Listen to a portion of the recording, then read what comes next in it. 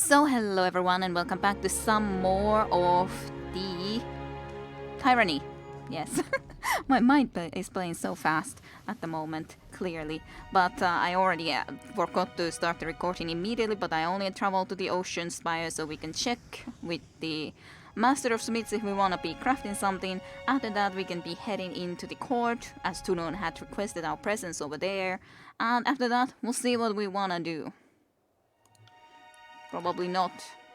Oh, that's actually a lot of stuff to be honest.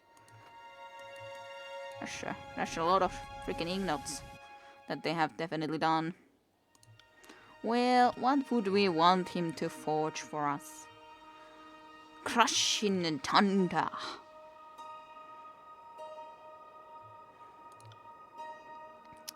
I am kind of tempted that, like, if I would be playing this again, I would be making someone that could use spears.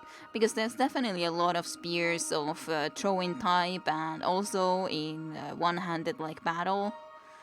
Just in general, that seem like they could be cool. That would be a little bit different. And then maybe have also some spells, but just not concentrate on it as much, mayhaps. This bravado. Plus 50% parry while held below 35%. That's not bad. Should I make that? The flashy edge and the feather-light balance of this dagger all but encourages showmanship. It has passed between the hands of cut purses and jugglers over long and recognized career. Maybe. Grave light, entropy, immunity to hoverbird. Simplicity. Finesse. Immunity to disarmed. I wonder how much that's been happening. I haven't noticed it happening, but it's kind of difficult to say. That's not a bad helmet either, but I don't know. I don't remember what Verge was exactly using, but would plus 10 accuracy be that much better? Definitely would be something that seems fitting for her. More so than this. Shrouding of Rogues is the plus 10 subterfuge, but then the accuracy might be better. But on the other hand, I think her accuracy is already pretty darn good overall. So, maybe, maybe not, maybe not. Not certain. Hello, passionate noises. Welcome to stream for you too. I hope your week has been a good one as well. I have not finished recording the advent calendar yet. No, sure I have indeed this game to the end, but I really haven't had the time slash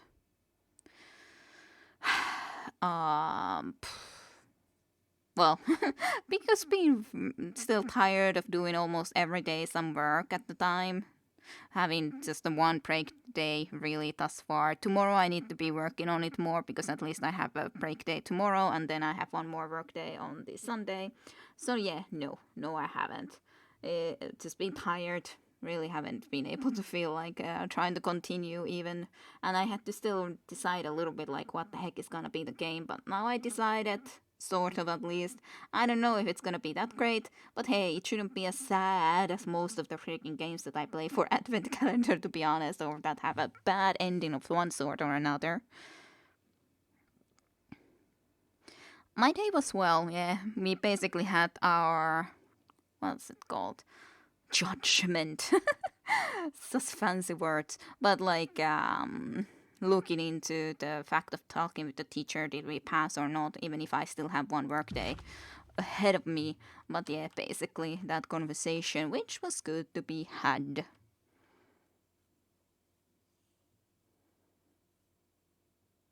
It was a weird thing, yes. You're 2 episodes behind, that's okay. I just been looking that someone really have started to dislike bomb me at the moment. Probably some bot or something, who knows. But like each and every one of the newest videos is one dislike, another dislike. Or they are really upset that I'm not recording something, but then would really prefer that they would just leave a comment so I would know that. Would respond rather than just the dislikes. Dislikes are the most annoying. Like, if they are actual real people feedback of that they don't like something, would be just so nice to actually know the reason. Because dislikes don't really tell anything. And I don't know. It would be just lovely if they would just tell me exactly what is wrong with it. But that okay, for example, if it would be some certain, well, I'm sure that some people would want me to record, especially Disco Elysium, so I could understand, for example, that okay, this is worst game, so you should have Rather gone and recorded some more Disco Elysium and then do this sort of a stupid advent calendar, even if I wanted to do it. Like, okay, I could understand that, but still I would want to do the thing that I do, I guess. But it would be at least something I would understand, nonetheless. But yeah, just the dislikes is just like, well, that has happened before too, so I kind of feel that it's probably a bot again.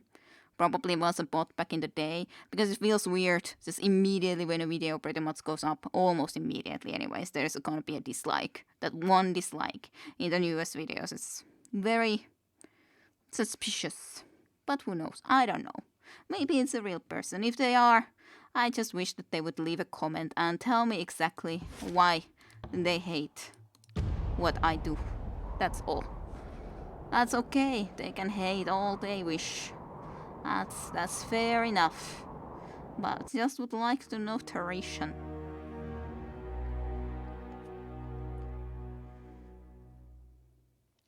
But to visit the Tunon's court.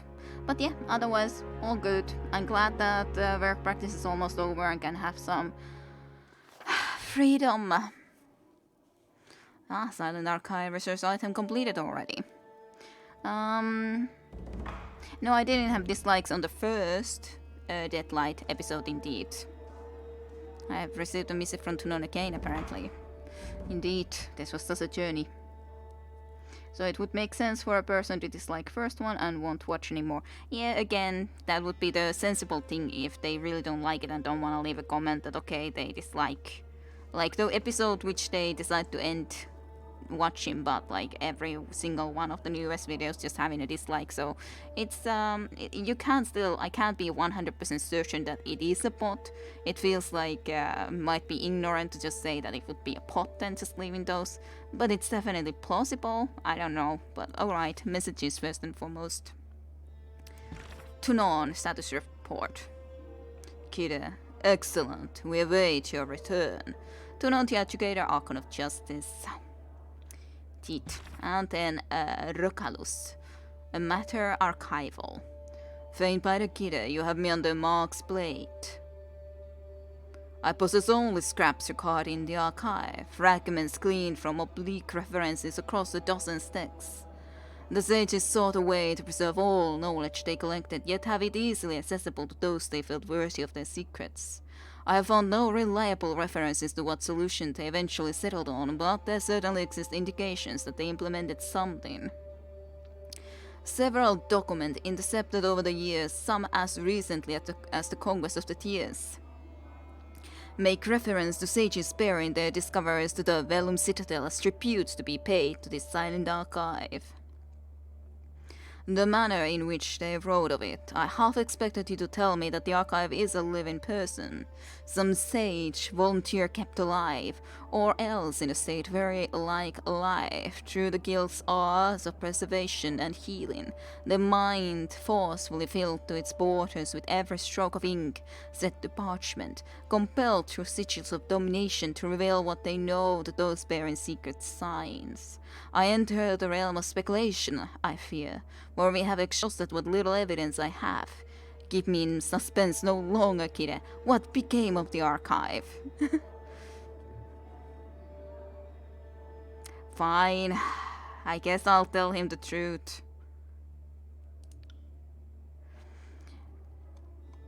I'm not sure it's good though. Faintbinder Rokalus. Naturally, I saved the archive. Why would I destroy the culmination of centuries of sage learning when it could be turned to better uses?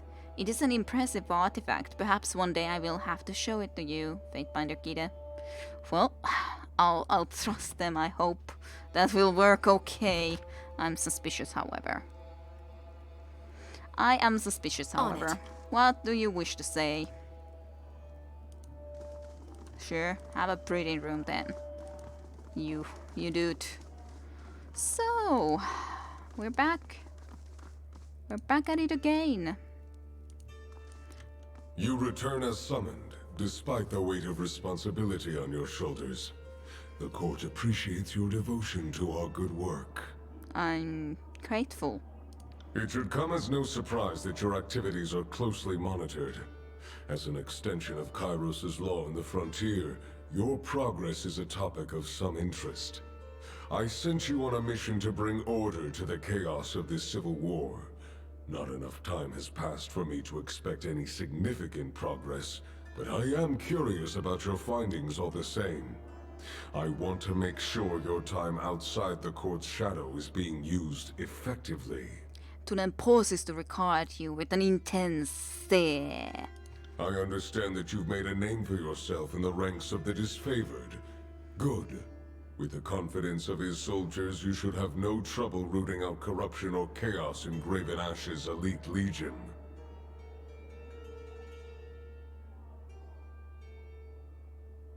I am happy to be an asset to Kairos' forces and to pull chaos out by the root. That is all this court has ever demanded of you. You do well to recall your duties with such exacting precision. You have spent some time on your own recognizance. The efforts of our military and the challenges they face should be no mystery to you. Tell me, are you any closer to determining which of the Archons is at fault for the troubles of this campaign? I'd say both.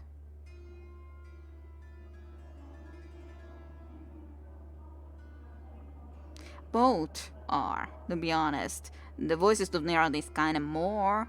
So either I would say the voices of Nerad, or I would say I do not have sufficient information. I've gotten a lot of goddamn information, but I have information that implies both of them are, to some degree. But I cannot choose that here. I cannot say straight up that both. So...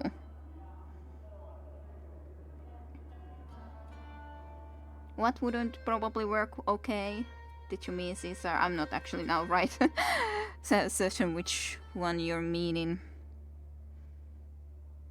Yeah, that's the thing, he doesn't want both, he wants one of them. I guess in that sense I might as well already choose, because it doesn't really matter if I choose or not, if I have to choose anyways.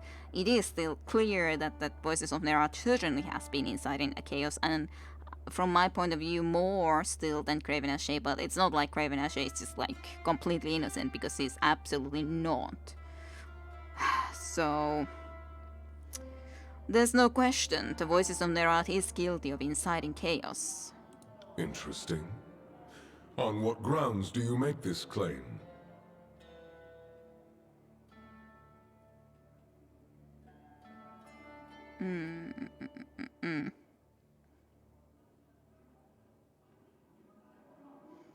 About showing the secrets of the library to anyone? Probably not. Yeah, you meant that, yeah. I was wondering that I'm kind of thinking that it probably isn't a good idea, but kind of like, to be honest, so...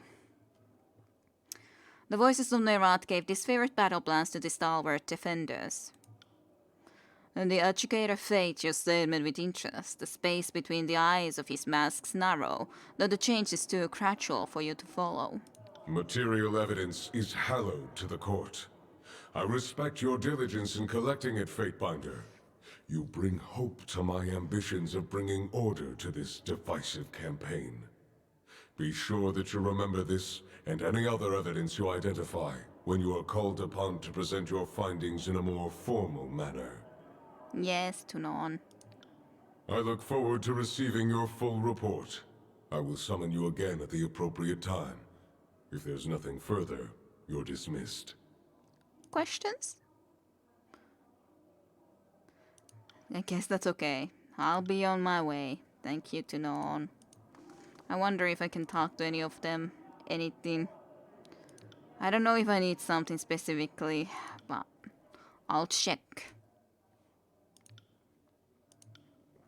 You are Rogalus. I kinda sent you a missive. Failed by thy return. Rogalus looks up and down with an inscrutable expression. Well... but yeah, On it. we'll see what he responds. Probably not the best, so... but yeah, both of them definitely have done things that haven't been the best for the campaign. Like, if we're judging that should be the answer, obviously. Both of them. Not just one of them is guilty, both of them. Aside the road ahead, you espy a cart. You spy a cart, I think, rather than espy. The vehicle is abandoned, with one wheel broken free of its axle. Several crates and sacks remain piled on the small wagon, while a pair of boxes rest in the grass beside it. Approach the cart. As you approach, you see that the cart boasts 4 wheels, or did before the loss of the back left one, and a long leather tack and harness for a beastman's hauler. One of the crates that fell to the ground broke open along its edge, and fluids have spilled down to the ground. Examine the cart. You immediately notice the sundered hauler harnesses, likely the result of a bladed weapon.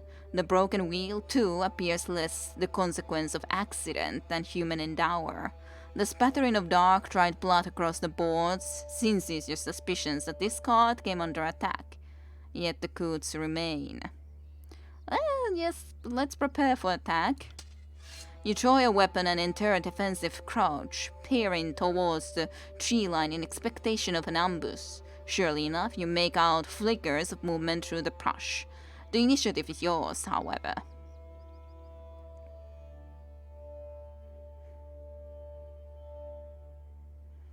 Ambush the ambushers. Leaving the guard behind, you crash into the underbrush, driving your assault to the tiersmen in tattered leathers and mismatched bronze who mistakenly believed that they could get the drop on you. But apparently otherwise I didn't get a damn thing about that, but I guess that's fine. Does seem that we are loading into a map, however, so I guess that's something. Well, it's an actual battle rather than sort of a battle. Alright, let's do this.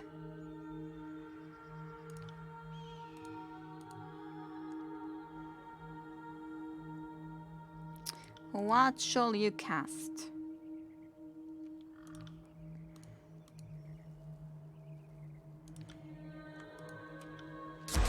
I am a shield wall of myself.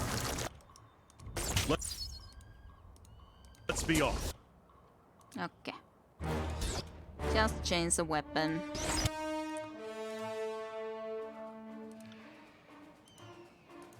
If I had kids, let me take care of them. Ah, yes. They'd be.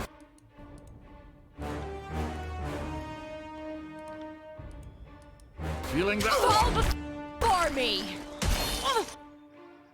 Well, Lantry is just fleeing for his life.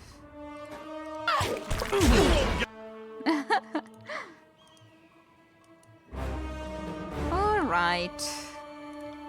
Let's just get this thing happening, mayhaps. Take that! Poor Lantry. Hey, at least he was able to do that, so that's alright. Okay, then let's see. What then shall we do? Maybe keep that. That seems alright. Kitty, you won't enjoy this as much as I do. Poke him. Maybe you should heal yourself a little, just a teeny tiny bit. Can't do that. Alright. Oh yeah, we can have this again, of course, as well. Wait! I did that! Nice! I thought that you caved it already, but clearly not the reality of it, the things. You can just attack this guy instead.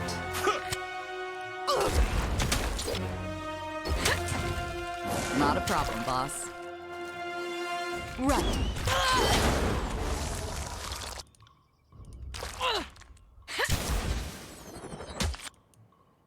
You could do this for a change. Do something a little bit different. Oh, it's a kind of a nice biggish area, so that's nice to know how big of an area that actually is. Will do. Skewer him. Before me! I'll tear your skeleton out by your ass.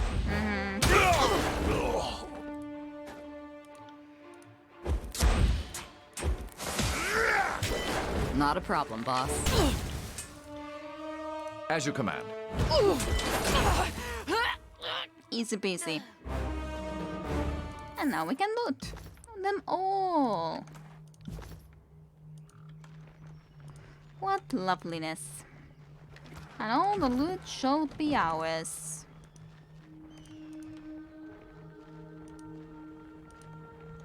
But at least on the other hand, of course, I do still feel that whenever you don't show something and they find out about it later, it's definitely worse, as in you actually trying to hide it even. At least trying to say it straight up and trying to point out that like it's for Kairos' and the glory of Kairos. It's still better. Doesn't mean that it's probably gonna be the best, as in actually work well, but still, maybe. I would just prefer not to lie about it nonetheless. Would definitely prefer not to. I'm sure Tunon won't like it. But Tunon isn't someone who decides about everything. We still got all the spires and all that sort of stuff that we have managed to get under our control / power. But, well, we'll see. We shall see. Just didn't wanna lie. Not at least this time around. Well, let's see about the goddamn missive. Dear Faintbinder Kide, rarely in my life have I experienced relief to the extent that your missive inspired. No other action you have taken to this point, incredible as many of them have been, has impressed me so throughoutly. The vagueness of the better uses of which you spoke could concern one with less faith in your judgment. Once this civil war concludes, you and I shall have to study the archive thoroughly, so as to determine what aspects of it can be saved and which must be purged under the law. Which must be purged. Well, at least he's nice enough about it, even if Tunon wouldn't like it, but Tunon didn't exactly ask. At least he's sane this way around. But of course it's a good question how he exactly feels. Is he being also honest with us like we were being honest with him? Now that's a big question. That's a big question. Well, I'm still glad that it worked out. Okay. Great progress. Old water. Not that it exactly helps right now, but at least we can start some other research. So, that's relatively short though. Let's do this. This is a long time anyways. Conduct research to learn new magical accents, expressions and cores. Well, because we got this, so why not? It seems like a very good one considering we're a spellcaster. It seems like the best. And we both will be perched along with that. It's possible, but on the other hand, we are becoming more and more powerful and arcane of a sort, so I don't know if they would be capable of perching us. I do wonder if I should go into the secluded forge first and check what... because it's been available for so long and we still haven't gone there. So maybe we should go and visit there and then we'll check this other stuff. Mayhaps. So, a small smithy rests on the outskirts of the city, overlooking a deep gorge. A plume of smoke rises from its chimney, marking its presence well before it comes into sight. Of course, our friend won't like it exactly, but...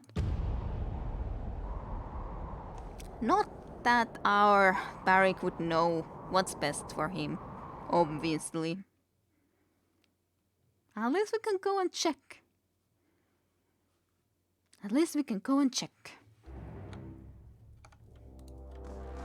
This really is just a forge. just a little forge. A much abused earthenware jug dominates the small table, and the only flat surface in this room not apparently dedicated in the smith's craft. An acerbic odor of strong, stale wine lurks in the air around it. And some clothes. In stark contrast to the tools of the Overlord's forge-bound smiths, this equipment bears the marks of heavy use and inconstant maintenance. The mixed flavors of oil and sulfur cling to the back of your mouth. Yeah, barrack quest. If he would actually be okay with it, of course, we'll see. Cool air stirs your clothes as you step into the small workshop, despite the lit forge you see against the back wall. A dark-robed woman stalks the center of the space, fingers dancing against her chin, eyebrows furrowed in thought.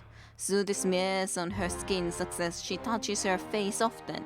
She spares you an initially dismissive glance, but follows it with a surprised double take. Oh fuck me, the Fatebinder. I mean, what brings you to my humble atelier? I take it you know me? And does anybody not? Spies don't exactly light up like the sun every day. And who might you be? You sought me out, I assume you knew already, or do you make a habit of walking into strangers' houses? Kinda, yeah. I'm called Lekentia. I know my sigils, but mostly I'm a crafter. They keep me around for odd jobs, fixing tools, repairing armor, and generally trying to keep Halfgate from falling into Stone Sea. You got a nice forge. Thanks. I made it myself, she chuckles. I'm practically fond of the heat wards, not just an account of the comfort, keeps the place from going up in flames, barring anything unusual. Had the thought after... She frowns and drops into silence. After the Velum Citadel, as in the burning goddamn library. After the Velum Citadel, yes. Lore experience. 4. Because we could have done this so much earlier. Are you a sage? Is anyone anymore? Heard the school burned up. Surprised you took notice. Lucandia here is a former sage. It's not that she ever officially left, it's more she got tired of life in the Citadel and never came back. I studied among the sages once, years ago. Worked for the royalty of Azure for a while after that. Nice work until Cairn arrived. You going to prosecute me? She looks you over. Not today. Then let me ask again, why are you here?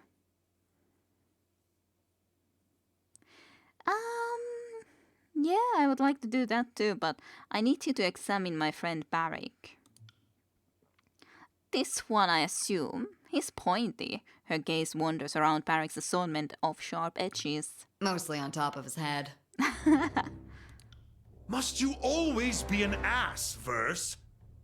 Well, Verse does like to be an ass. As we said back in Ass Gang, once an ass, always an ass. Sure, that's a very weird sentence though. Very weird. Damn it, Fatebinder, why can't you leave this be? Because it's your goddamn quest, that's why. Leave what be?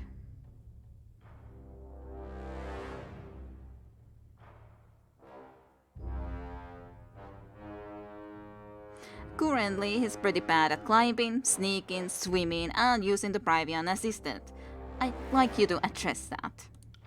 Fatebinder, you know as well as I that Tunon forbade this. I cannot be complicit. Oh, just what will you do? Sit on the floor and cross your arms like a child? If I must. If that will make the Fatebinder see reason. You're such a kid, clearly.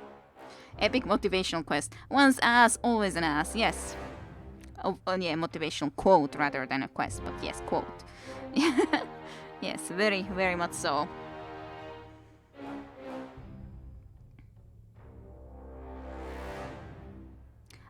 I promise you that this will be for the best, friend. Let me deal with the recall ramifications. I have little confidence that Tunon will see it the same way, or that you will be able to shield me from his wrath. I assume that you want to come out with all your bits regardless, right? Then hold still and quiet down. Before anything else, I need to ask you a few questions. What manner of questions?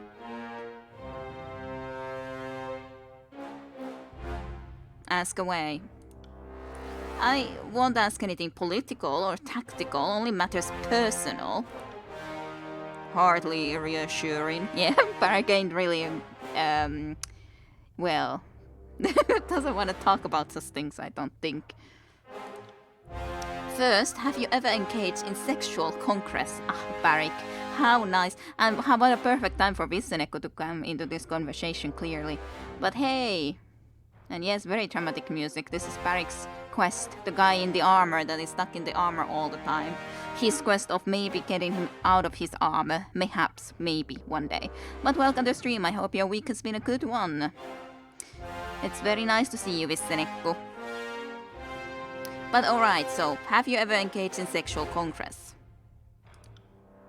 What? What? I don't... How can that... That can't be relevant, Barak sputters. What timing indeed. He doesn't understand the first thing about mystic sympathy, does he? The Smith frowns and looks to you. I'm curious too. Barak, mystical sympathies and such. It's important, Barak. Of course I know, because I'm at least a freaking mage. It's important, Barak, particularly in the case of a possible convergence of arcane energies, to rule out resonant alterations.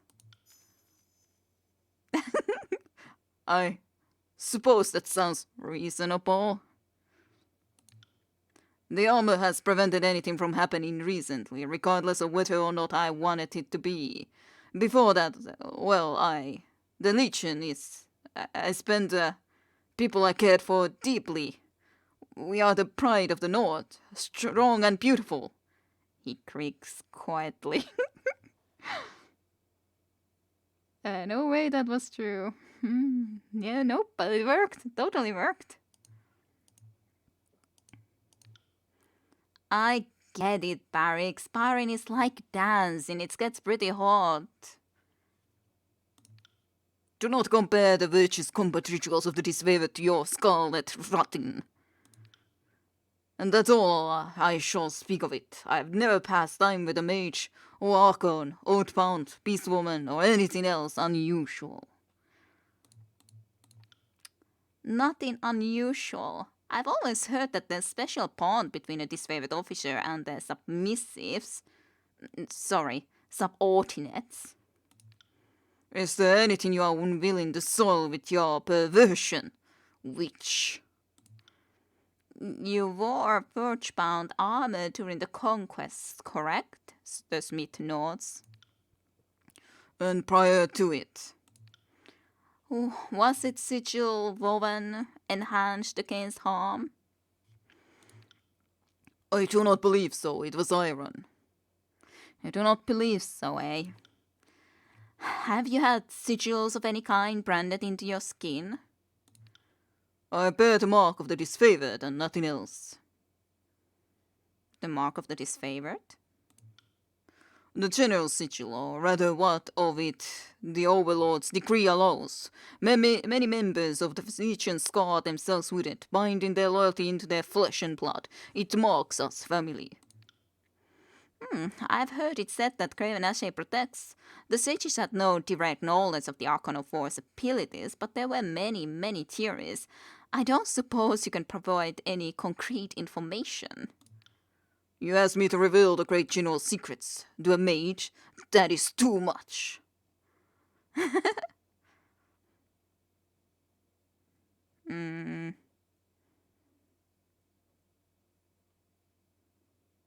Barak, if you don't tell her, she can't help you. I feel that it's still better if he can manage to tell. The general touches each of us in every battle. He lends us his strength, salves our wounds, and grants us the coordination to act as a single, unbreakable unit. The shadowed eye slits in his helm focus on you. Doesn't like it, but hey, it's not like I forced you to talk. And you do not need repairs or maintenance on the armor, I presume. Aside from oiling it and filling down the pointier bits. Filing down the pointier bits? No. Wait, how did you know that? Metal grinds quietly. The smith stares at Barik in thoughtful silence before retrieving from the forge a long bar of iron, its end glowing red from the heat. She holds it out to you. Alright. What am I supposed to do with this? Take it to start with. What comes next? He's going to want a friend doing it. Alright, let's take it. Next, you'll want to stick that into him through his armor. It's going to hurt regardless, but I suspect quicker would be better. She leans towards you, lowering her voice.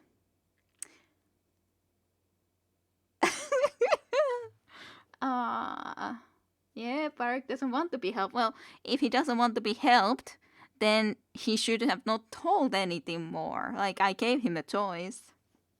But he did tell more, so... This does feel very wrong. Yeah, just tap Barik, just like... Just like that. Are you insane? Perhaps a little. Comes with having most everyone and everything you know wiped from the face of Teradus with a few magic words from a distant tyrant. She shakes her head. But no, I'm not without reason. Fine, I guess I'll do it. I'm sure that he'll hate me for that. Let's stab Barik. Howling in agony, Barik staggers backwards, grasping at his side. The smell of burnt flesh hits your nostrils a moment later. Reaching down, Lycanthia grabs the iron rod and tucks it from Barik's side, eliciting another scream of pain. She takes a step back as his gauntlet swings out in a wild attempt to backhand her. Fucking shit of an ill-starred beast, mother of asses. Safe game protects. What in the great general's name, woman?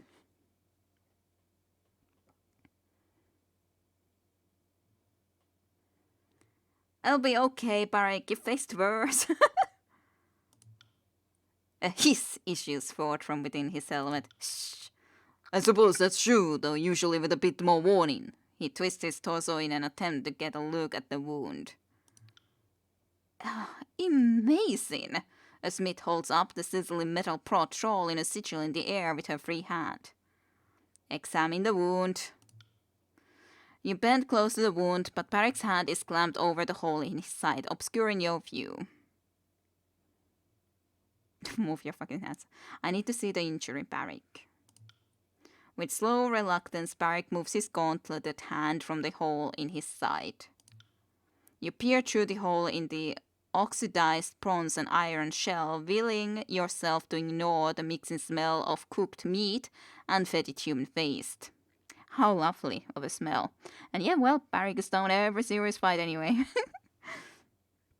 Not really. Can be, but You see the ragged oozing flesh beneath, the gasping red cavity pulsing in time with Barik's labored breath. Good evening, hyvää iltaa to you, Tajunta. Welcome to the stream for you. I hope your week has been a good one. I hope all of you have a good time waiting for the Christmas. Are you all already on the holidays? Are you gonna be having a lovely weekend and week free? Or at least some days. Haze all around, yes. Even as you watch, the wound seems to close, bronze-colored skin knitting together at the edges like a slowly closing mouth. It's not merely the skin, however. Barik's armor gauge slowly shifts and flows, incrementally reducing the aperture. Are you seeing this too?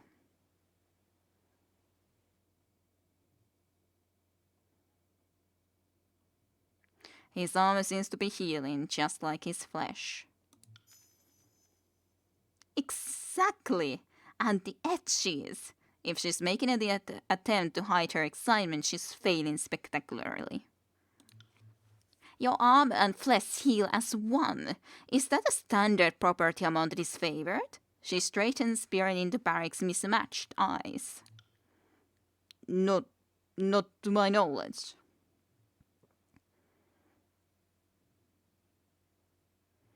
If he and Hisaba heal as one, they are likely mystically bound together. Indeed, Tunon likes them smart, I take it.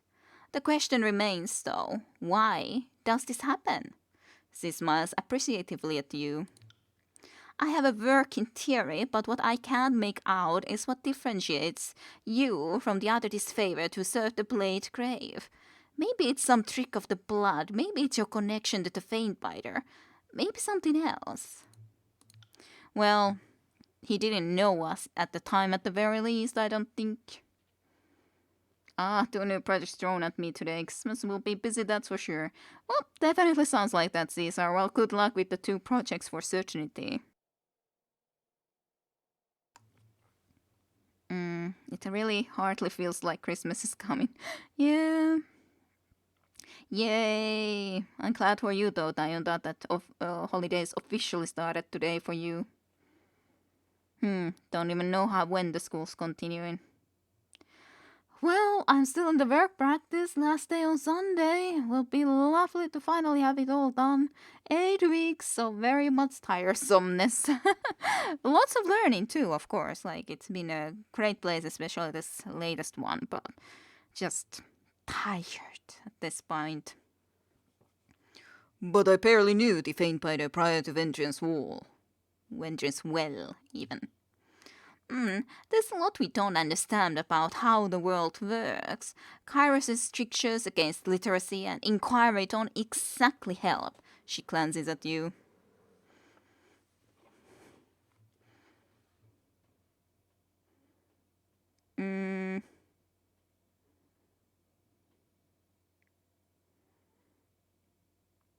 Well,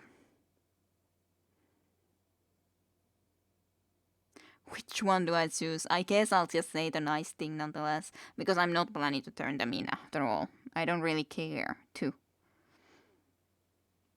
Yeah, all the time just melting snow. No snow. Sad times. Yeah, some snow, but it's all the time also melting away at the moment, so not that much snow. Sad but true. But yeah, I'm not going to turn you in. I appreciate that, Faintbinder. A place. Sentinel stand, outskirts. Before I can success the solution, I'll need a sample of alloyed iron and bronze from the site of your entrapment. About this much should do. She holds her open palms about 6 inches apart. We'll get you the sample. Then I await your return. She turns from you, peering thoughtfully into her slack top and the iron rod within.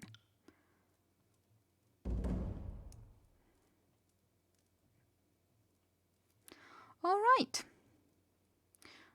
The only question is, yeah, I assume I don't have that location or didn't have it previously. No, yeah, I didn't. So, the outer wall of the sentinel stand blocks the inner keep from view. The focus of Kairos' edicts. Sorcerer storms have twisted these lands beyond recognition.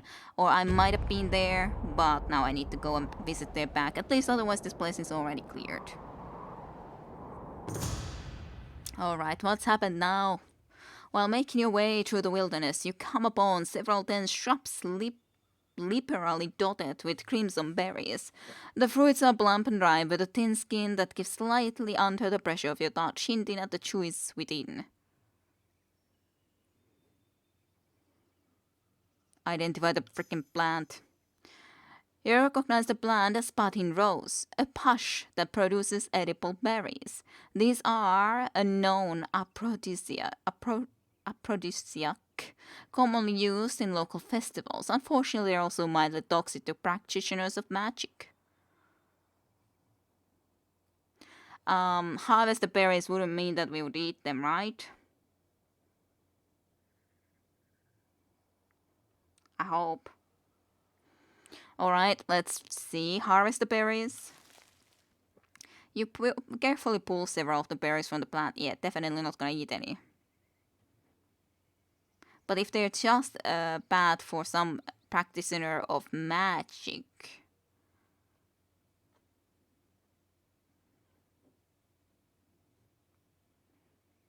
Leave with berries. Let's do that rather. You secret the berries away. When you next check on them, you find that they've gone slightly off color and mushy. The smell puffing from the fruit reminds you of a corpse. Deciding it might make a worthwhile poison, you bottle the juices. The reeking pulp and the pouch you stored it in, on the other hand, you discard. Alright, well, we got some poisons. Pudding rose toxin. Minus 30 law. Minus 4 weights. That's a lot. That's a lot of minuses. Where is this game taking itself? I don't know. I don't know. Maybe just one. Well, here we are. Doesn't seem to be too big of a location regardless, which is good. We do not wish to be here the full day by any means. And we shall not, of course.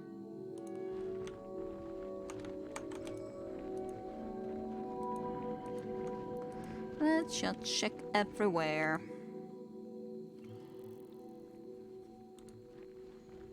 Just so that we can spot if there's any secrets around. We want all the loots we can get, right?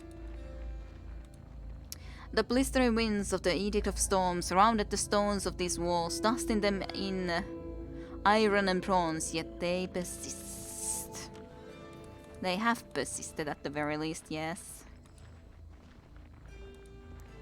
Another card. An iron javelin. Like I said, the javelin thrower class type of thing could be cool enough as a character too. Could be. Could be. So this is the location then, Barrick, eh? Ah, Scarlet. Scarlet in Coruscant. Crimson flashes among the torn terrain of the Blade Grave as a can emerges from the landscape around you. They are hearted men and women with well-weathered skin and narrow eyes. Their piece mail leather armor crazes with notes of bronze. Careless spark. Faint biter, so nice you to finally show up. A woman steps forward, grinning at you with small, uneven teeth and wrapped tightly in the fur and leathers of the bloodshender.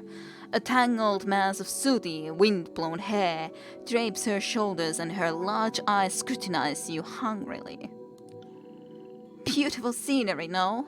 Truly displays the indiscriminate artistry of our overlord.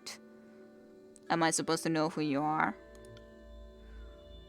That's Careless Spark. Good people, I mean as good as the chorus comes. Verse keeps her voice low, speaking for you alone.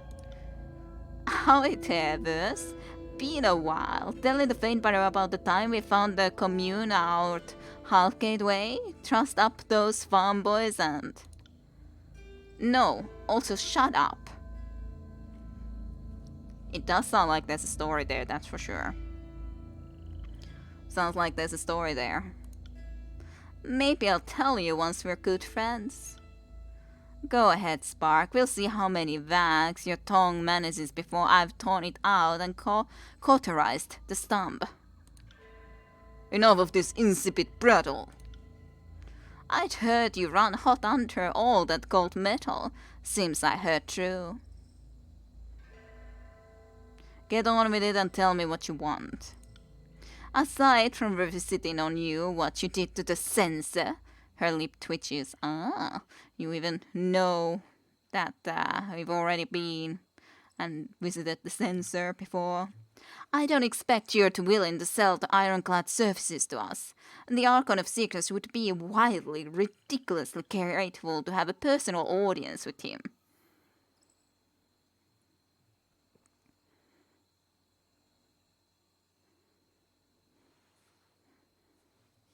What does the Archon of Secrets want with Barrick? Your heavy friends survived and needed and came out stronger for it. You think the voices wouldn't be a mite bit curious?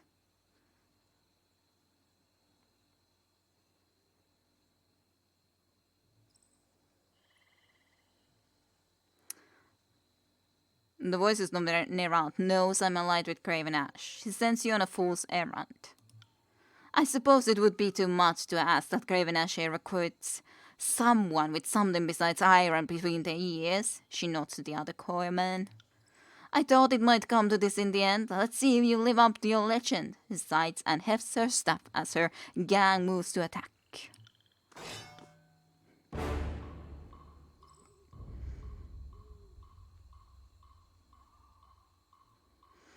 More memory, eh?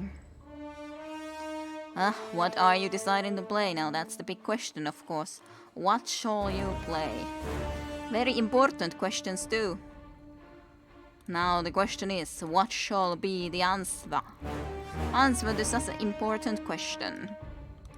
I am a shield wall unto myself! Alright, I gotta be trying to get all of them to attack us, because otherwise Lantry is so good I'm gonna be dead. Do this! Abso-freaking-lutely dead. Sorry about it. Abso-freaking-lutely dead. I guess you can try to do the mischievous math. Okay, just try to get them to attack you instead, okay? Just a little bit. Would be cool. Would be pretty cool. Stand together!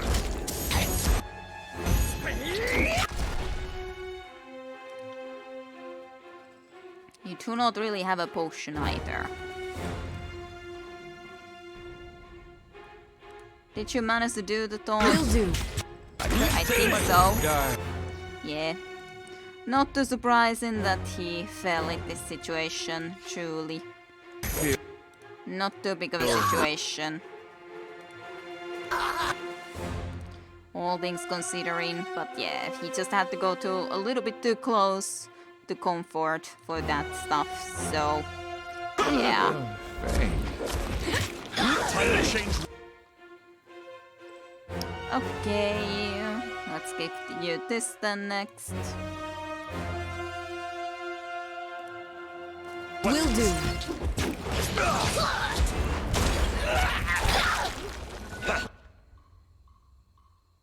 I do hate the fact of what's going on in there. Just a teeny tiny bit to hate it.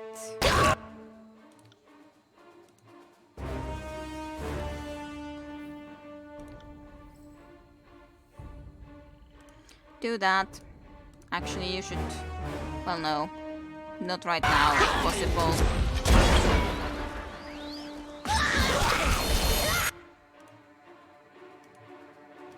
I just wanted to do the one thing though, not just leave completely this person behind. Just wanted to do the one specific thing. Not happening.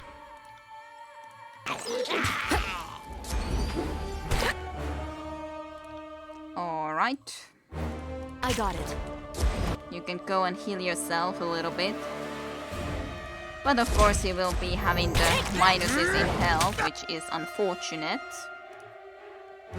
Very much so. Right.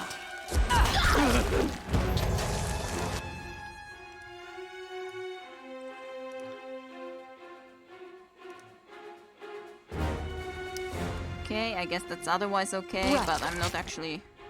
Alright. Didn't really understand why you went all the way there, but for some reason or another. Not just certain quite Sorry. why. That's not exactly great.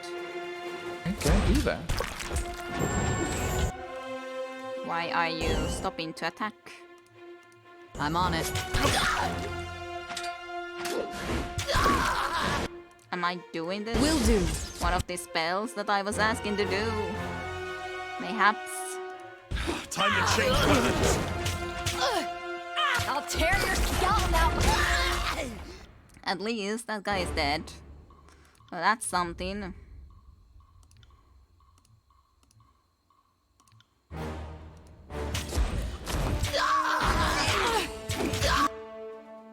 Alright, I guess I failed with that one. You're not going anywhere. Now I guess I'm stunned or something overnight. Spellcasting. Disabled. That's always annoying when that has to happen. But what can you do? And I guess you're also spellcasting disabled. Well, then there's nothing better you to do than to try to attack.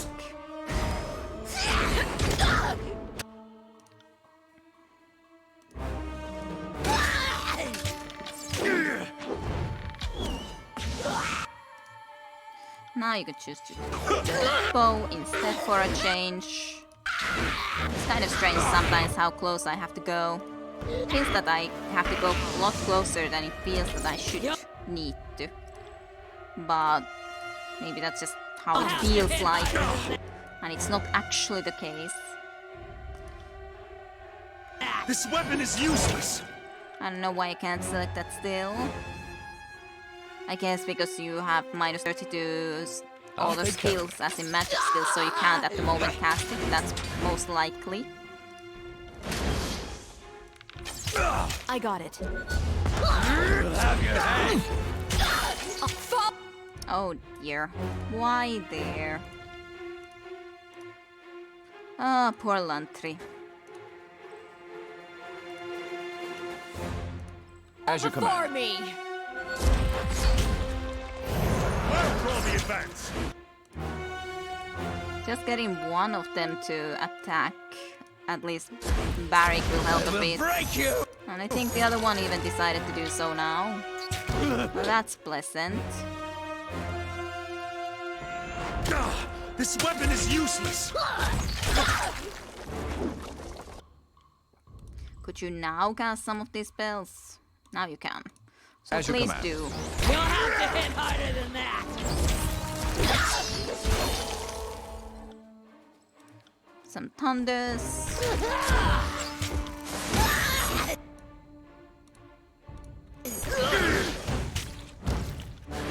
You'll have to hit harder than that.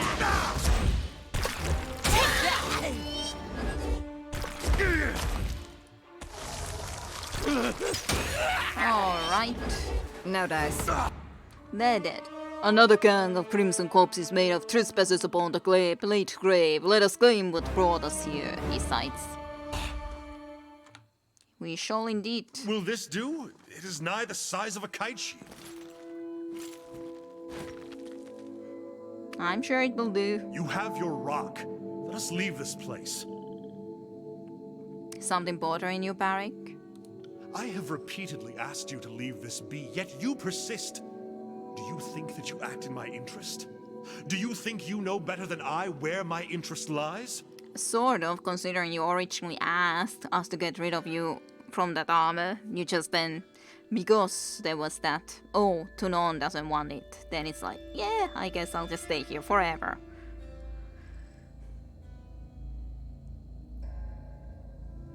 Barrick, I just want to help. Why are you so resistant to it?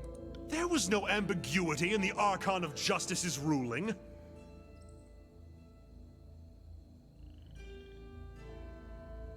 More ambiguity than you might think. The flexibility of the law is in the details.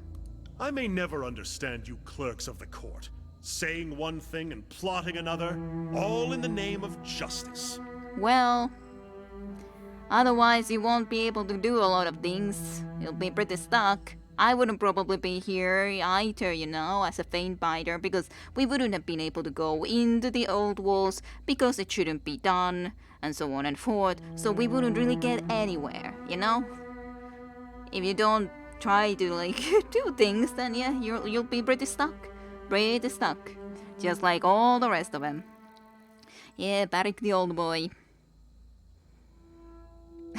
My parents' cats understands Finnish, eh?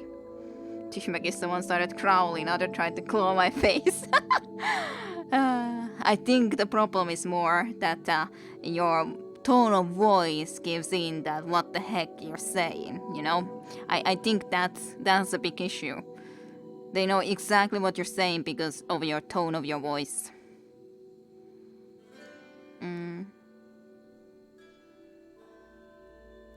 But yeah, I'm not certain yet what games to play other than to continue Let's Plays. To be honest, it would be logical that I just continue Dragon Age and Disco Elysium and so on and forth to the end, and then I'll think about other games, other than of course for my own fun, some games I can play, but still. But it's good that you've slept better, Viseneko. That's good that your rhythm is in better order. Peering at the ground for several seconds, Barik says nothing, and then turns his attention back to you. This place haunts me, Fatebinder. These walls, these lands, they were hard once, but they possessed an austere beauty. The general saw them for what they were. Lands well worth fighting for. The winds that day, they swept everything aside. They tumbled tearsmen and livestock like children's playthings. The dust choked our mouths and eyes. Trees appeared as if by magic, only to be smashed into splinters against stones. And those splinters cut like knives. Go on. We were no fools. We knew what had fallen upon us, and we took cover as best our iron shields and the general's protection allowed. Yet the wind tore us away, one by one. Some silent, some screaming. Maybe you just had a stronger will and thus you are in this armor as a result. Now only I remain. In this state. It's definitely getting to him though. His gauntlet rings against his breast, cutting off any possible response. Take the metal to your smith, or do not. There's nothing further to be said. Let us leave. Yes, Barik. There is some more stuff too, though. Why cannot I touch this? I can. Maybe it was because I was still in combat. It was like, no, you cannot touch this. This is not allowed. In the early days of the Edict of Storms, colossal twisting columns of wind sometimes descended from the clouds to scar the land. Once this vortex touched down here, remaining long enough to twist the stone into tall, vicious spines. And there we go. That is all ungood and done for. Outoa, hän ei halua juoda kahvia, vaikka hän on suomalainen. It may be talked about me, definitely might be. It is indeed very strange, after all. It is certainly very strange. Very strange indeed.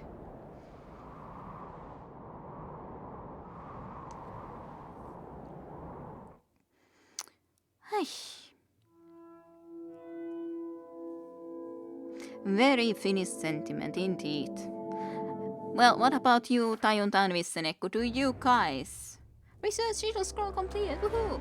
Do you guys actually drink coffee? Have you drank it a lot? So on and forth. Big questions to be asked.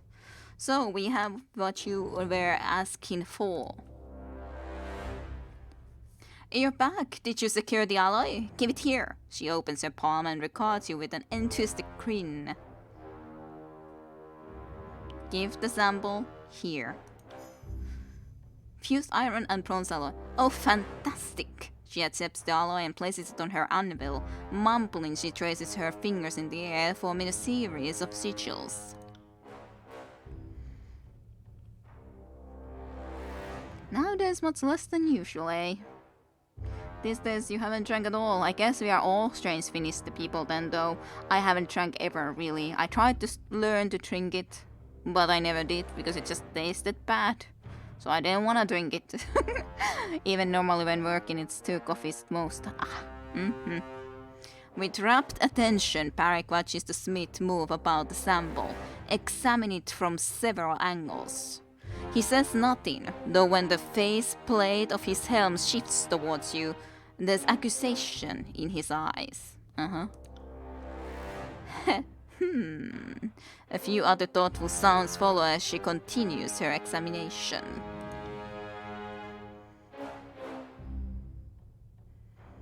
A revealing cantrip and some aimless contin. Oh, come on, I could have managed this. Yes, Lantry, I could have as well. This will do. This will most certainly do. She straightens, nodding vigorously. Lycanthia brings her hands together again in a single sharp clap. It's going to take me a little time to work out the rock's properties, but this is a promising start. I assume that you will be stabbing it with a hot iron rod as well. Probably.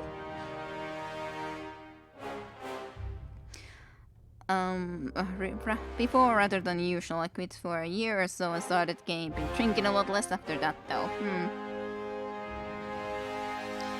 Very reasonable.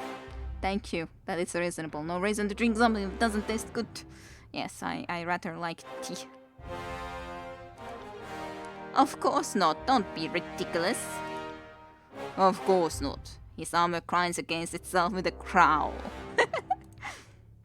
Put up a stool or crate and make yourself at home. This shouldn't take too long. ...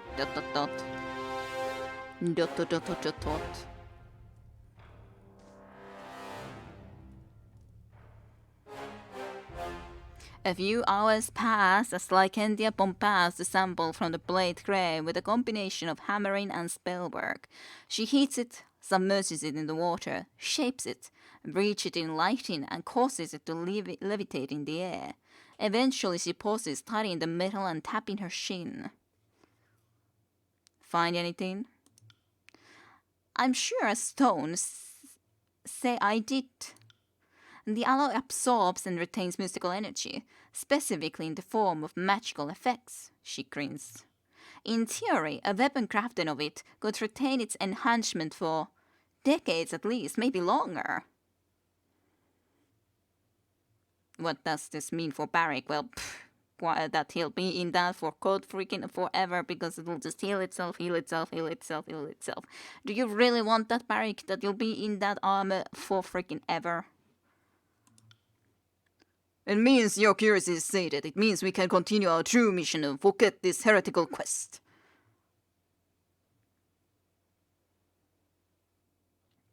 You live your entire life in service to Craven Ash and the Overlord. The added burden of this armor is ridiculous. As it should be. I don't suffer this armor because it is just. I suffer it because it is Kairos' will. I don't think that's how it works. Kairos didn't specifically will it on you. It just goddamn happened. You're being just stupid to just think that, oh, because Kairos happened to make that storm, that somehow he specifically aimed to create that armor on top of you. I'm quite certain that was not the plan. That's not the purpose of that edict, and it never was. It was your will to survive, most likely, with this certain metal that caused this to happen. That's what I would presume.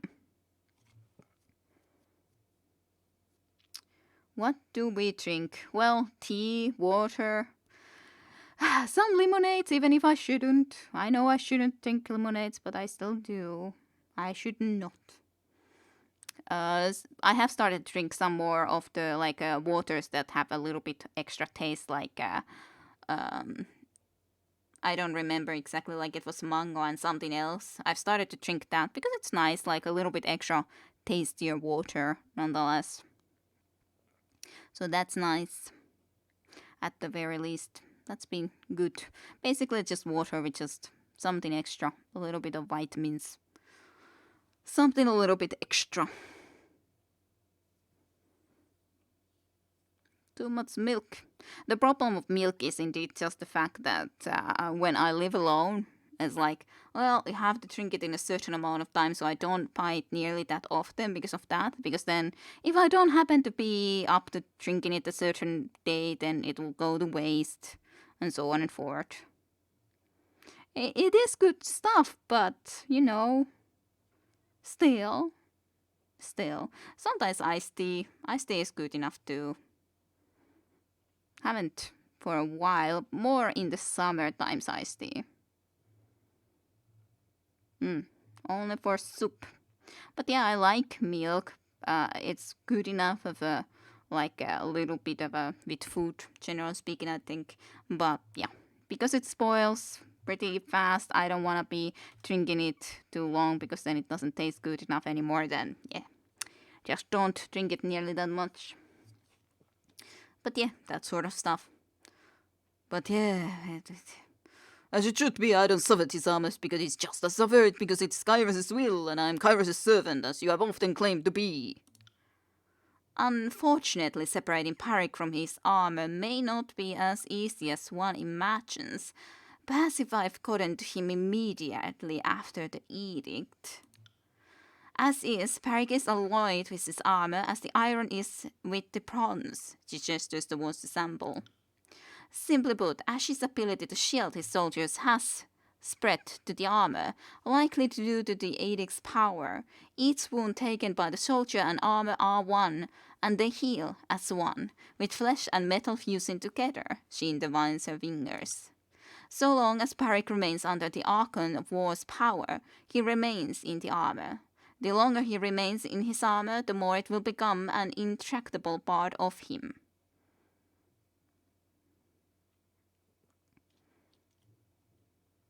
Lubarik, you're in a lot of trouble, you know. Do not attempt to assign blame for this folly to me. I have opposed this at every turn. But yeah, that's not very encouraging for him regardless. Like, I can understand that he accepts the fact that he will just have to live in it forever, but it's not very nice to have to be living in that forever. For many reasons.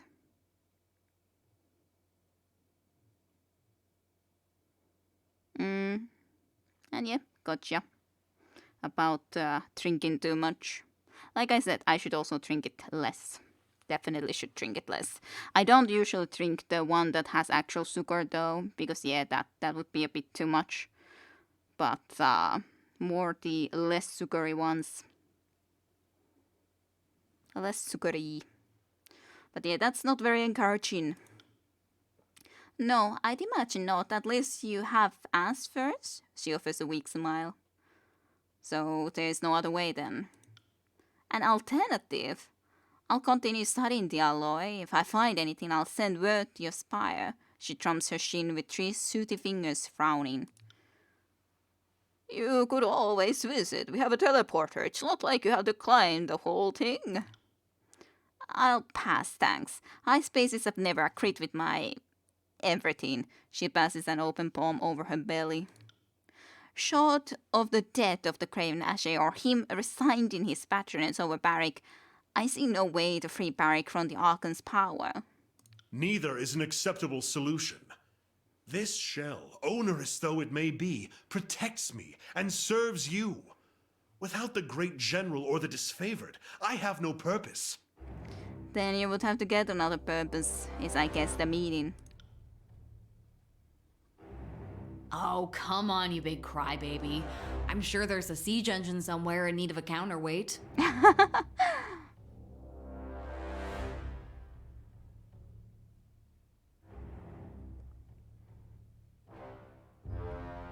See, you've always got a place with us, though. How comforting. Why are you with us if you are talking like that, though? Well, thank you, Lokentia. Please keep searching for a better way. My pleasure, Faint Pider. If I uncover anything of value, I'll dispatch a bird immediately. Speak with Barik. I must speak with T. But first, I shall head to the Sunset Spire.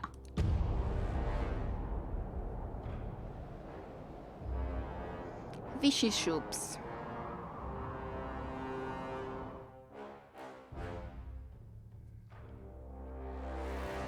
But yeah, I know that Satenten on the other hand drinks a lot of tea. Lots and lots of tea. That's for sure, Whis. Way more than I do. I could drink more tea, but it's usually just then having to do the tea bags and all, or have them go make it. Not that it's a lot of work, but sometimes just not up to it. Barry spends his retirement days as a paper fate. Yep, pretty much. Pretty much that. That will be his duty. But of course, if he could get a little bit closer relationship with his sister, for example, maybe that could give him some more purpose. Different type of purpose. But hey, that's just my idea. Research. Allow me to show you my findings. Yes, thank you. And sigil of focus train. Alright, let's see exactly how this is.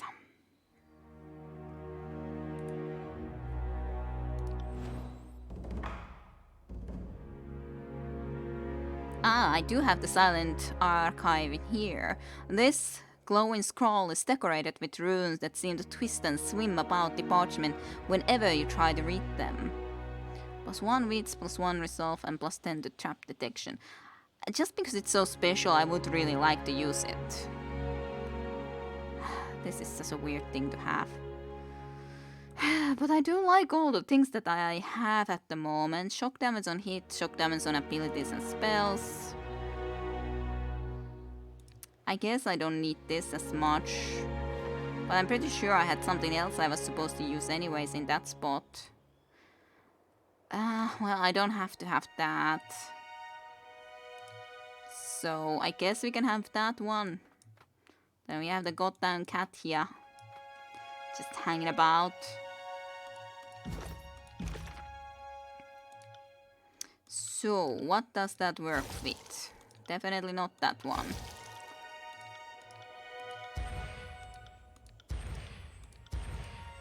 One would wish to be able to find it a little bit easier what it works with.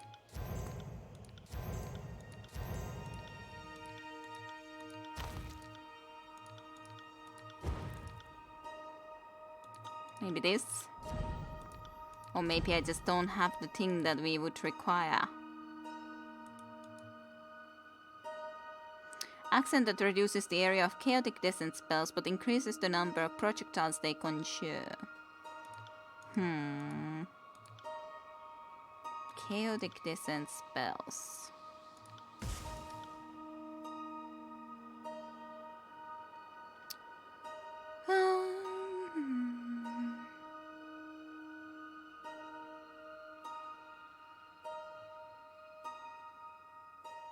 Up. Something, something. Something, something, something, something. Oh well.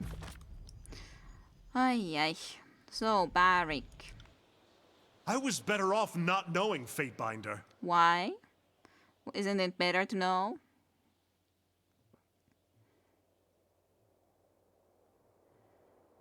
Sorry, what are we talking about? Well, now you know. That the Archon's protection, the very thing to which I owe my life, keeps me imprisoned in this shell. He shakes his head violently, throwing sparks where his helm meets his cuirass. Ignorance of how deeply cursed I am was the only blessing remaining me.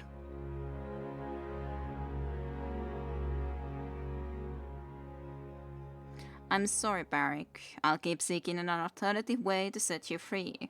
I appreciate the sentiment, Fatebinder, but truly, pursuing this further is folly.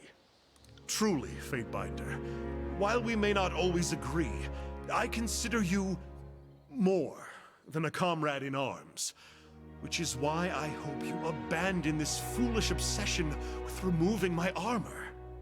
No choice exists here. This armor remains my cage, as Kairos willed. But Kairos didn't will it. It just... like... there was the edict, sure. That didn't do it at all. Though, like, not even remotely. Kairos didn't want you alive. It's the Craven Ashe who wanted you alive, who wanted anyone that he could have alive, and probably your own will and strong belief in the Craven Ashe that kept you alive. That's completely different from Kairos. Kairos has nothing to do with that. Surely.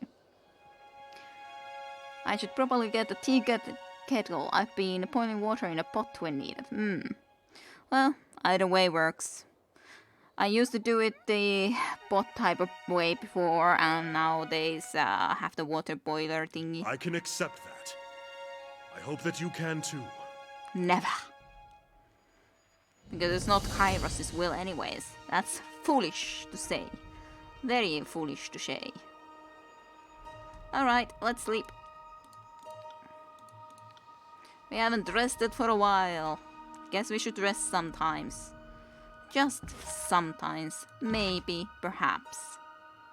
Now it's just a question, where exactly do we go? It's not like there is a lot of places, there's basically 2 possible locations. That's the shrine, and that's the Hulk Gate.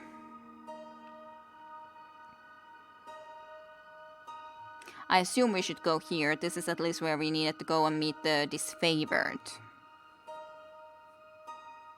Quest completed and Parag is still inside his armor. Feels wrong. Well, what can she do? What can she do? Jagged Moor is a well-trafficked area, close to the outskirts of the region and a short distance from the region's few settlements. Beastmen have been fascinated with the area since Cairns Fall and the formation of the Stone Sea, believing the unusual rock formations to be tied to the dying Archon they revere.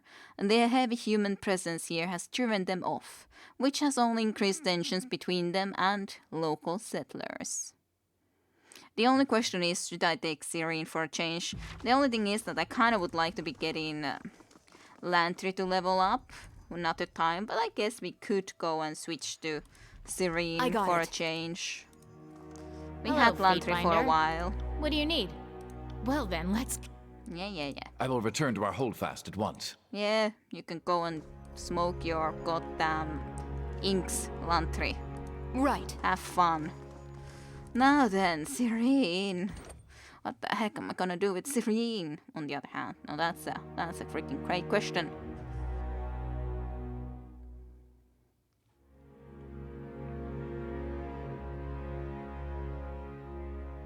Sure.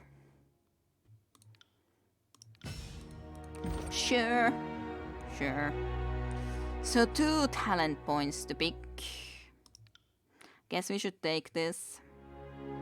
So, it requires, Serene recalls a nightmare and begins to sing. The power in her voice creates an embodiment of her memory that will terrify and torment her voice. Rightio, sounds amazing.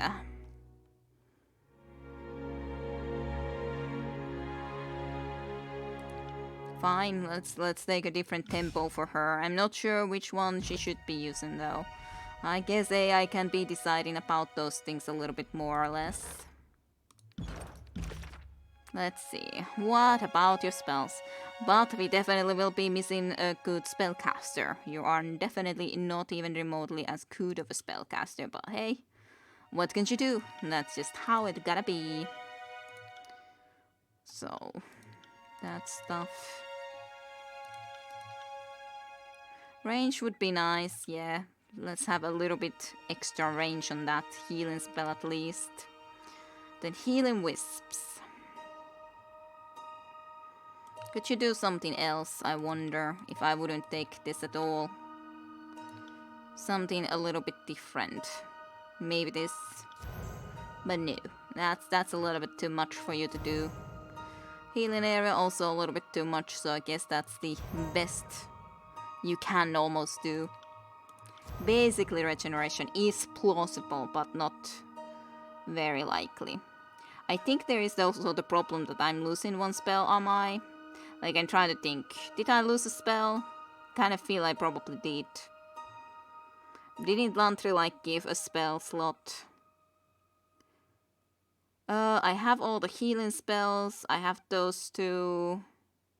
I have Mirror Image. I have this Frost, but I don't have the 1 Frost yet. It's 1 Frost spells that we would be missing, and it would have been the one that would be recharging my skills a lot faster, which was also a cool one, so I gotta consider that then if we take Serene for a change. Well, let's see about her first nonetheless.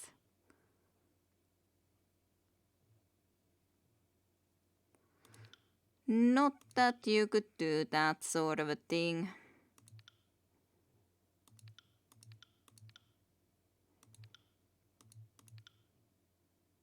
Sure. Slightly more powerful healing wisps.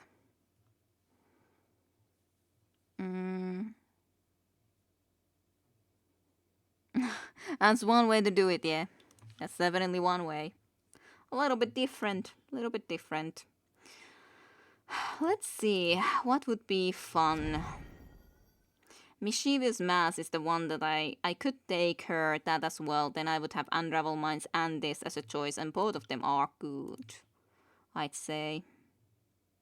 We could just do a longer duration, or we could do that and a little bit of accuracy plus, but that apparently is a little bit too much to ask for, so sure.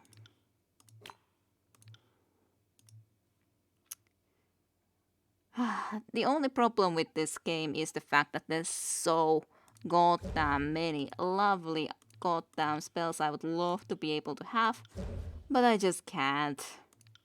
There's way too many. Way freaking too many.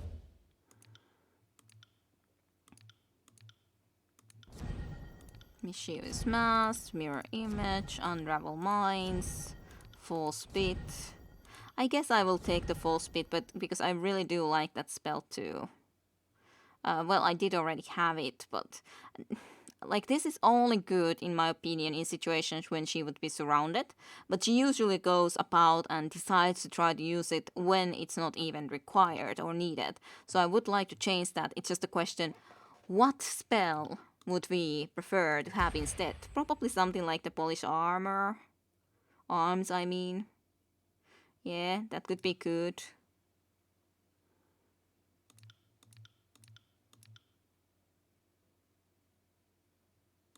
Sure. She will be a little bit more assisting rather than the other way around, which I think is fine. Full speed, let's see, did you have it at the maximum level? Almost at the very least. I think pretty much yes. Yeah. Unravel Minds could be increased a little bit. I can't increase the accuracy and can't do that. Well, I guess I can't then. Kind of surprising it's taking that much to increase that. You could have that stuff, but...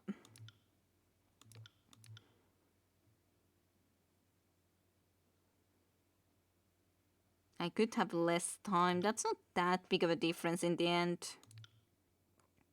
Then we could increase the accuracy maybe a little bit, so it's more likely to affect the enemies. But yeah, the spells... Maybe I should change some spell that I've been using a longer time just to see about some other spells. Actually, I lost even 2 spell slots because I see that I don't also have my old electricity spell.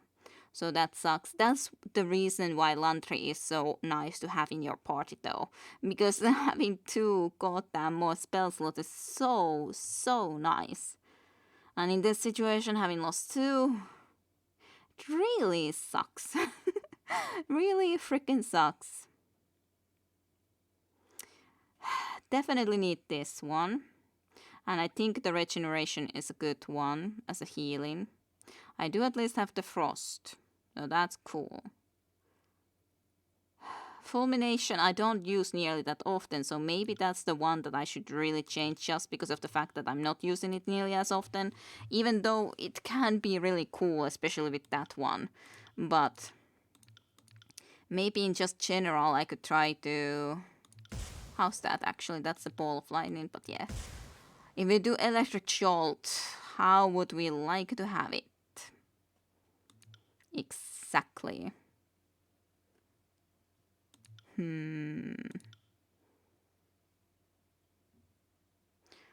Theratos and lightning spells to deal more damage to targets with low health and severe damage to those almost defeated, up to 50 damage based on missing health. That is a lot. And when I could be casting this little bit more often, that could be really cool. So, sure, maybe we can change that a little bit. Definitely not possible to do that. Or, well, I could, but I think there are better things to do than that. Stunned Affliction, not certain if it is worth all of that, but I'll think about it. Accuracy, I do think is worthwhile to go and get some extra. At least that 30 is definitely going to make it so that it's gonna hit a lot more likely.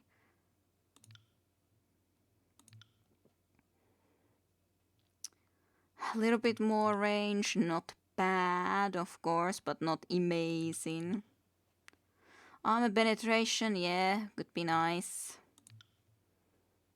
More interruption, but it seems a little bit silly to have also the interrupt when it can shock. So that's the bigger issue with that. But now I couldn't do any of that anymore. I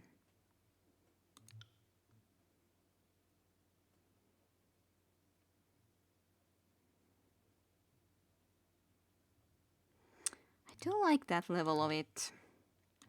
Maybe that can be okay, but I would like to so have at least this. Goddamn, missing one lore. That's the annoying part, missing one. Maybe that's gonna be enough so I can have a little bit of this at least. But yeah, I guess I'll give up that. I'm not using it nearly that often. Barrick Outlandrine, I guess, and worse for you, you guessed it, Beast Woman. No, I'm not gonna do that, Caesar. I don't know why you have to always bring up that. Today, go and do this sort of a party. Why? Why exactly do you want that party? Just for me to suffer? Besides, like I said, Barrick and Verse are nice siblings that have been with us the longest. I don't wanna be changing them. Like, it's as simple as that. I can try to use other people when I have a person that actually does some goddamn melee, might be able to survive there. But I have a mage. So, yeah. Just for your voice acting, I presume. That's not good enough of a reason. Let me tell it that. I ain't good enough of a reason. That's a bad reason. But yeah, I'm not gonna be giving up either one of these. I love both of them. Oh yeah, and even my lore is now like worse, so I can't even use this, I guess. I wonder, can I actually cast it at the moment? Because most of my skills are set for 170, not 160.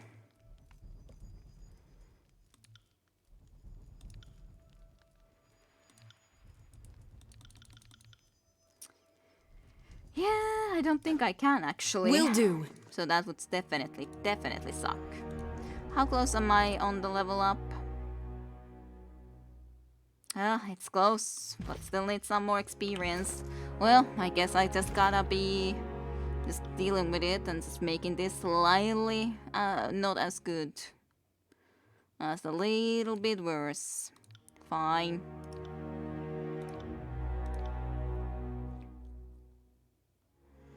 Fine enough.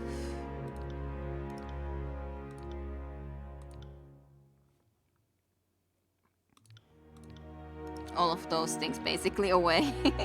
I don't know what else to remove really, so it's the best I can think of doing. Bad of the Frost, that's 165, at least I can do that, goddamn thing. This probably, this range is okay to change.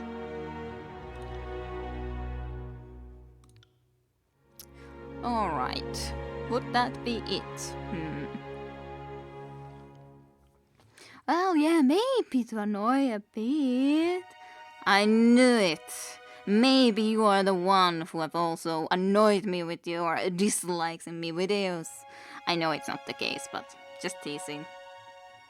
Just teasing for the fun of it. Huh. I wonder. It's so difficult to choose. The only problem with this game is that when there's so many cool different type of spells you can make, it's so god darn difficult to choose what to change or what to take away. I wonder if I could survive with 2+2 healing spells. I could probably sometimes at the very least. It's definitely nice to at least have the vital body, that's for sure. I kind of would like to try like this thing out, because now especially we don't have the healing crown. So pulsing area effect. Prone affliction possibilities. That sounds really cool. I would really love to be able to try that out. Let's make it as long lasting as possible. I do wonder, like, how does the accuracy affect this though? Like, the spell effect itself, it will just be more accurate to be able to hit the enemies with the prone afflictions and stuff like that. Is that what it means? I cannot really be sure. I guess we could try that, maybe, mayhaps.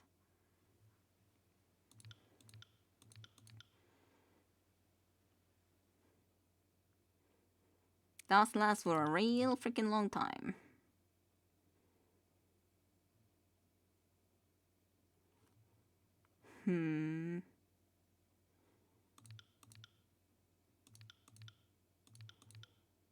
What's my range on casting this? 8 meters.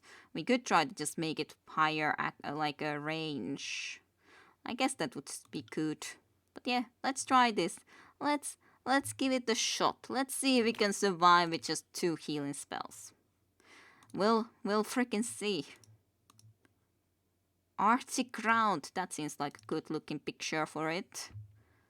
The Arctical Crown, and after all, I was supposed to be Frost Mage especially the most. So in that sense, it's nice to be able to try to pick up some more Frost spells specifically.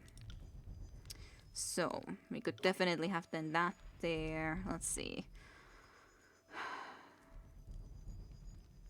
How is Electric Jolt here still if I...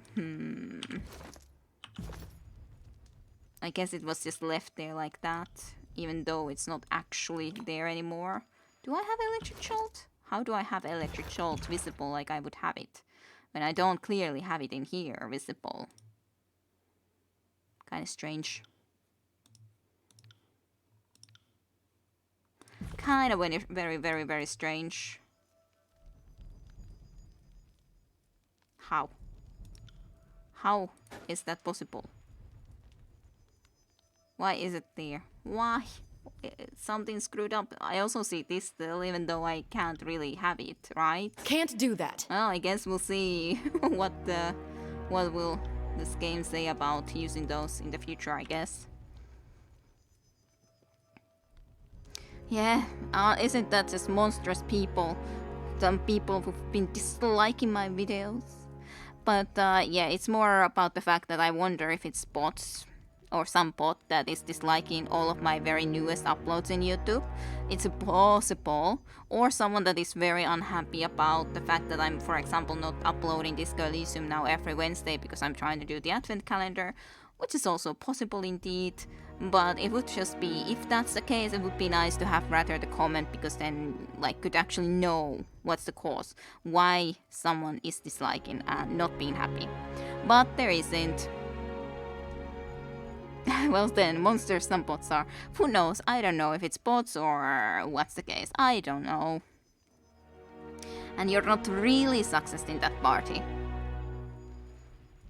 It just became your cat praise as long as I play Tyranny, eh? You have to say it. You don't. You don't. You just chose to say it.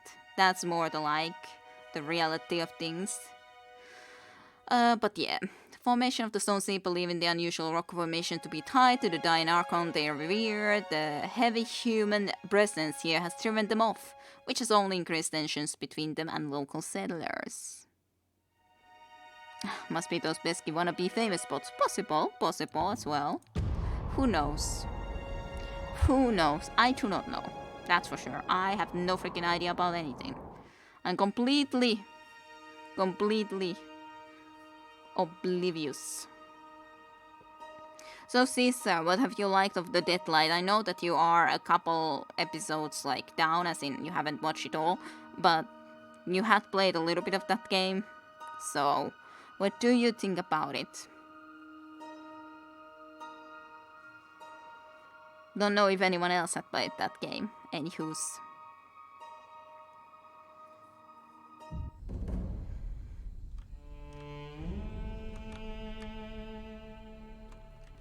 Will do. Right. It's definitely shaking. It's definitely shaking over here. Just iron walkers all over the place. Potion of protection. The stone sea environment is harsh and unforgiving. Arid plant is life about all that can survive in these parts. Arid plant life.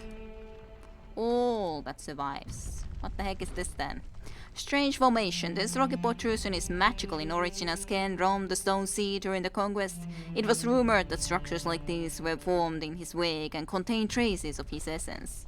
Touch the monument. Place your hand on the monument to learn the spell symbol of stone. I already have it though. Yeah, I know. I already know it. But hey, would have been one way to learn it, I guess. Caddies.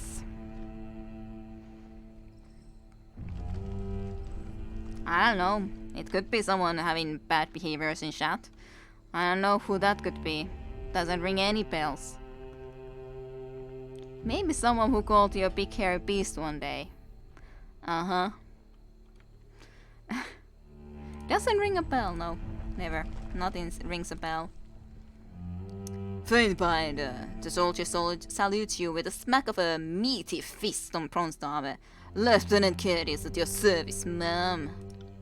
He jerks a thumb, his gauntlet caked with dust and blood, towards the mountain of a man behind him. Won't get him to admit it, but Radix is too. That's a Commander Ironclaw to you, baby brother, and you as well, Faintbinder. The elite Iron Guard cast a steel glance in your direction without offering you a salute. Forgive me if I do not have time to entertain idle pleasantries. We are on a campaign of the highest importance, I'm sure you understand. Cadis clears his throat with a sound that's half hacking, half deep guffaw. He slouches in lazy attention, a hand resting comfortably on his hilt of his proud sword. I humbly apologize for the both of us, but if you don't mind me asking what's brought you to these parts, ma'am. He tips his head to indicate the stone expanse behind him. Sure, she looks pretty, but don't let those big peaks fool you. The land's tangle of danger. Wasn't me. I didn't do that. No one did such a thing. Betrayal lines all of a sudden. I thought I might stir up some trouble, starting here. Haha. That wouldn't make any sense. You two, you're related? That's right, ma'am. We're brothers born, if not bred. He slaps Radix heartily on the back, the iron underside of his gauntlet resounding like the clang of the funeral bell. We share mutter, but much to Radix's regret. My brother, impetuous as he is, likes to rely on brawn and chance as he marches through life. I, however, being elder and of higher intellect and fortunes enough to have inherited the goal of a land. He says that, but I'll be the one keeping his head from getting lopped off when we're attacked next. If these two get any more sentimental, I'm just going to push their faces together as hard as I possibly can.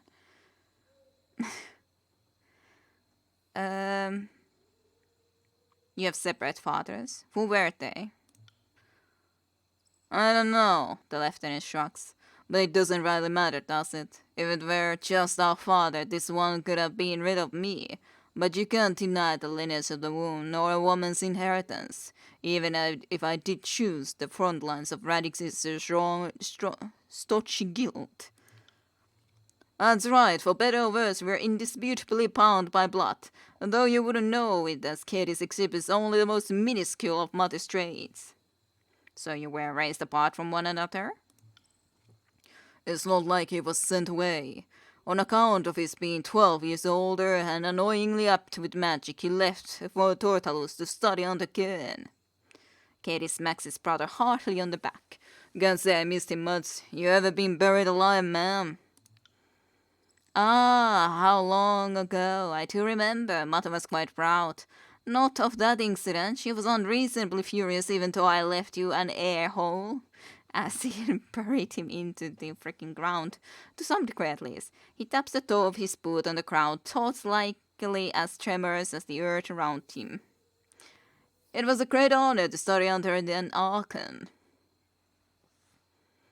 Tortalus, that's in the north, right?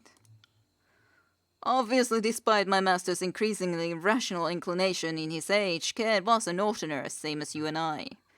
The Iron Guard settles his stance, peering silently towards the horizon for a moment before he continues to speak. Tortalis is the longest continental mountain range in the Northern Empire. Naturally, it was upon its highest peak that Cain established the Earthshaker Guild, and where I painstakingly accumulated the potential of my abilities. What was it like to study under a cairn? Excruciatingly arduous, yet edifying. Do you want me to claim he was like a doting father? I cannot. He was ruthless when he needed to be, and above all, brilliant. He was an Archon, and a powerful one at that. If you want access to those higher power, you have to be dedicated. If you aren't willing to train, you aren't worthy to wield that power. True enough. Let's speak of another matter. He nods gruffly. So be it. So, no one is throwing anyone else under the... What's the word even? As in, no one is betraying anyone else. Who did it? Who called Mrs. a thing? All just saying that you didn't do it. Under the bus, yeah. That would at least work. Under the bus. How can I be of service? Let's see. There's a lot to talk with them, for sure is. The Earthshakers are the arcane arms of the Ashes military, correct? An astute observation. Our guild has devoted ourselves to the study of Earth Arcanum, and as such were the disciples of Cain, before his unfortunate end. As his prime and closest pupil, even, it has befallen to me to inherit Cain's legacy. He sweeps a brief, stiff salute. I am Radix Iron Core, mover of mountains, Iron Guard to Ashe, and second master of the Earthshakers. And he's not at all full of himself. Cadix laughs good-naturedly. Ha ha ha ha ha.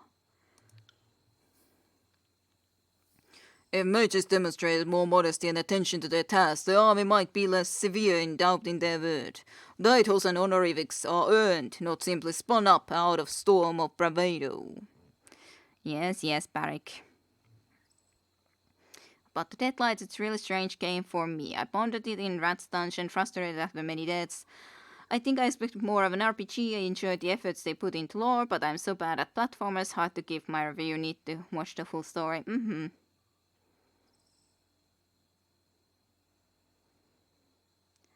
You're admitting it, Vissenekko.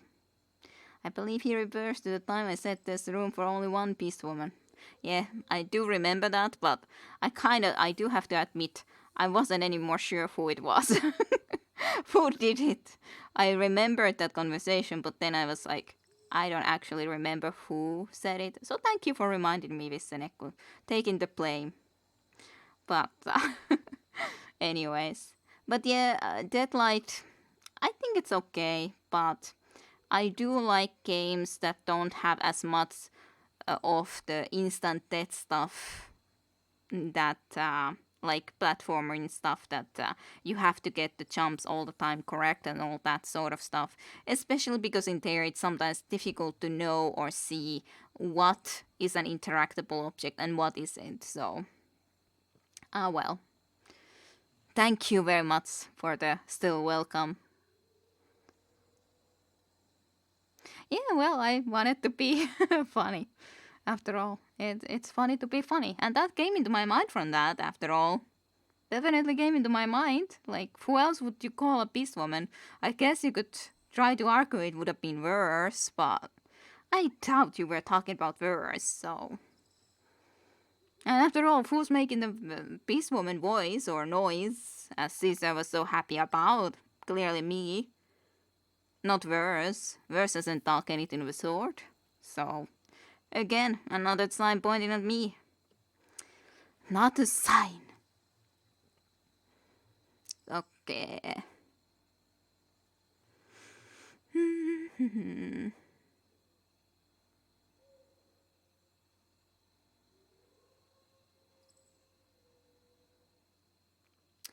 You are both an Earthshaker and an Iron Guard. How did that come to pass? It was not by choice, I can assure you. I merely decided to study under Kain's tutelage. But after we pledged our allegiance to Ash, the position was more or less forced upon me. He looks down for a moment before catching himself slumping. Not that I could resent a position bestowed upon me by the general himself, though I'm not one for a rank and file as Kain's protege. Clearly, I was the ideal selection. To be an Iron Guard is to be recognized by Ash personally. The Archon of War loves his soldiers to a woman. But he only grants his favor those who distinguish themselves. There is no greater honor. Apparently I gotta ask this. Ken? Isn't that the Archon who rebelled against Kairos? I didn't know that. Fatebinder Callio cast the Edict of Stone in 413 in order to kill him. Totally complimentary beast woman. Right, totally, absolutely. Totally. Precisely, yes. During our primary campaign to conquer Azure, Kain broke completely from Ash's command, and shortly thereafter Fatebinder Callio cast the edict of his execution. The Iron Guard widens and resettles his stance, arms clasped stiffly behind his back. While I devoted myself as Kain's apprentice for many years, rest assured that as the inheritor of the Earthshaker's Guild, I remain steadfast in my service to the disfavored. Kairos' demand for loyalty is absolute. This I understand well. The Iron Guard taps the heel of his boot against the ground, annoyed, causing pebbles to quake and jump in the near distance around him. What I can neither understand nor forgive is why he would choose such a filthy savages over his own disciples. By savages you mean the beastmen? Quite assuredly, for Kain to raise the entire guild on account of such primitive beasts. It is wholly contemplatable. Not only did he bring ruin on himself, but he very nearly rained the same on us. Not a matter? Not a matter indeed.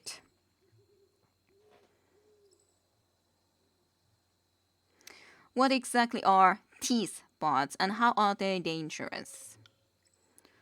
The Stonestalker's call display Jagged Moss Shrine on account of the crystal formations. If the beastmen don't kill you, the constant quakes and steep drops of damn well will. Come now, the quakes are a little consequence to an Earthshaker, baby brother. As the foul beast we must contend most with, and why you are here.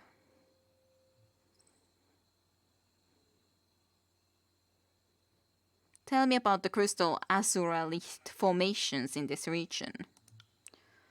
The locals call them elder teeth. We have been researching their properties, which seem to amplify magic somehow. Kain was very interested in them and sought to better understand them before his untimely demise. He looks off in the distance as though hoping to catch a glimpse of his master. So yeah, not getting along with the locals very well. Which ones? The starving simpletons of Halfgate who mule their grievances against us to the chorus? Or the beasts who nightly crawled the cliffside, seeking to flay us alive? Why is the beast tribe in the Stone Sea trying to kill ya? Did you know they first welcomed my Earthshakers into these lands? They do tend to hate the disfavored though, don't they, baby brother? Damn right they do. But rather than agitated, his voice sounds mirthful from behind his mask, cocky yet easygoing. We put the fear of Ash in them. The Iron Guard presses 2 fingers in his temples, suppressing a sigh. Regardless of the means, the beasts have commenced attacking us, Earthshaker and soldier. Akin. We had hoped to draw on our common crowd as the mages of the land, but after first accepting us, they savagely accused us as trespassers and stealers of some nonsensical substance they call elder teeth. What exactly are elder teeth? It's what beastmen call azurelicht. They call them such because of their teeth-like formations, and the elders in the tribe use them. He shrugs at their odd reasoning. We know that they have mystical properties such as application of magic, and we are still studying their uses. Ken himself was fascinated by them. So the beastmen considered this place to be a sort of a shrine. Something about big elder teeth and dead ancestors have made it sacred ground to them. Shit if I know, okay. The Shakers say it's a place with concentrated magic, and that's about as far as I understood it. Ask him about military stratagem, and he'll light up like a spark or sulfur. But when it comes to alchemy and the arcane, his understanding is fundamental at best. The sizable protrusions of Azuralit execute a temporal resonance on par with the geoentropic elucidations of the purest regularity, so as one could imagine. The area is of practical value in the study of Earth Arcanum, and is likely as well appealing to those creatures who hold some attunement to the land. Yeah, of course, right, of course. The mountainous man grumbles and deep laugh and claps you hard on the back. It's refreshing to speak with one similar understanding, considering my company of at least the last several weeks. Totally. And not a matter. Okay, so brief me on the chorus's troop movements throughout the region. Shit if there are more of them than maggots out here. Can't go 2 feet without needing to cause someone's entrails out. The soldier rubs at the pommel of his sword, edgy, but most of them have swarmed Helka Halfgate looking for warm bodies. Crude as my brother is, I agree with his assessment. The Chorus are rather semblant to maggots. Singly inconsequential yet annoyingly numerous, both squeeze beneath stones of adequate acceleration and mass. He taps his foot in a slow but eager rhythm on the ground, but then stops, settling himself once more into stillness. However, more pressing matters have need of my attention presently. Even Radix likes killing chorus screamers, but he can't stray from the parameters of his post, and I can't stray from him. Oh no, what a convenient shame that you're both stuck here and need someone else to do your dirty work. Verse shakes her head. Pathetic.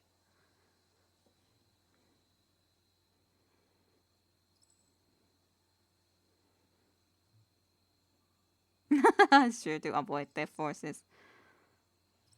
What do I want to say? Does to remind me of Barracan verse a little bit, yeah. The only problem is I wouldn't want to say this because I don't really care to make this favorite proud, but this doesn't seem right either because I like to kill them. So I'm gonna kill them anyways. But this, on the other hand, yeah, thank you. I'll try to avoid them as best as I can. Not the thing I would try to do either, though, you know. Definitely a big no. Definitely a big no, so... I guess I gotta say this. It's not really the right one either, though. None of them are. Send me to strike at the heart of the population and I'll make this favorite proud.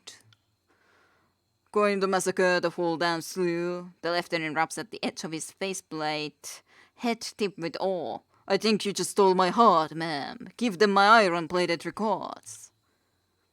Happy to lend my iron to the cause. The chorus dogs will growl at our feet before long. Barrick pounds his fists together and grunts in anticipation. Shook. Totally shook. Can't wait for the death toll and destruction missive reports. So what exactly are you and your squad doing stationed in the middle of the Stone Sea? We're weeks into the escort op of fire and damnation. I'd say I got the detail as a punishment, but the general claims he chose me on account of this jerk being my kin. He thinks Radix will listen to me when I tell him he's about to step off a cliff. As if that would happen, he waves a dismissive hand. My brother is a dreamer, though his fantasies are often insipid and ill-devised.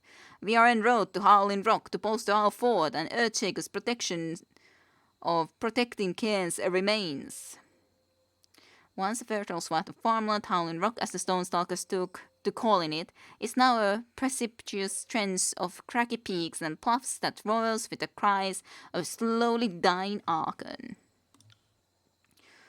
On account of you, I'm skinning Peacemen and digging rock spurns from my boots instead of sacking stalwart. Geddes leaves at the Iron Guard. Levels at the Iron Guard, even.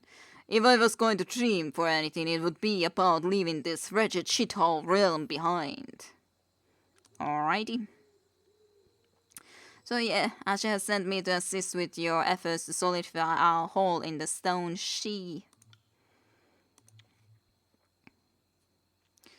So you do come with a purpose. The Iron God turns the crushing fate of his attention on you, once strengthened by both magic and the austerity of his resolve. After a moment, the severity of his scrutiny slowly crumbles, and he nods as if to unspoken decision. I'd be a fool to turn down the aid of a Faintbinder, especially one so renowned. I will achieve any assistance I can acquire in uniting with my Earthshakers at Howling Rock, and defending the fort they have erected around Cairn's remains. What the commander is trying to say is we're beholden to have you. Geddes grunts, shooting his brother a pointed look. Getting to Howling Rock is the easy part, only it hasn't been that easy. We've been waylaid with Chorus forces and peace that will rend your limb to limb sooner than you can blink. And they're bloodthirsty sons of curse, mark my words.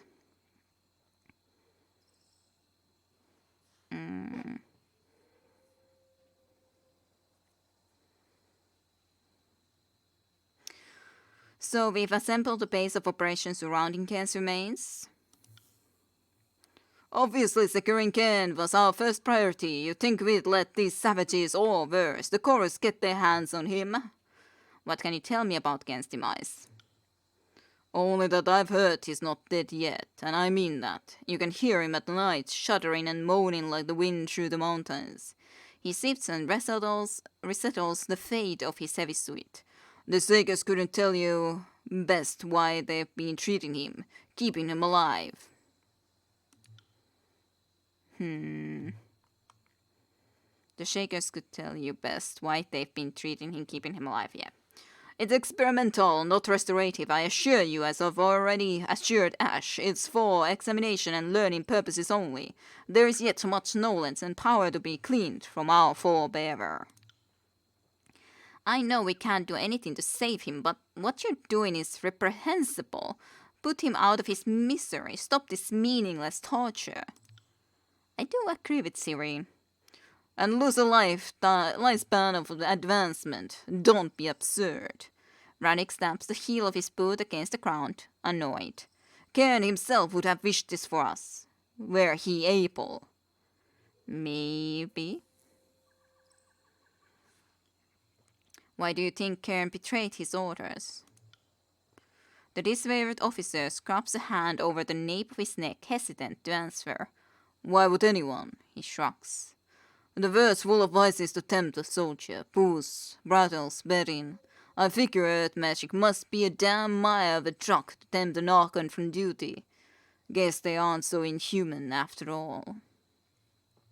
Well, I fear neither man nor beast. I'll cut us a path to Howling Rock, regardless of who stands in our way.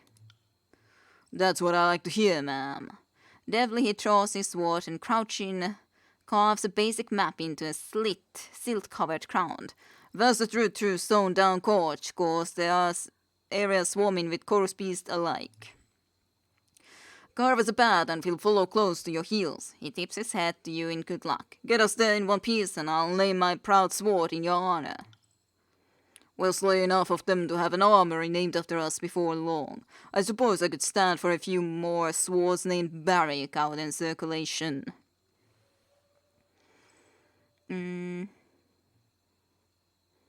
Barrick, people have named weapons after you.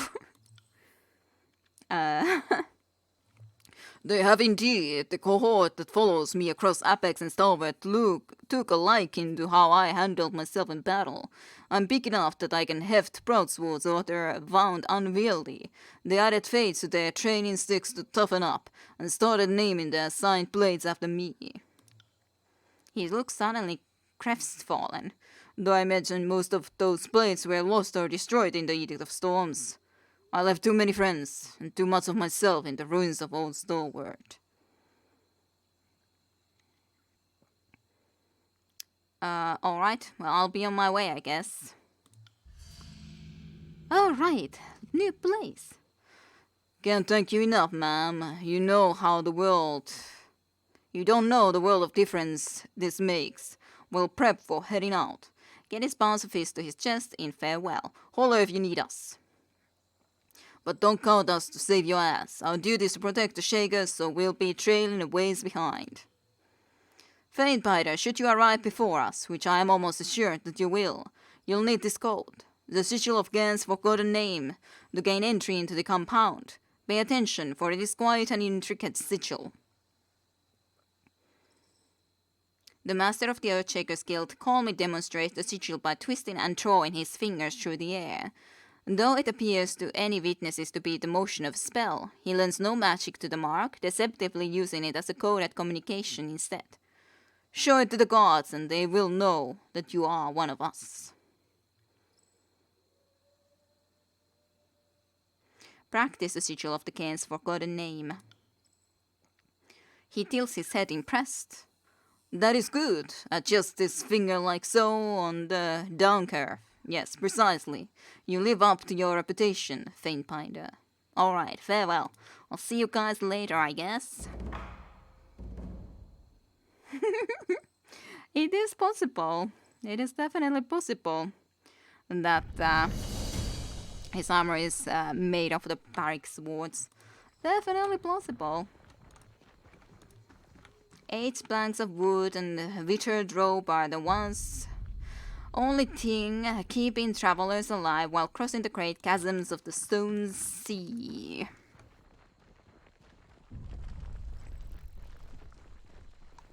No loot? Really no loot? Sure, Sorry, there should be I can't. something over here, but apparently no. No loot of any kind. That's just sad. That's not how it should be. Right? I don't think so. That's just absolutely wrong. You're absolutely wrong not to have loots. Unless there's some iron ingots. Alright, not a big location, this one. Not that I exactly expected it to be. So this is where we're headed, right? This we saw already before, so it's kind of weird though that we're kind of going through this area. Let's see.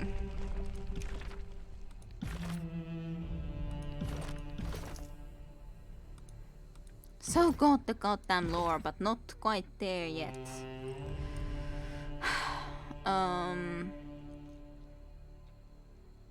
Stone Dawn. Yeah. Stone Stalker Dry Bay.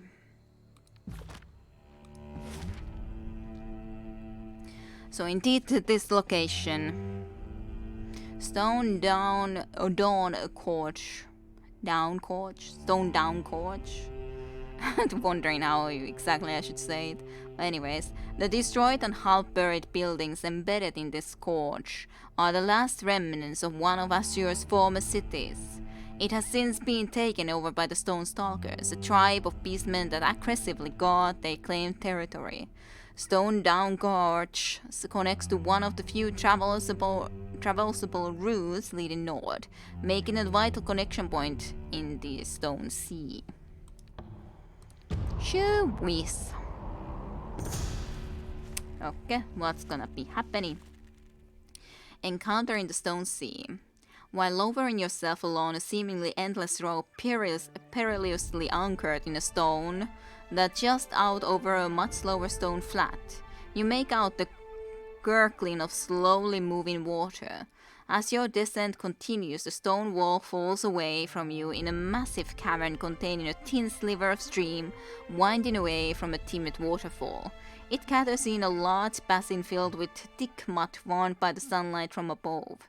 Damp moss clings to the rocks, and vines crawl the inner stones of the overhang before dangling above you like verdant constellations. You reach solid ground and determine this a reasonable kale to rest your aching muscles. Let's follow the water. I don't want to relax. At least not yet. The stream from the pool winds among dull brown stones before streaming over the edge and into the darkness of the depthless crevice. At the lip of the cliff, you find a few pictographs carved into the stone, a man and a woman, holding hands with a peace cup between them. Interesting. The sun shines down upon them, and they bask in it at the water's shore, represented by a trio of long squiggles. Well, I'll do this then. I don't want to just move on. So let's try to relax in the mud bath. Ooh, we got something. Toughened. Quickness, might, and vitality. Yay! You set down your gear on a broad, flat rock near the pool, break bread, and replenish your water from the walls. It's cool and crisp, a welcome change from the latter aftertaste of your water skin. Afterwards, you strip down and lower yourself into the warm mud. It draws the soreness from your back and shoulders and massages your sunburned skin. By the time you climb out, you feel like a new person, almost as if the mud of the stone sea has formed a new layer of flesh above your sinew. You dress and shoulder your gear, ready to move on to the next locale. Let's go to the next location.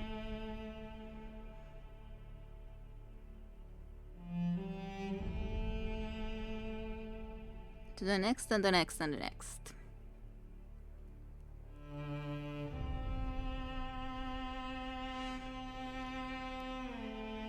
My voice is a little bit going, but at least I have something a little bit to drink, so maybe it will be good.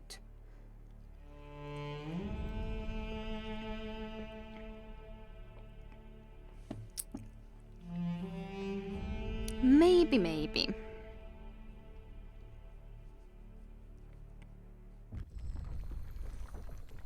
Okay. And here we are.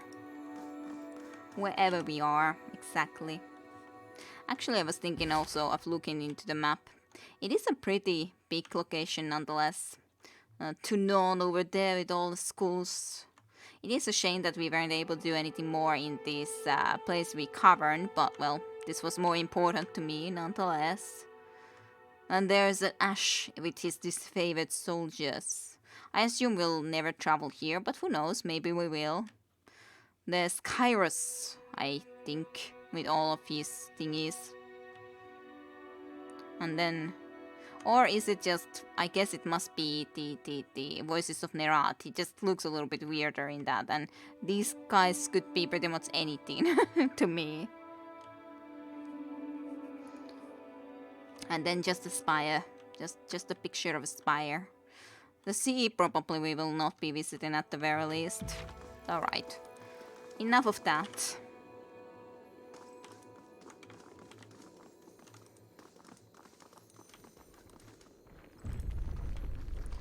Oh, the shaking horde members.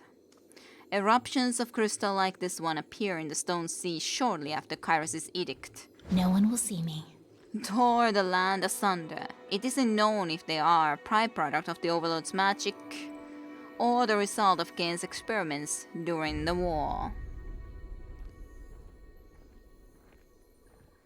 Yeah, my voice is safer. Yes, doesn't mean that it's still okay, because, yeah, I started to feel a little bit just, yeah, my voice going overall a little bit lower, like, would like to cough and stuff, you know? It can happen, that sort of stuff. Yeah, actually, let's, start casting such a thing into there. That seems like a pretty nice idea. You, on the other hand, yeah, let's go and head out, shall we? Sit! Be your champion! But yeah, let's see about this. Let's see about this, shall we? I guess she's already doing her things. Mayhaps. I'm not actually sure if she is yet.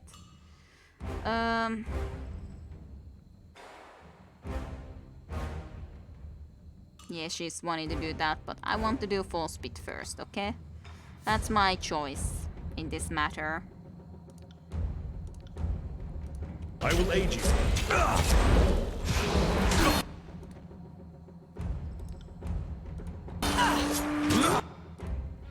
Let's see how good you can do with that. Yay.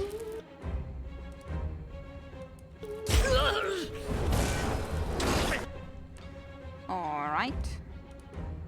You can't just attack, my friend. Definitely then just going and falling a lot in this area though is useful. So this might be something that helps me enough to keep Barrick alive a little bit better, for example, while I'm able to cast something like this. So I do like this definitely thus far. It's a very nice one. Okay, first can start to kill this guy instead. On your knees, world! Something every day. Yeah, something every day you can learn. Yay, level up. Woohoo.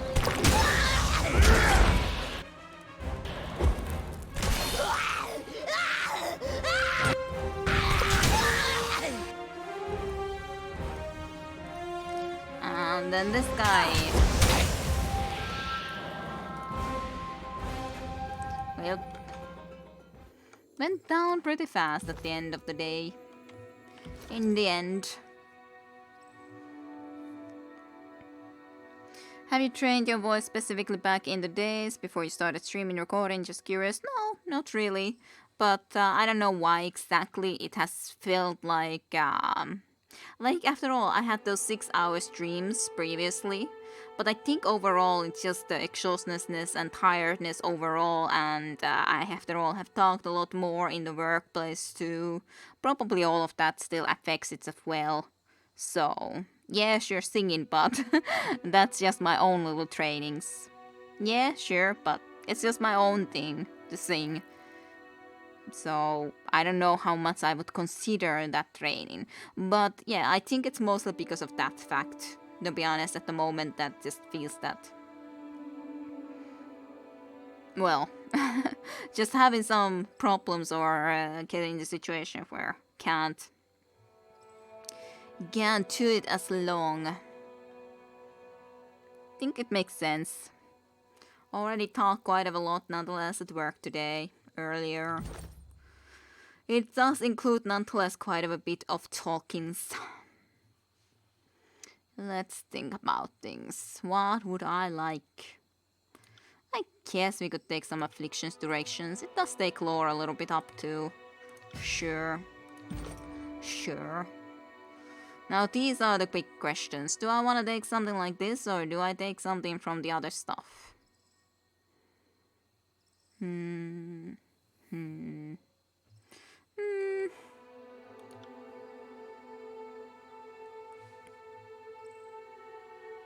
Exhort a companion to improve on the battlefield granting bonus.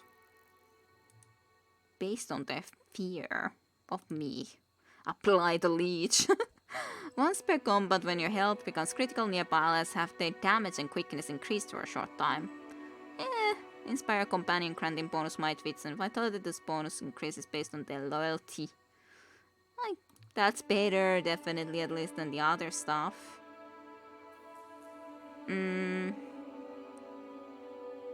That is of course very good, so sure, let's head towards this. It just makes sense. 1, 2, 3, 4, 5, 6, 7. I do need 2 more to be able to get it anyways, but I guess that's fine. We can take that. I don't see good ways to improve our, having more spells, which is unfortunate. I would really love to have more spells. Absolutely would love to have more spells at our,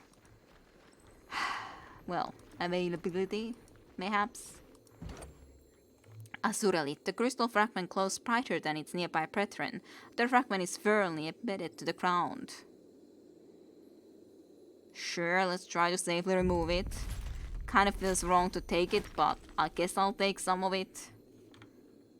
Even though they definitely didn't like that, so I'm a little bit unsure I should, but I guess it doesn't matter if they don't like it. It's not like I'm making friends with the beastmen anyways. Right. Ah. I rushed out here so fast. Octave! What in Kairos' name are you plotting, boss? Why'd you kill those swordsmen up ahead? He points his weapon at you, face flushed. Scarlet, don't try to deny it. My god, Pustule saw it all. Run! Ah. I'm going to kill you so slowly you'll weep tears of blood, and I'm going to make your gang watch. Nice. No, Beast Woman wouldn't have such a thing, I'm sure. At least not anywhere close by. To such a point that it would be sensible. Run while you still have legs to carry you. Frickin' beast, it's the disfavored binder! With a yelp, Octave fumbles to draw his blade, dripping backwards over a loose stone. Furious! At arms! At arms! Shit, damn, help! That was a sorry display. We should put this terrified rodent out of his misery. Barrick draws his weapon and readies for combat. Sure thing. That sounds cool. I guess it can only be close to me, which is fine. Fine enough. Let's see, let's do a little bit of a full spitting, shall we? You got it.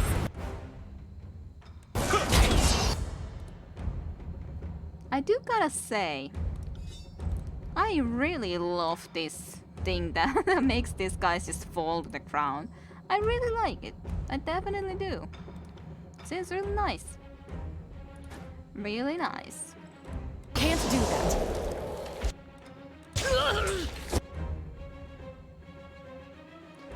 Let's see about you, on the other hand. You can have that at least in there, I'd say. I will aid you. Of course, this one wants to go against our Serene, but I guess it's at the end of the day not that bad. Especially in this situation. When this guy even starts to run away, then if someone did something to me though. It's annoying to get those wounds when I haven't fallen or anything, so just something has made a wound at me and I don't know what exactly that would be.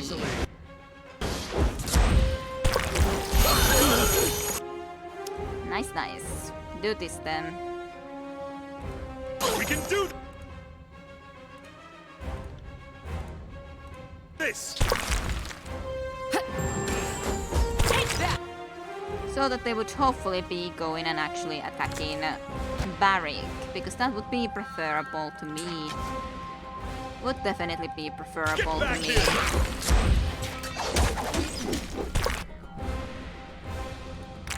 Go.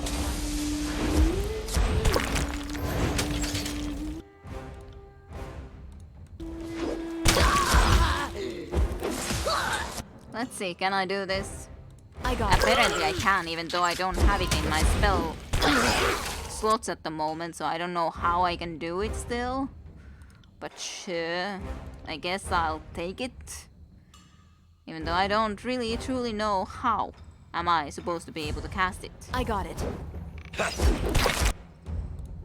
They're almost all really quite badly injured. Which is quite nice. I like that. I like when they are badly injured. Can you force spit like perhaps this guy?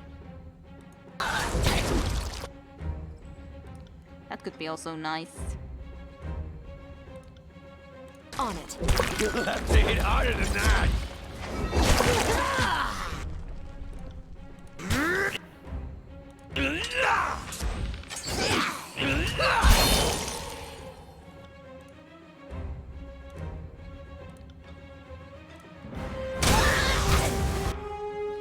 Scarlet Chorus Frat ability, Scarlet Skin. Good. I'm glad. Pity you won't enjoy this as much as I do. This weapon is useless! This is useless. Why must I be so silenced? I hate to be silenced. But what can she do? I should try something else.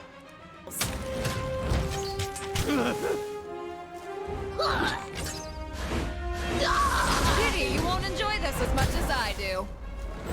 This is useless. I should try something else. Why is it so useless? I do not know why.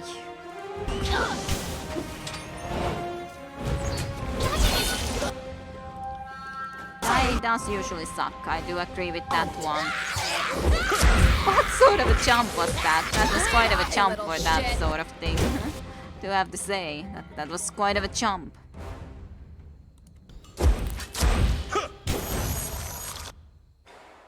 Quite of a jump indeed.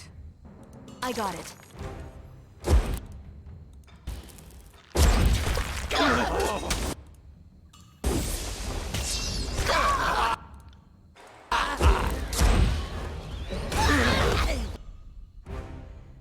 Let's see then, what shall be my next spell? Might as well be this then. I say. I will have your head!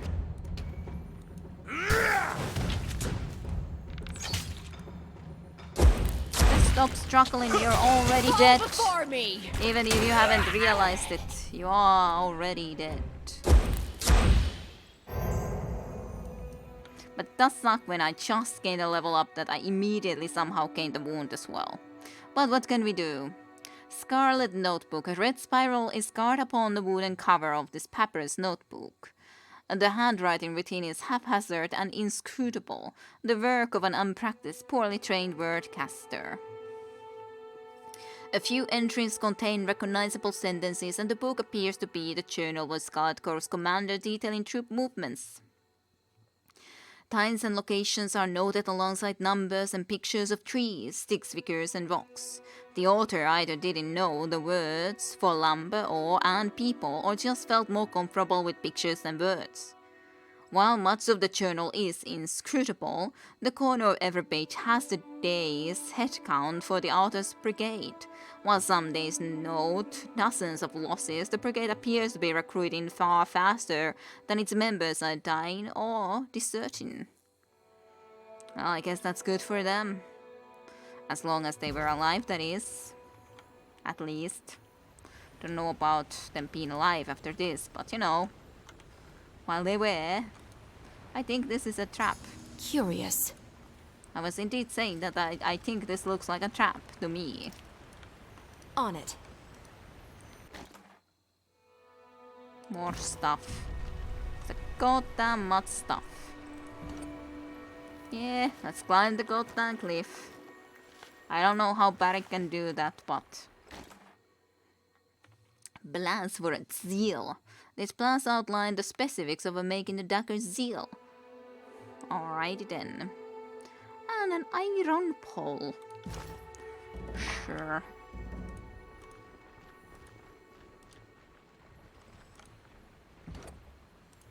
Sure. You're gonna take some break from drawing. What's happening? Good question. What's happening? Well, we've gone to the Stone Sea. We're exploring. We're killing enemies. I don't know. What would others say? What is going on? You have no idea, Tentayunta. What is happening in this game? I don't know if I can really even if I tried my very best, I wonder if I could actually explain it well. Not sure. Time to lighten my step. I'd have it no other way. Yeah, pretty usual shenanigans to be honest in the end, I'd say. I do like this, so sure, I would love to gas that. Not happening. Then I might like to do some full spitting on this fool. Such a simple task. Ah, what a nice sight to see them all fall before me. All just fall. So pretty, so beautiful.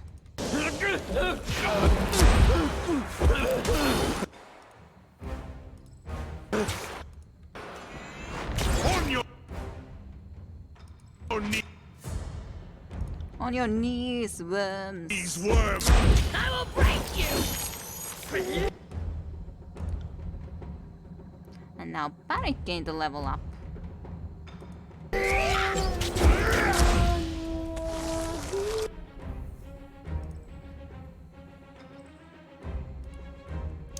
Let's see it then, sure.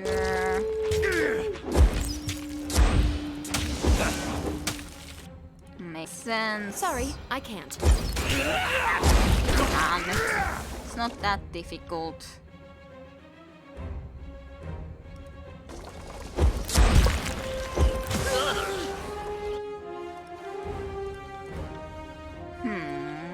Right.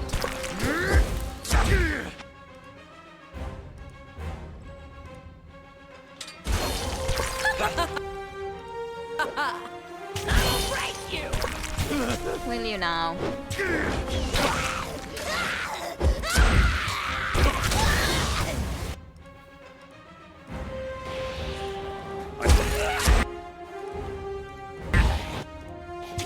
You got it.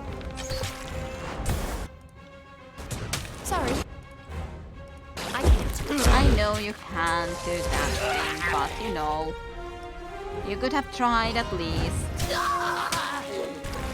Dodging is so unfair.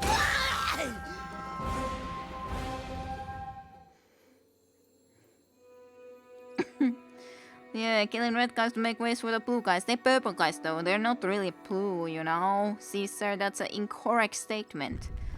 Have you not watched the game at all? They are red, definitely, but... blue? Where do you see blue? I do not know what you mean by blue. Right. Where ever have you seen such a thing as blue color in this game? Here. Better, faster, and stronger. They just gain level ups. Buildings like this once numbered in the sea. I'm starting to feel like I need to cough because she's feeling a little bit can't talk anymore. But oh well, whatever. Buildings like this one numbered in the thousands in Asur's great cities. Those that went swallowed by the earth have been left behind in coast towns, haunting reminders of a more glorious past. So I shall talk more louder, so maybe my voice will be okay. And it's nice that you're doing 3D stuff. Artistic high five, yay!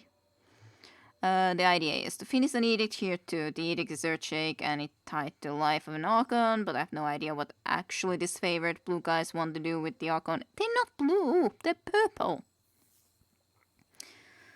Every other faction tried to kill him. Yeah, I don't know what they exactly want to do with him, and to be honest, this favor didn't ask for the edict to end.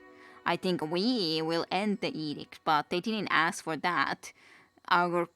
More like, I think it was about killing the Scarlets that are around here. A lot of Scarlet. And they're just, generally speaking, go and assist those guys who wanted to go and reach where the god darn Karen's body is.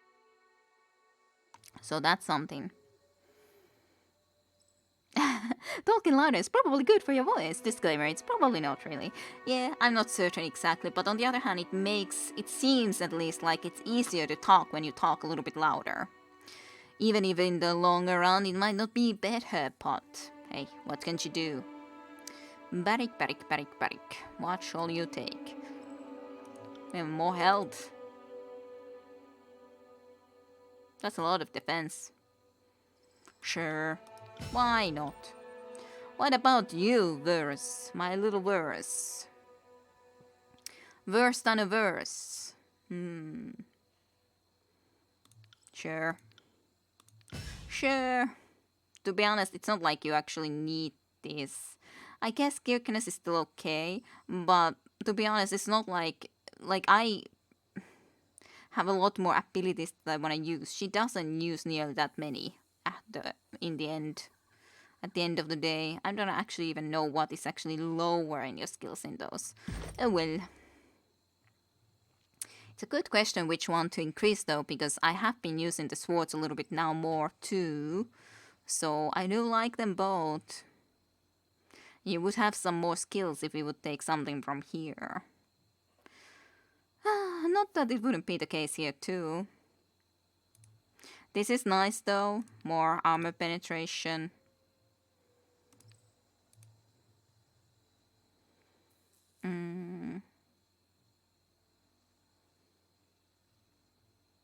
I think I'll take the armor penetration. That seems like a good one nonetheless. She will still be using the bows too, at least to some degree, so 1, 2, 3, 4, 5, 6, 7, 8, 9. So would need a lot more to be able to get this. That's a cool sounding effect, but I might be concentrating here next. But armor piercing is nice. Having more armor piercing, at least she can use that then effectively.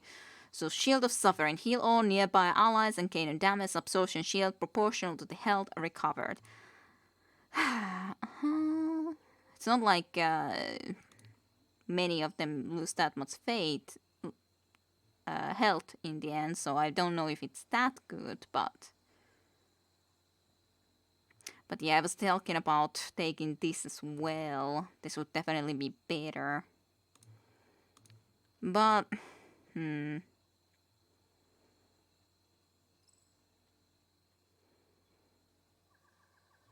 but that's really about if there happens to be. This at least gives shield depth for 50 damage. For both of them. So I think I like this better than just the other one. Even if I haven't used that skill as of yet. But I guess I really would need to learn to use that goddamn skill. I need to put it somewhere into here so he would actually use it. It's there. Like, what the heck do I do with this? I've never used it, so let's just goddamn remove it from there. Not use this either, really, but definitely this I want to have up. Definitely.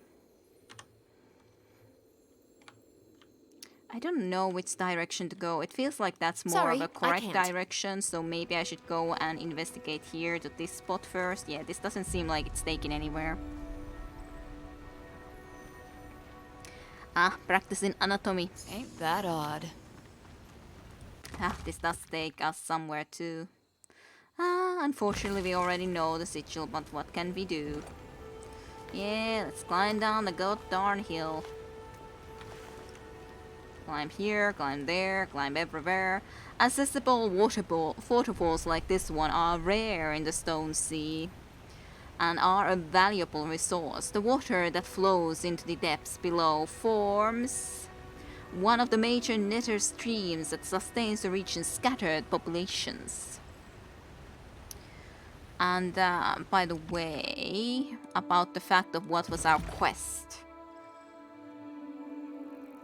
Kedis and Radix have asked you to begin making path. Yeah, I think he just simply asked us to assist these two. So I don't know what else he exactly wants. Sorry, or I can't. What they would have been. Can't do that. There definitely seems to be something in there. Can't do that. Kind of annoying that we can't go to the water, but maybe at some point. Maybe I can block it somehow or something. I don't know. Seichi's journal entry. Day 36. My journal to the dawning spire of Howling Rock continues. Ooh, spire. I want that. Unfortunately, the route indicated on the map I acquired leads straight through a den of beasts. Surely I can find a way around them. They are the last obstacle between myself and the spire. Also, I can allow nothing to deter me. Ooh, I like that. I want to be finding the spire. The next one. It's been a while since we found any spires. Ooh, we can go and let the boulder go. Sure.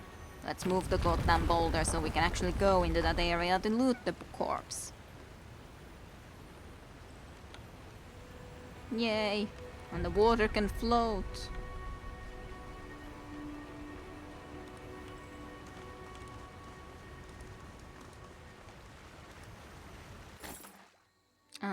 Wow, an amethyst.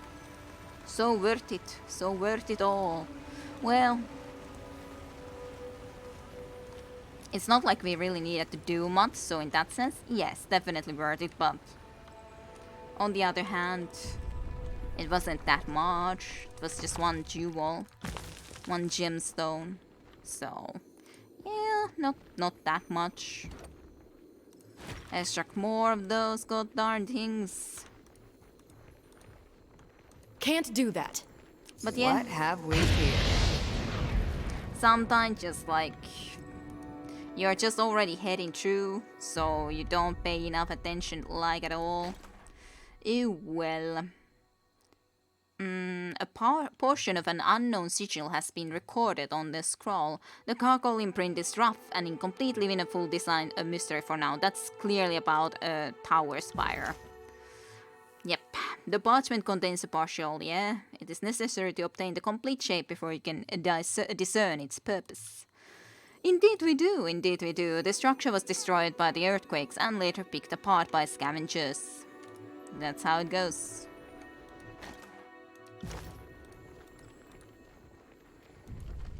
Just a little explosion, yeah? No harm done, really.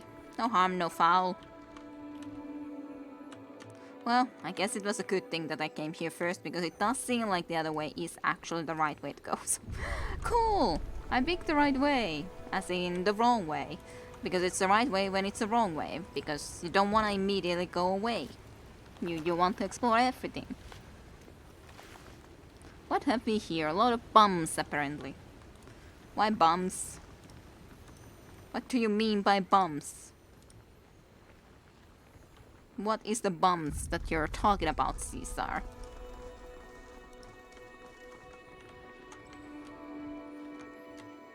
Oh.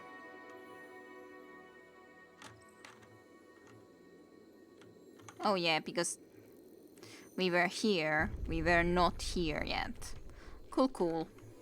I was like, did I somehow miss that beast man and I didn't talk to them? No, that's not the case. It's kind of sad that they're not enemies yet, but they will be. There's no other way. Doesn't look like this is the right way though. So I wonder where I went astray. What was the right way for me to go? Okay. Can I just... I can just simply Curious. walk. So, well, I was correct that this was done the right way, but I definitely did not realize that I can just simply goddamn walk.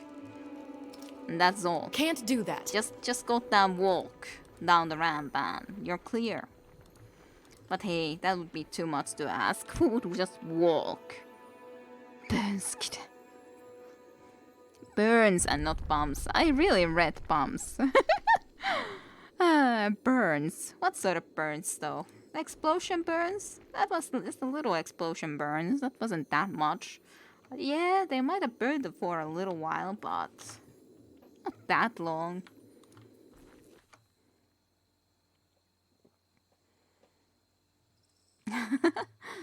Do not move, human. She sniffs suspiciously at the air. Explain, ought I. What has human come seeking from Stonestalker Den? There you have some goddamn stalker voice, beast woman voice. I read it that way too, although after Kide had already said it. Alright. Well, good to know. Aran is a very deceptive combo though, yes? It certainly is. Certainly is. And after all, it's not like my chat is that huge of a screen, so... Alright. Mutt. I wonder if I had indeed our beast woman, but hey, someone else can have her in their party when they want to find out.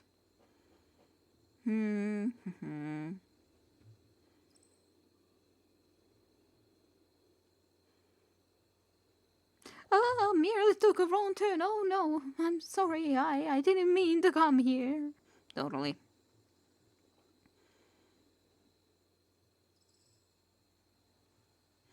Fine. I guess we'll just attack. Like, this at least seems like a good sentence, but I don't want to start lying. And this is just like calling them mattis. Yeah. Run for your prima beast. Bray, a warning as I slaughter your tribe and skin your young.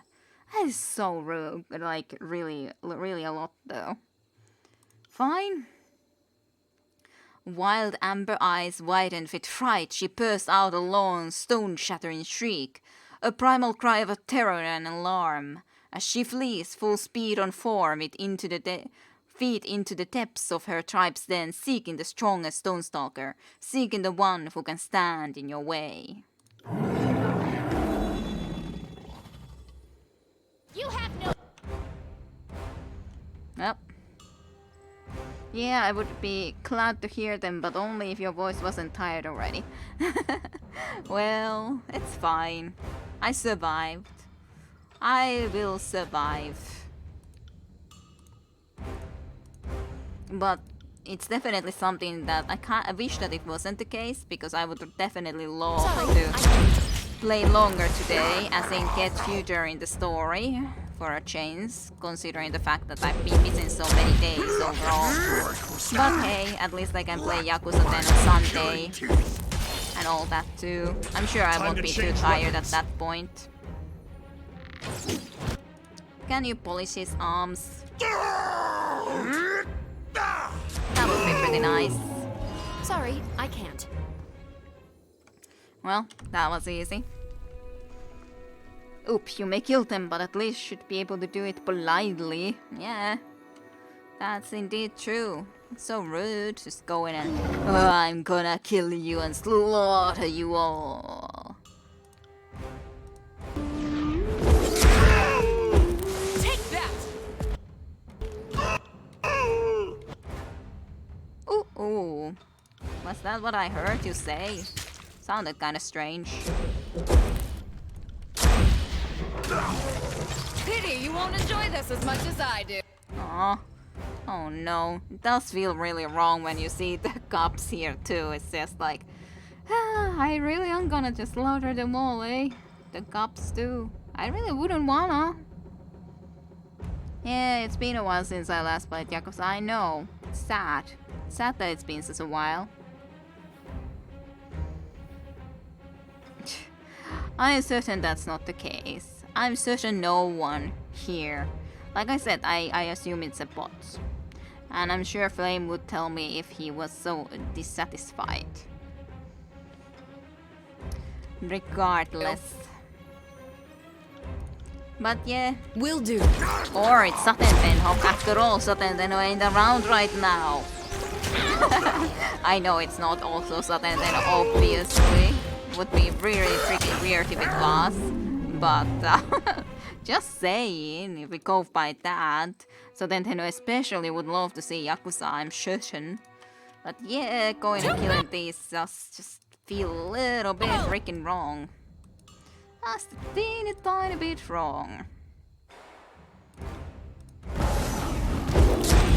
Take that!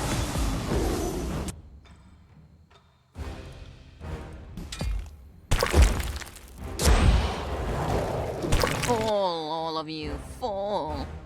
Fall to the ground and never stand up again. Know my own strength. Welp. Will do. It feels so wrong.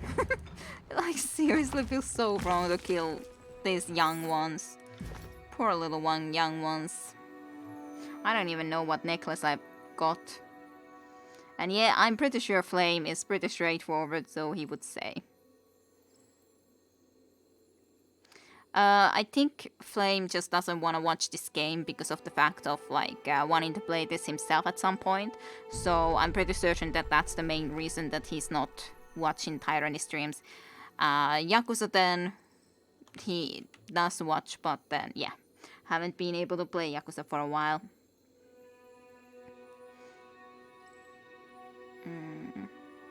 And yeah, yep, wants to play it himself.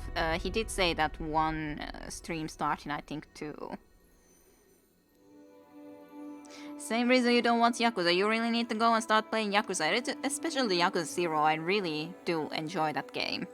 For more than a few reasons, of course. partially because it's a goddamn 80s. I'm from the 80s.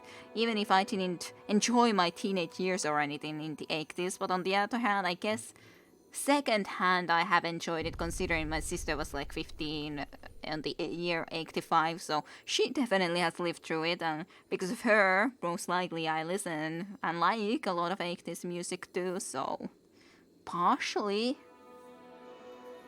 Yeah, it's been a lot of freaking fun. I really want to see you play Yakuza at some point. I would be more than happy to watch that. But of course, you also have played a lot of games that I wouldn't want to be watching, so...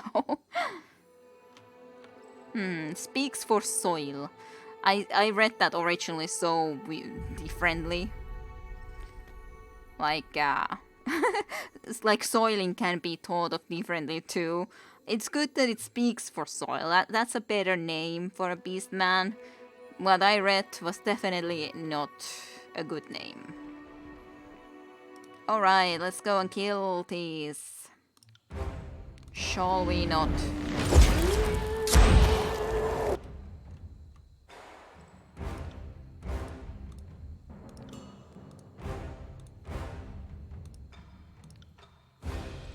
You need to go and get these guys involved.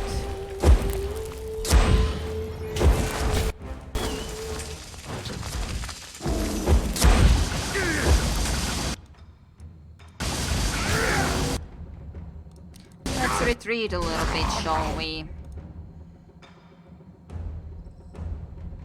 You're the goddamn mystic. You shall die. You must even die, to be honest.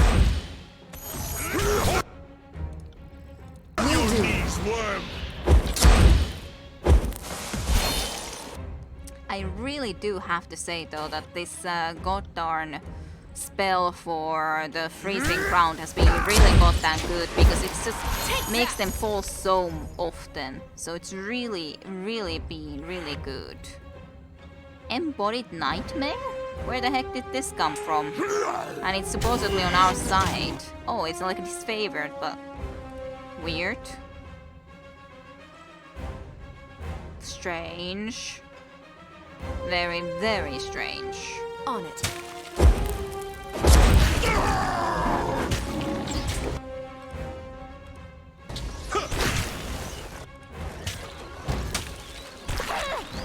I'll tear your skeleton out by your ass. Poor little thing just cowering in fear. Cowering in fear. Sorry, I can't. That attack didn't work. This weapon is useless.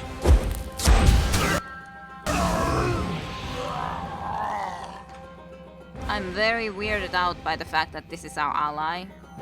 On it. I guess it must be Sirene's thing actually, yeah. Because she could do some weird summonings now too and all that, right? Beastman's Fang, yeah, hey, hey. I'm so happy to get a Beastman's Fang. Trouble is afoot. Trouble is for certainly afoot. I will aid you. That's exactly what it is. It's not an arm or anything else, but a foot. Absolutely. That's it. That's why you break a leg. Will do. Strike work weak. That's why the word for mission luck is break a leg. Absolutely. Absolutely. I got it.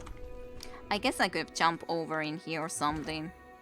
I don't need to go there anymore. I was already in there, so definitely Sorry, not I can't. required. Can't do that.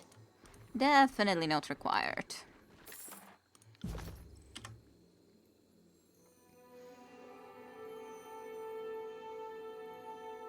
Foot is the most troublesome body part. It sure is. It sure is. Troubles the foot. Interesting. Interesting indeed. There's a rupee hidden in there. That is a fabulous thing to find. Is it not? Scavengers over there. Well, we've definitely killed a lot of these beast men. What do you guys think? Do you think... Well, Caesar at least has watched.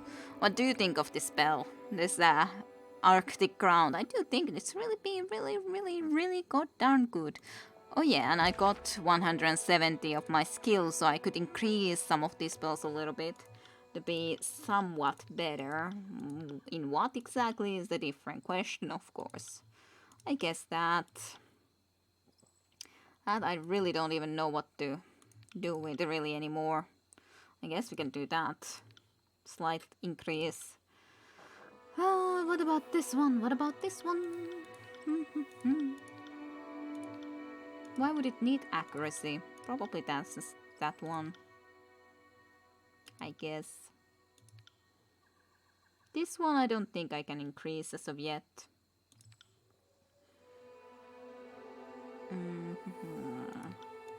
Yeah. Just everyone almost getting that same increase. I guess this I could increase this a little bit instead. Nah.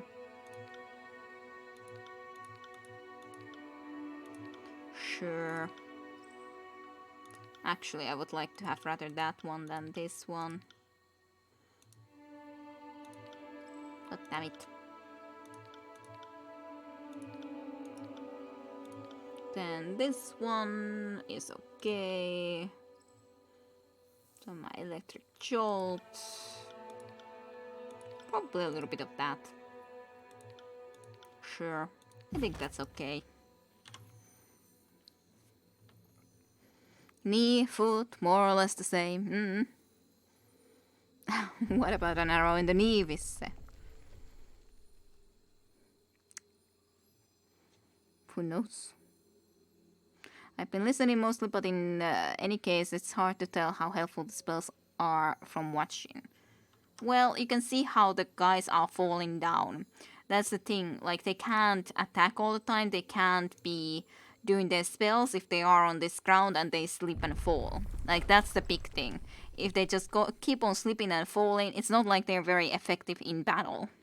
That's the thing. That's pretty protective then while the spell lasts.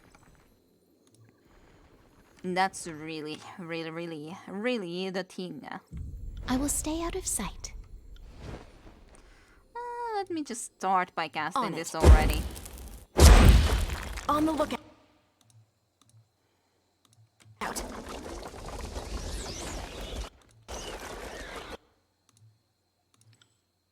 Okay, go there, do that, sure. Sure.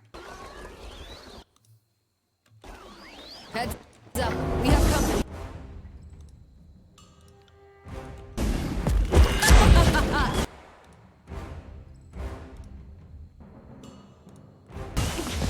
On it. You're doing your thing already, it's totally fine and dandy. Because see, it just immediately fell as a result of this spell. So, can't do very much during that time, certainly enough. Will do.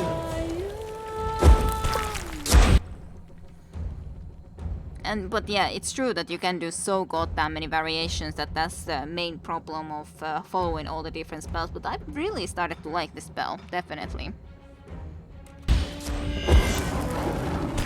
Even when I haven't been using it that long as of yet.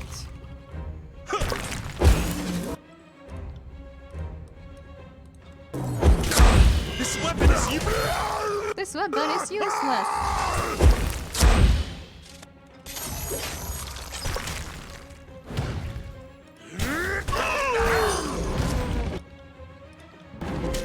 Right.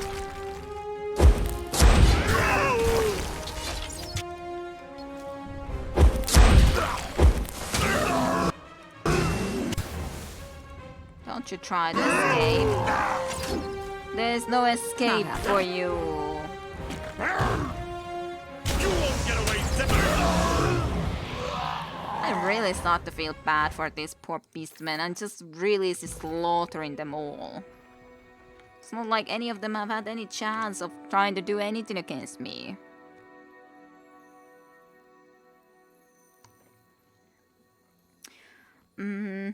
Yeah, from seeing it, I do like the variations. Kind of wish there were more opportunities to experiment. There is a lot of opportunities to experiment. It's just that I like a lot of the spells that I already have. And then I don't experiment nearly as much with new spells because I already love the spells we have. But there's so goddamn many good spells that it's like... who knows what to even pick because there's so many. Some screens are almost Mass Effect of levels of intensity. Maybe.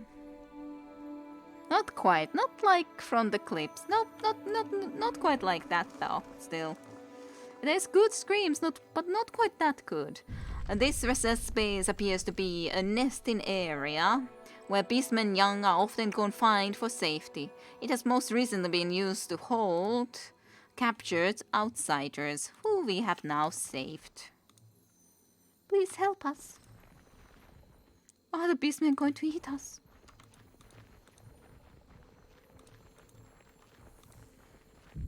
Those beastmen are in my nightmares. Please help us. Andragot.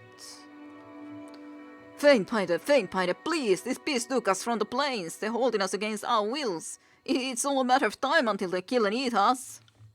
Please, you're here to help us, aren't you? Sorry, but I'm not here to release you. But I could. There's no reason not to. Why not? Why can I not? I don't know why not.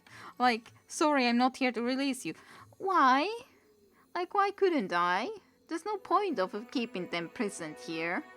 It's not like I'm on their side. Sure, I'm not their side either, but like, they're just villagers. Why? Why? That I don't get. Why would I just say no? Why is my only option to say no? Now that just seems wrong. That just seems wrong to me. But I guess no it is, because that's my only option. Rift dig. Dig in the rifts, eh? But yeah, for me at least it feels weird. Like, even if I'm not exactly on those villagers' side, but even if they're just neutral to me, why do I just leave them there?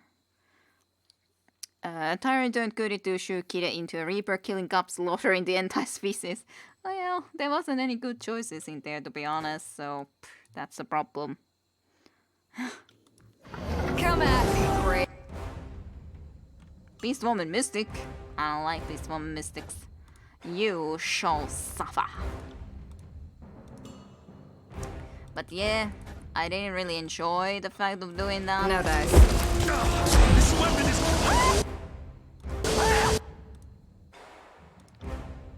Will do. But there were no good options at all. What a noise. What a noise. Ha ha ha ha ha. It is a noise though. Sure, This is quite useless. a noise. I should try something else.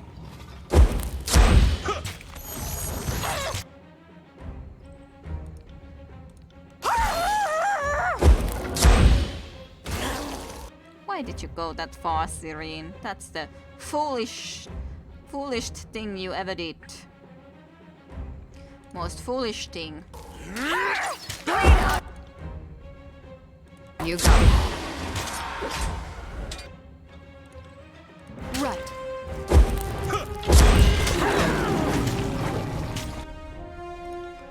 Will do. This weapon... Sorry, I can't. Strike was weak. Last bite of killing chief. What? What did you say? That sounded very weird. Very strange it sounded. What did you guys think that this beast woman said? Because to me it sounded very, very, very strange. Extremely so.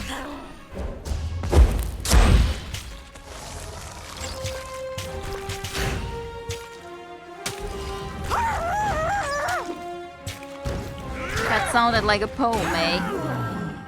Couldn't catch what exactly she said. It just sounded weird. It sounded suspicious to me, but I don't know indeed what exactly would have been.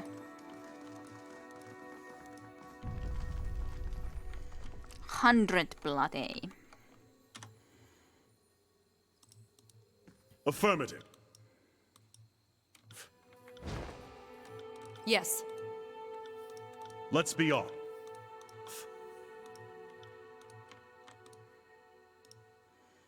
All right.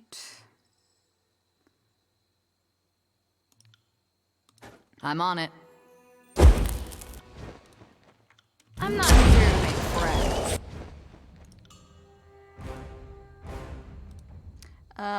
Verse, you could actually change to the other weapon set for a change and come and actually attack Smash to if you pieces! wouldn't like be completely stuck because of Serene.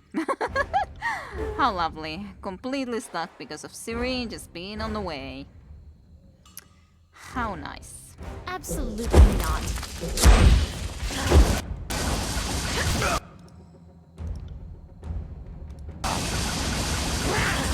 And like there's a lot of those combo abilities too that I usually always try to save because they are like a one spare without sleeping. So then it says it's better to use them in a important spot, and then I never thought them use them.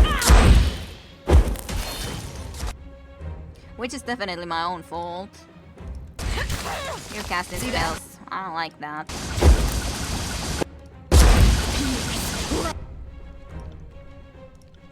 Have this. Yeah, I guess you could do something special, but I don't know. You could do something. Flesh and blood. Sure. Let's do our Chaos Blast special thingy. I haven't used it for a while.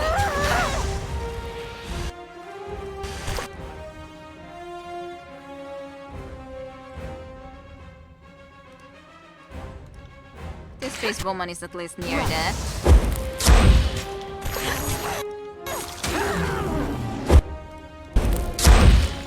You got it.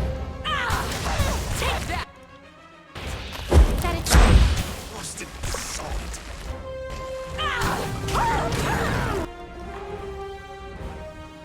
Broken Earth, Stone Stalker, Frat ability, yay! What the heck are you doing against Serene? Can't do that. Why are you not attacking? Move! Can't move! I guess you got some annoying thing that made you too heavy or something and you can't move as a result. Can't move, I can't dance. If you can't move, you can't dance. That does make sense, though. This is useless. I should try something else. Will do.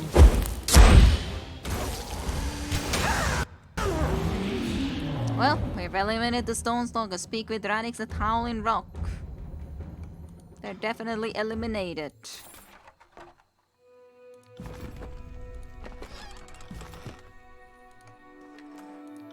Right. I wonder what that fang was even actually. Was something more or less special. But hey, they've been definitely eliminated.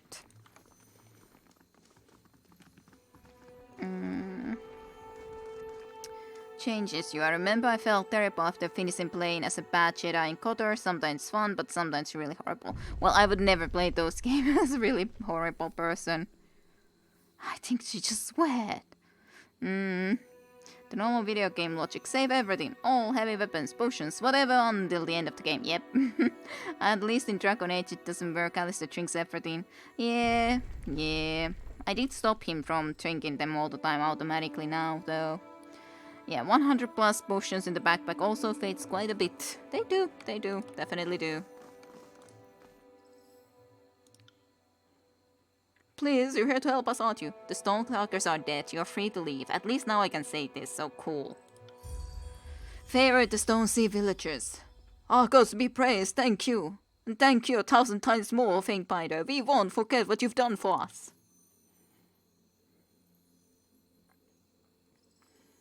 You're welcome. I'm glad to have been of assistance.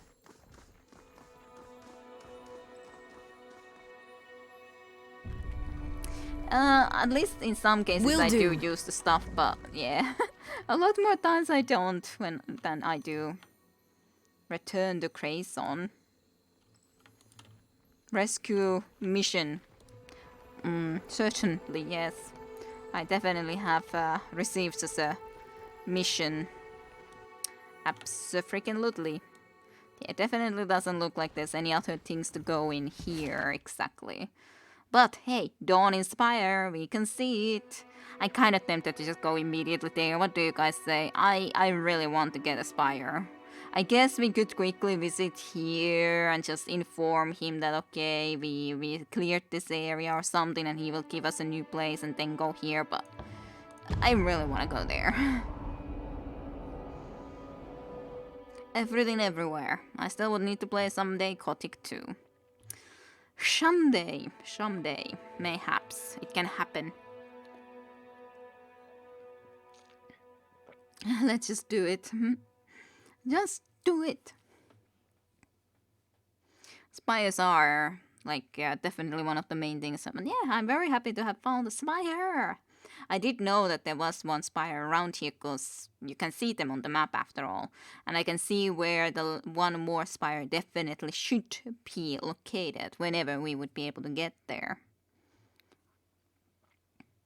You'd never finished Gothic 2 or 3. Really would have to play those games too. There's way too freaking many games.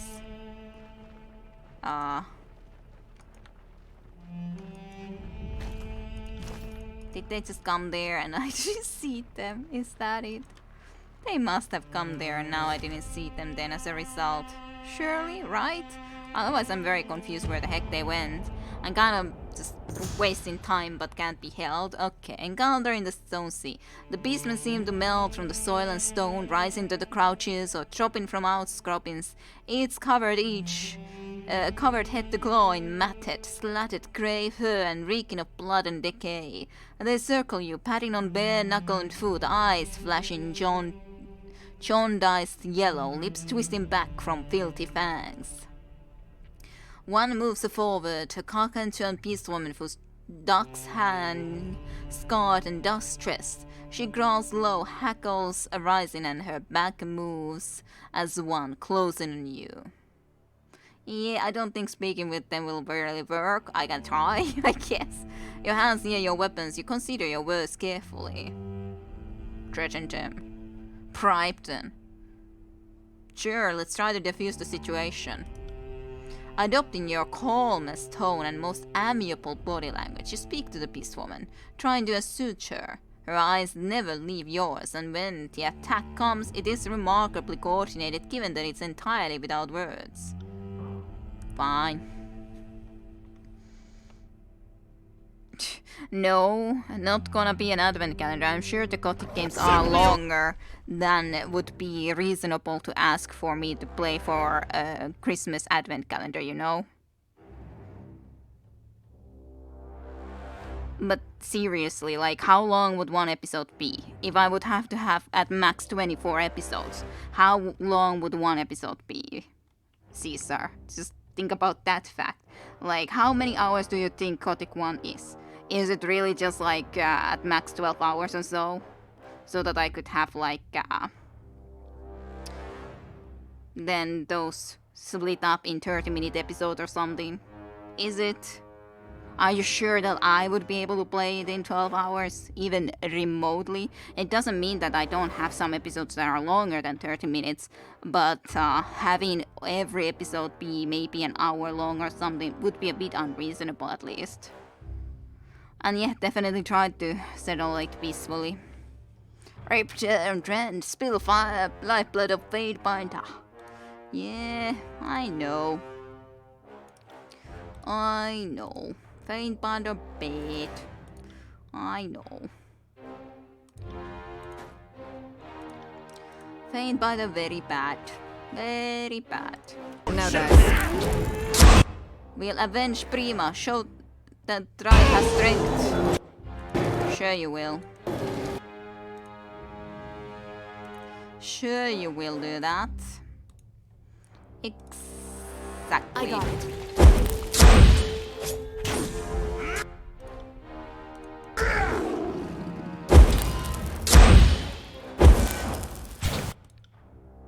right.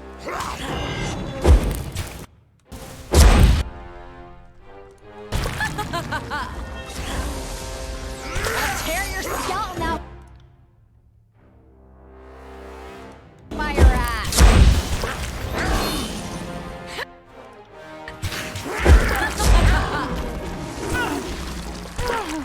Just slowly, just trying to kill them all. Slowly but surely.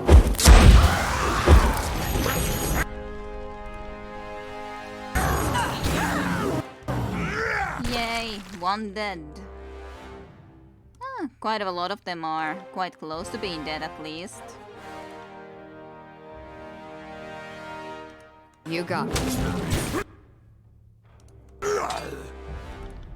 Take that! Strike!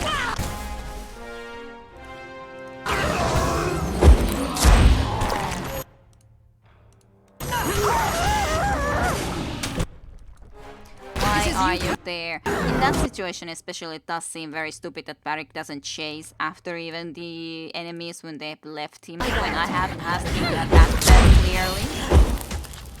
Somehow this battle seems like it has a lot higher music and I don't know, or volume, which is weird, when it didn't feel like that before. Right.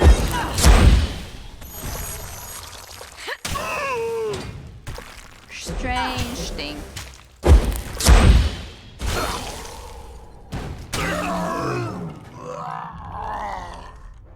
Alright, well, they're dead. I got it. They're certainly dead now. Good for them. Like I said, Caesar, please don't request something so goddamn unreasonable. Like seriously, 24 episodes of 30 to 40 hour game. That would be ridiculous. Then it's just going to be a normal series, not something like a goddamn advent calendar. That is just unreasonable. Unreasonable thing to hope that I could be able to finish that. Like, even if I started right now, it would be still a freaking long freaking journey to go through all of that. For it nonetheless, and just for episode length, I think that is too long. Like having maybe, I don't know how much that would even be, 30 hours split into 24. Every episode would be over an hour for every goddamn day. It's like, as it's a lot, it would be too much. Definitely too much. Too much for me, and I think it, generally speaking, isn't a nice length for videos either to always be over an hour. It depends a little bit on the game, of course. Like some games I'm more happier to make longer episodes. Like Darkest Dungeon is one that it seems sensible to at least try to go through every dungeon that you start. Because it's nice. Maybe if it's a really long one you can skip it or cut it into half. But in general, nonetheless. Okay, at least you're joking. But those would be too long.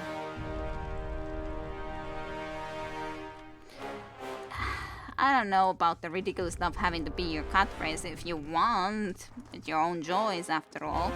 But I've never nonetheless thought that that's your catchphrase, so it's your own made catchphrase then. I do take you seriously if you say something like that though. Because, like, that's how I am. That's just how I am. Because it is just an unreasonable request. Regardless, it would be. Very much so. And not really helpful in trying to decide what would be the next advent calendar games, definitely. That's for sure. Extremely unhelpful. Sorry, I can't. I had no idea where the goddamn disfavored went. I thought that they were supposed to be here somewhere. Can't do that. Let's shit him. I don't see them in anywhere. Maybe they've gone all the way into here then, where the beast woman's and men's were. You don't need to say sorry. That's going too far. No need to say Sorry, anything of I the sort can't. like sorry. Absolutely a no need. I'm just saying. I'm gonna take you seriously regardless. Okay, so where did I need to go and meet those stupid things?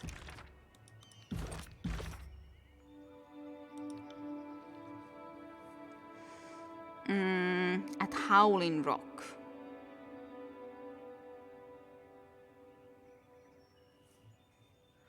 Howling Rock. Howling Rock. Howling Rock.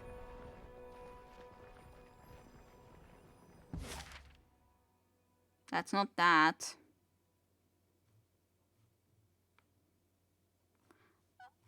Where's Howling Rock? I'm very confused. Absolutely confused.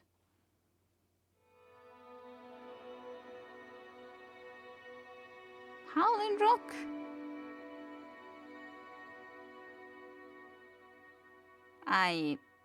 If someone understands where they're supposed to be, where I'm supposed to go and talk with them, that would be nice. But,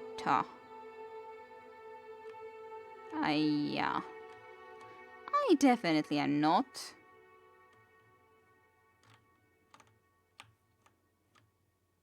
Alright. Well, I don't know where they are. Whatever. I'll go to the Dawn and Spire. That's gonna be more fun. What kind of game would you be in mood for Advent Calendar? You know, pretty much anything, really, as long as it can be done in a reasonable amount of time. Like, I have a couple of times done so that I played only one game. A lot of times, of course, I played more than one game.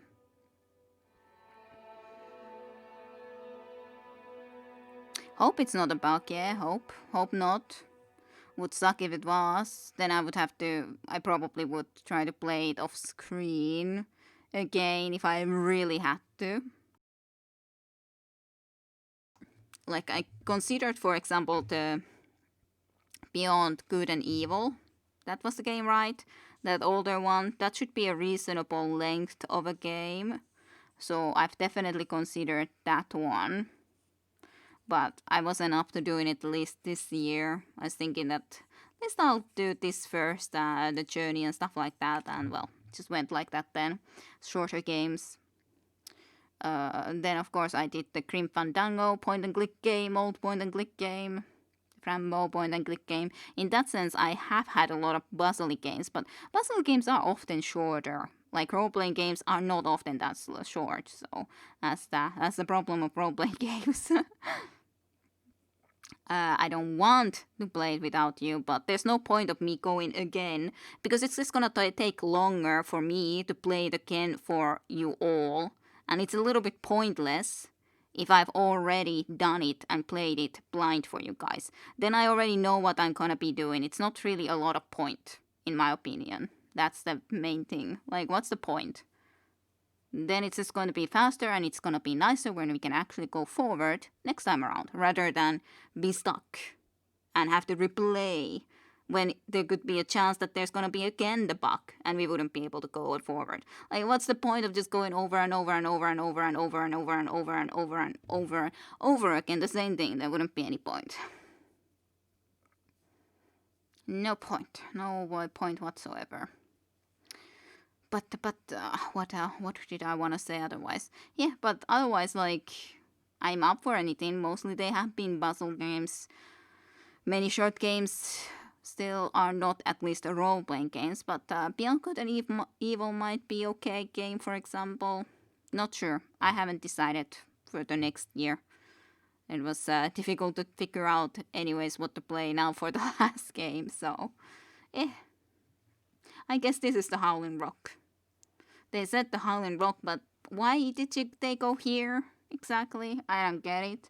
Why did they go immediately already to the goddamn spire when we didn't even know that the spire was here? So maybe some casual game like Claybook for being Finnish made and fun. Finnish made Claybook. Beyond Good and Evil is great for full playthrough. Yeah, of course that would be a full playthrough then for Advent Calendar, if I would be doing so. Yes, but I'm not a speedrunner Caesar. So it's a little bit different. And especially because I want to proceed in this game.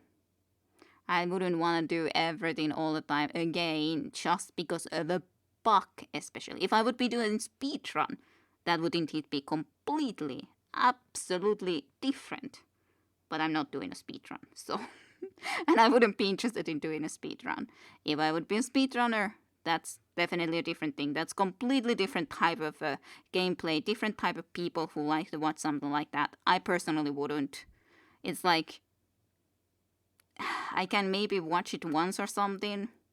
It's like... It's kind of impressive how good people can be at just going so fast through the game, but it's not my thing. I wouldn't be interested in doing that, and I personally wouldn't ever be interested in watching it. I totally understand that people are, but I myself would definitely not be. Not whatsoever. It's never been my thing. Just not been my thing. Everyone has their own likes and dislikes, and that's definitely not something that is interesting. I'd rather explore everything I have fun exploring, just spending time looking around and stuff, and not speedrunning. Yeah, like they can be cool, definitely. I definitely agree with that, but I can't, like, if I happen to happen to watch, like, cool. But it's definitely never something that I would go and search for.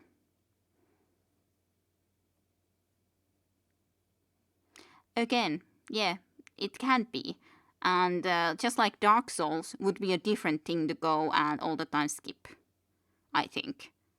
Like maybe skip a little bit, but that's a little bit different. If I would be going and playing a Dark Souls and skipping all the time if I had gone once to the boss and all the time skipping all of those times that I would try to run the boss, yeah, I think it's fair enough that I could skip some of them, because it's not like there's anything that different, but not at least the attempts themselves of beating the boss. Absolutely not, because that's after all the point. Not just watching the main actual successful attempt, but watching how you learn and all that.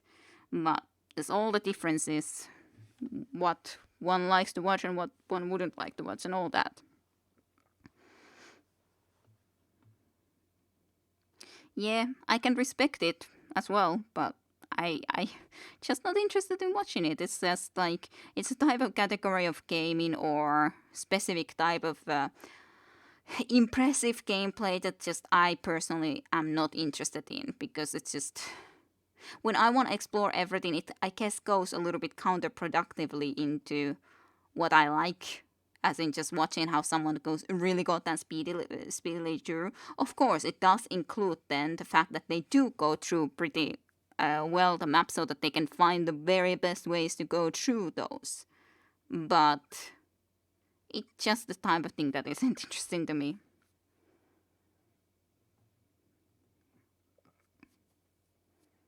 Klitzless runs for you, eh? Well, that's the thing, that everyone is different, and of course it depends on the game. Like, some games I would assume the clipping through walls is more common than some other games. But yeah, not for me. Never ever. Never ever for me.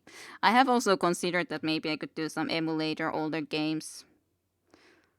That could be okay, but okay, let's just go. I didn't want to start talking about this, but it's again, you go in and started to talk about ridiculous goddamn stuff that I have to respond to. And I have strong opinions about nonetheless, even if, like, I can indeed respect it. It's definitely not my type of thing. You second that, as in going forward? Anyways, Howling Rock. Howling Rock is one of the most remote sections of the emulator thing, I would assume. Yeah, playing emulator older games. Because they're not all that, nonetheless, long and stuff like that. So there definitely could be some. I would assume that Nintendo might claim some of them, but I assume it's still fine to have them in YouTube still up, at least the gameplay videos. Yeah, the older games part, yep. I understood that sort after a while. Depends. JRPGs though are longer, Caesar again. So if you're talking about advent calendar games, then JRPGs again would be kind of bad choice. Because they wouldn't be that goddamn short. You know that, Caesar. You're just joking with me there. But like the games that I played as a kid and stuff. Chip and Dale would definitely be pretty short from the NES games. Or Super Mario Bros. 3 I might, but that is longer of course, but maybe. Then just some older otherwise games. I did play that DOS DuckTales game one special time when it was like the certain time of years that I had already recorded and stuff, done YouTube videos. Fine uploading the videos, but yeah, not really gonna be able to monetize those videos. Of course, the Paper Mario was also cool, though that one I haven't played. Then Yoshi's, then there's those Super Nintendo games, different ones that I played. Yeah, that's the problem. I'm not sure about the Nintendo games. It's a little bit difficult. That's the main problem, that I haven't played them, because that's indeed the problem part about Nintendo. But there is a lot of cool different games. But I have considered also that might play Chrono Trigger or the Secret of Mana at some point. I've seen them, they wouldn't be blind, but I don't remember them very well because I haven't played them myself when I was a younger kid, so only saw them later on. But they're cool enough, but they wouldn't be short enough for Advent Calendar, obviously, so.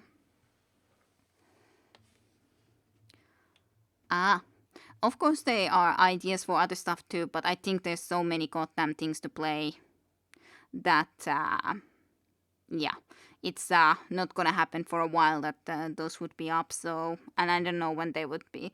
Definitely okay ideas, but yeah. But okay, I didn't wanna, like, I like, on the other hand, talking a lot about these things, but I would prefer to leave them at the end or something. Because I really do want to play these games forward some days too. So, Howling Rock. I'll start to read, okay? Well, I played Stanley Parable already with Seneko. Haven't you seen my Let's Play? You cannot just remember. I played it a goddamn long time ago. It was fun enough though. It would have been good for Advent Calendar, but not really anymore. Of course, it would be great if I could just let you guys talk and I wouldn't need to respond, but the problem is that I always feel that I need to respond, so that's the issue. And I have something to say, I can't be but responding. Long while ago, yeah. Even you saw that? Amazing. So how did you like Stanley Parable from me then, eh? Anyways, Howling Rock. Howling Rock is one of the most remote sections of the Stone Sea, laying in the center of the region that is incredibly difficult to traverse. Near the center of this area is the final resting place of an Archon of Stone, Cairn. The Earthshakers work to draw energy from Cairn's remains, enhancing each of their numbers before sending them off to battle in other sections of the tiers. That's a complicated route to travel. Switch day. You'll howl in the meantime. Good. Not the worst. No. The worst is the worst, obviously enough, and I have her already in my team. Because it's a problem that her name is like verse. Because you say that it's goddamn same way, so verse is verse. You know? She is the worst. Because she is the worst. It just makes sense. Just by accident, eh? I wouldn't trust Caesar, to be honest. But yeah, verse. Verse is verse. Well, you say them the same way. At least I say her name verse. I don't say her name verse. And verse as in being the worst of all, as in WOERST and so on and forward. It's basically the same thing. You know? Like Viseneku said that he's the worst. Just joking. Alright. Good. I can never be, well, I have to always explain regardless, because I can't be sure. Oh, that's Garen's body then, eh? Looks cool. No matter what side of the battlefield you stood on, Cairn was a dangerous presence. Even in death, he blights the land. That's a lot of man. Let's try not to wake him up. I think we can't really quite avoid that. I don't think we can quite avoid that though from happening. That would be very unlikely. Negative, Fatebinder. Herbalist myths. Fine enough. Fine enough. Let's take the herbalist myths for ourselves.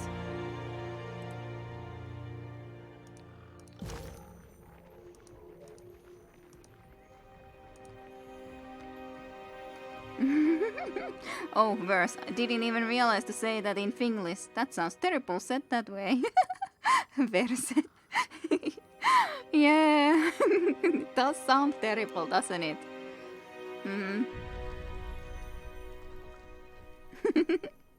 Well, you yourself didn't say that I should trust you to be a mod, so, you know.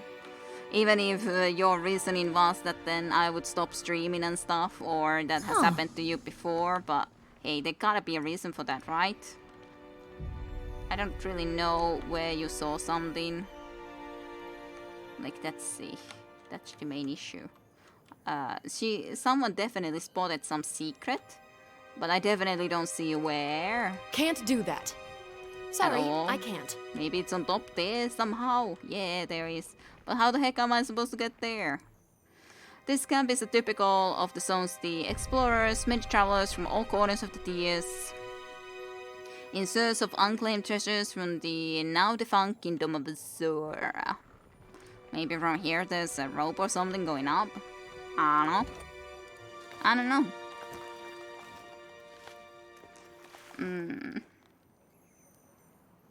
Sometimes you hate how sarcasm conveys in the rhythm worm so badly. Yeah, well, that's the problem, of course. It would be a lot clearer if you actually just said it rather than, well, wrote it. Absolutely. That's just how it is. Unfortunate, but so it is. I for one like that you take literally. It's nice contrast for when I say things literally and people are like, what do you mean by that? Can't do that.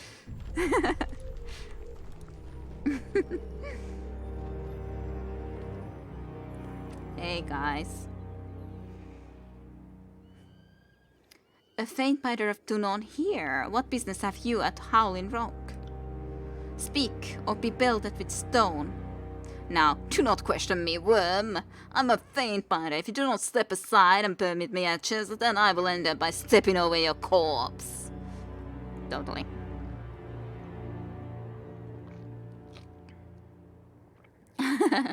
Yeah, I got you. Not quotation marks. Very poetic quiz. Oh yeah, I needed to do that.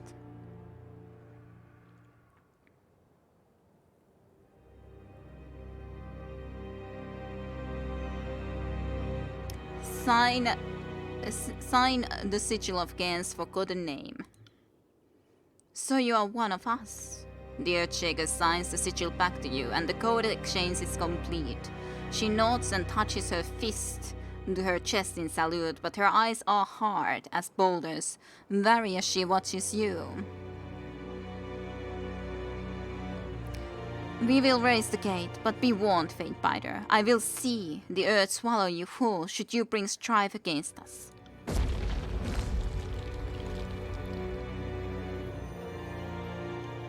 Though it's a symbolism in everything you say. Indeed, there is. Mom, wait up! Yes? What's going on with you guys? Faintbiter, you survived to join us. The Iron God studies you with stern intensity. If the exertion of the run has winded him, he does not show it.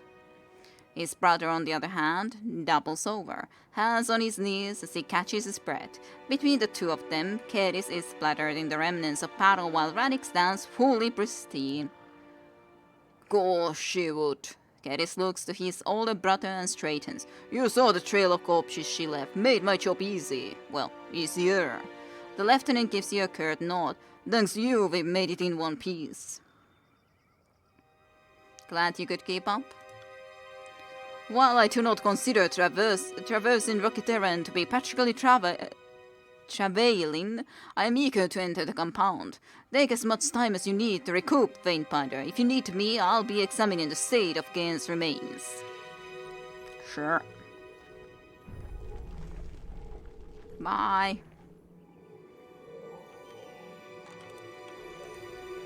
Bah. More stones of Cairn.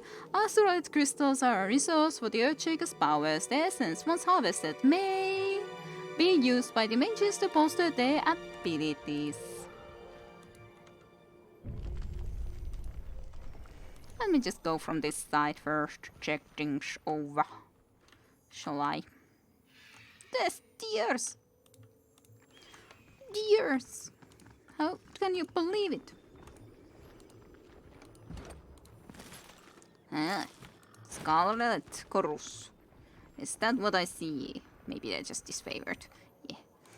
Fine enough. The Earthshakers mean to defend the final resting place of Cairn to the death. Weapons, supplies, and resources have been brought in to sustain the soldiers at this camp.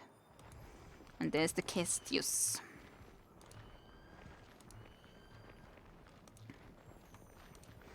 Kestius as well. All the boots we get. How lucky we are. Sorry, I can't. Can we climb this? Yay! We climbed the cliff. Now we can get to where I want it. As in to the location where the stupid corpse is. Or tent even that we saw.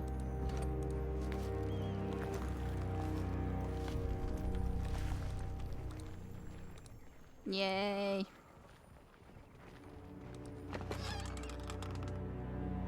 Peridot. And this is... Ooh, something new for me. How lucky I am. Which allows a spell to pounce to many additional targets. So basically, I think I already knew it, but it's just a higher level. Yeah, higher level of it than it was previously. Or lower level. As it happens to be. But hey, second level of it. Fine enough. Right. Fine enough. Regardless, it's a spell thingy. So I'm always appreciative of getting all the spell thingies, no matter what they may be.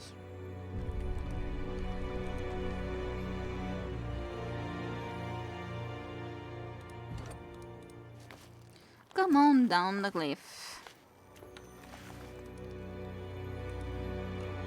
And just check the area to the end, and then we'll be going to the camp itself. At least finally someplace we don't immediately have to do some battles. As in this favor, they're actually our allies for a change.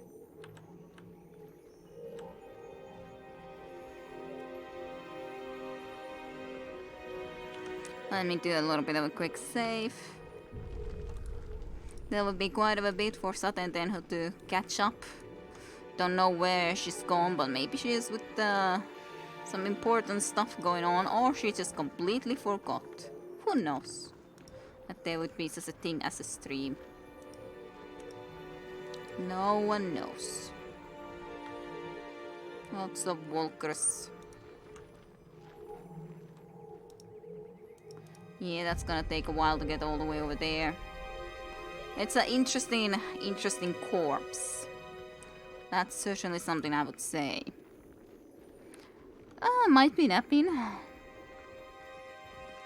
Personally, I find my friends say the hell to me the most, eh? Interesting. Why do you think so? Why do they always find hell with you? That's a good question. That's an excellent question to me. Why would such a thing happen? So, Kestius. The Exchequer bounds fist to his chest in brisk salute as you approach. Careful with your foothold, Waybander. This close to the swords, the surface is likely to shift at the moment's notice. He sighs, slouching at his post. You lot look so weary as I feel. It's an incessant trembling that's done you in, isn't it? It's hard to the bones, but you know I'd rather think I'd find the tectonic quakes to be soothing if I didn't know they were caused by my Archon's pain. Rarely do I make any sense. I don't think that's true. You make all the sense. After all, you're Tajunda. On the other hand, of course, there is the unconscious side of consciousness, but, like, still, consciousness makes sense. I think. And it only makes sense that it makes sense.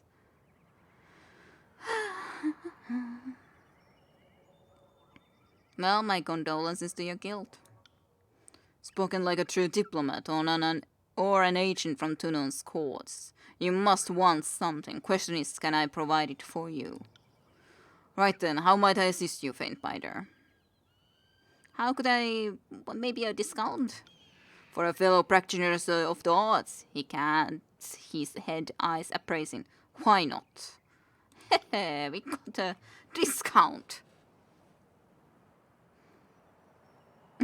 You're trying to be more coherent here.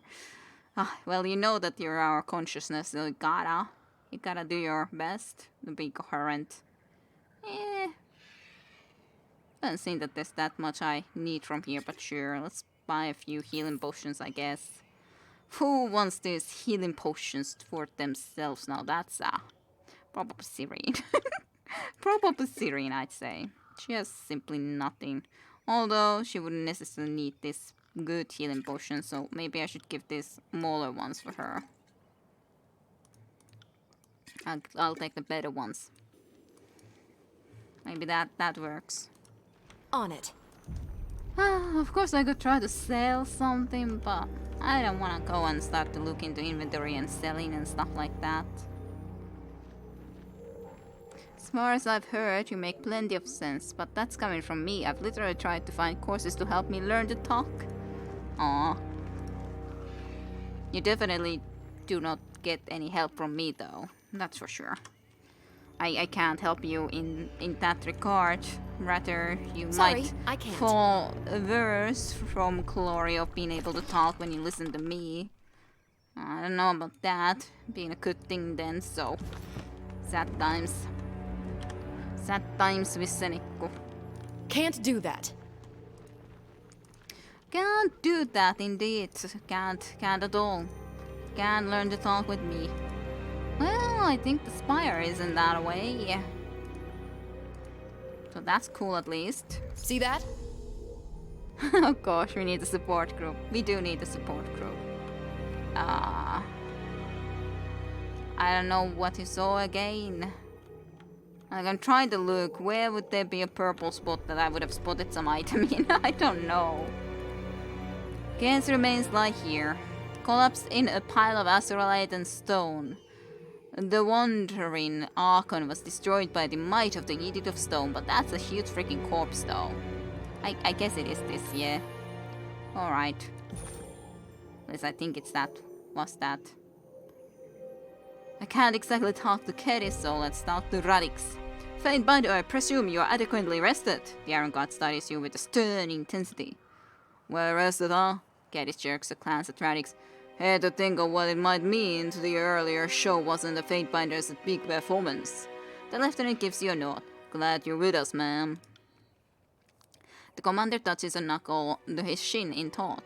Yes, I must admit I am as well, especially in the fate of recent discoveries. What discoveries? What's happened? While I served Ash and at Ventresswell even, not Wall. In my stead, the guild succeeded in their mission to locate and guard Kaen's remains. Of course, none of us expected he would have survived. He notes once in admiration of his former master.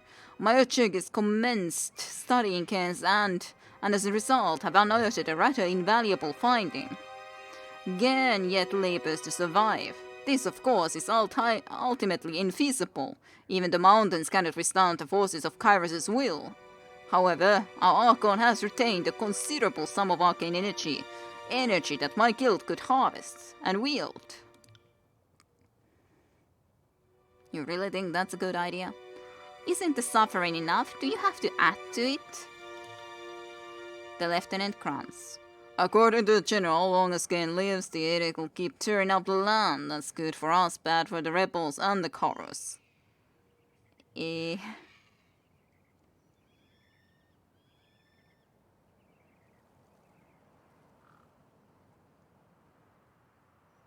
How are the continued earthquakes good for the disfavored but bad for the rebels and the chorus? It's simple tactics, ma'am. Ruined farmland means less food to feed the masses, the disfavored and more supplies stocked, and since there's fewer of us, we need less rations overall. Plus we're made of tougher stock than the chorus and the tiersmen. We'll be fine. Meanwhile, the starving army will be easy prey for Ash. We'll force the enemy to squabble over supply lines while we sack their forts. Basic barbaric even, but effective.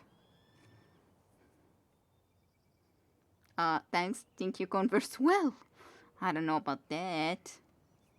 Me? I do my best. But, you know. I guess my voice acting is sometimes okay at the very least. At least some emotions.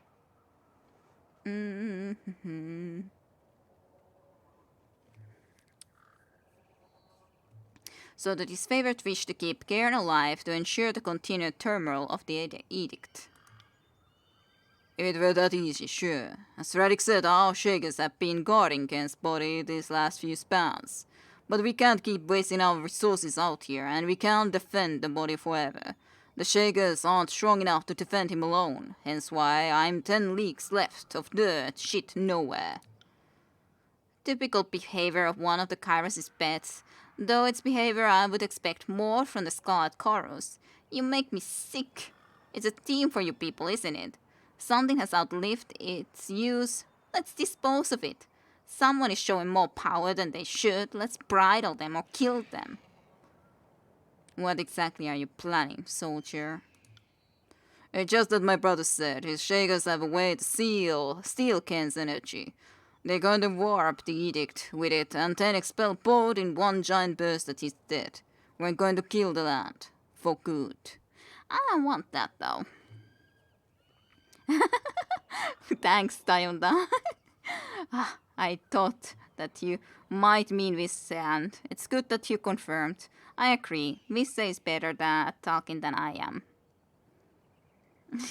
You too, I guess. Thanks. But yeah, Visse does better. Right. Me and my shields are going to help him see to it. Why am I gaining fear with Serene, when clearly I'm not the one that is saying that I would want this stuff happening? You can't pretend to be good. If you pretend to be good, then clearly you are good.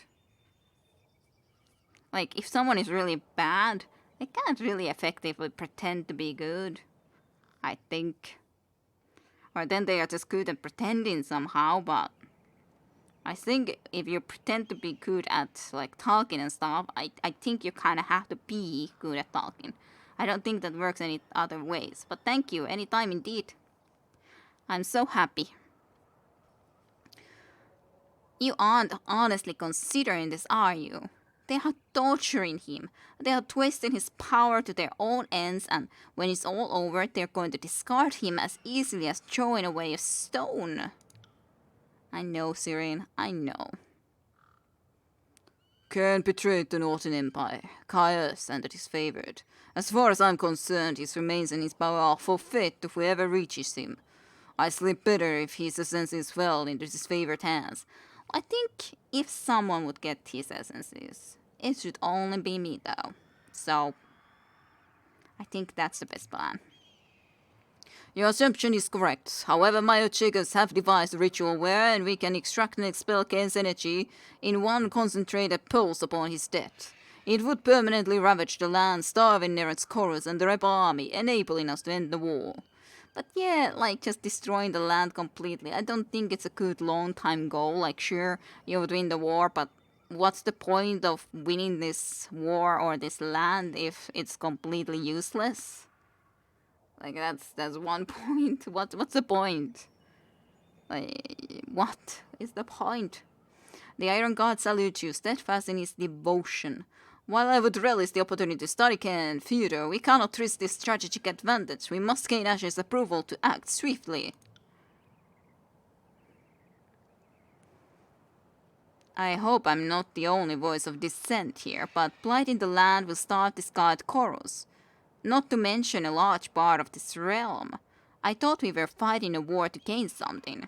It looks like we're causing massive devastation for one dumb victory. Am I wrong here?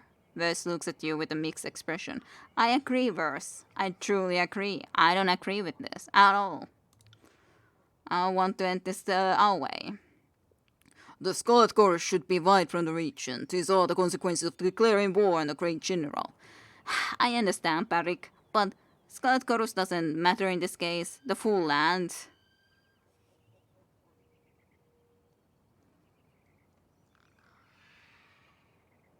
To be honest, I have some reservations myself. Yes, that's the only one I can say. Hate to side with the Screamer, but I'm something of a mind to agree. Bite the land, kill the bastards, I'll take the sheer victory, but damn if I won't also miss the purity of hand-to-hand battle. That's the reason he doesn't like it. Loose stones jottle across the ground as he nearly imperceptibly impatiently taps a booted toe. If the lot of you are quite well finished, I'd like to get on with it.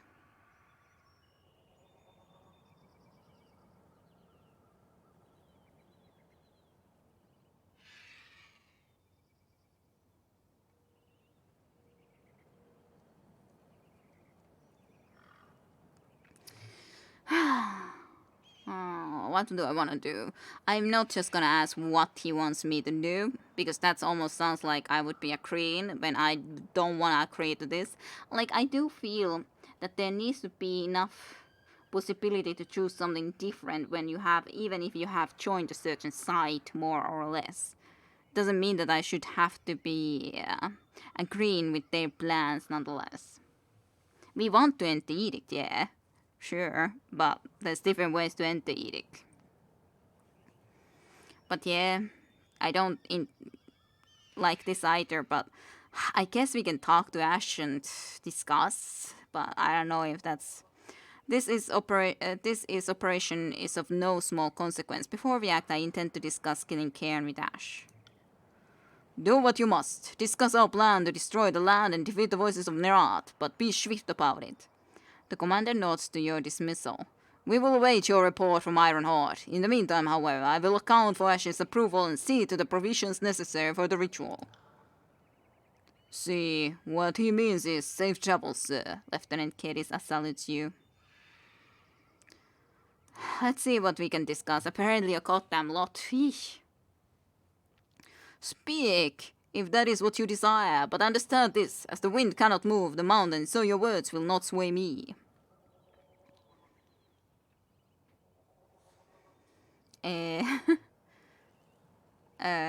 Okay, these are just like, I ask it again, remind me again. What can you tell me about the Howling Rock Spire? I'll grant you ingress to the base if that is what you desire, but I advise you not to let it become the foremost consumption of your time. My Earthshakers have already extensively examined the site, yet were unable to uncover more than a cavernous room with some carvings in the floor. Yet Gen's clinging to the base like it's the only thing in a storm-shocked sea. The lieutenant cranes his neck towards the tower's cloud-obscured peak. What do you reckon that's about? Delirium, perhaps? Who rightly knows the effects an edict may wreak on one's mental capacity? He stiples his fingers in thoughts. Or maybe he knew of a peculiarly we yet do not. Peculiarity. Perhaps the Dawning Spire could have restored him, and he managed to rouse it from its dormancy. The Master Earthshaker looks to the stone giant, then over to the looming spire. Perhaps not. Is there anything we need to worry about? Short of full-on assault by the chorus? No, but an attack from the screamers could get messy, so I've got my shields keeping watch. You say that, but I may yet surprise you, eh?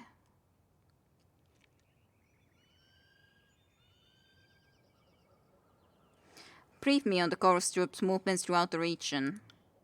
Shoot. If there aren't more of them than mechas out here, can't go 2 feet without needing to cut someone's entrails out. The soldier rubs at the pommel of his sword edge. But most of them have swarmed Halfgate, looking for warm bodies. Crude as my brother is, I agree with his assessment. The chorus are rather semblant to muckets. Seemingly inconsequential, yet annoyingly numerous, both squished beneath stones of adequate acceleration and mass. He taps his foot in a slow but eager rhythm on the ground, but then stops, settling himself once more into stillness. However, more pressing matters have need of my attention presently. Even Radix likes killing chorus screamers, but he can't stray from the parameters of his post, and I can't stray from him.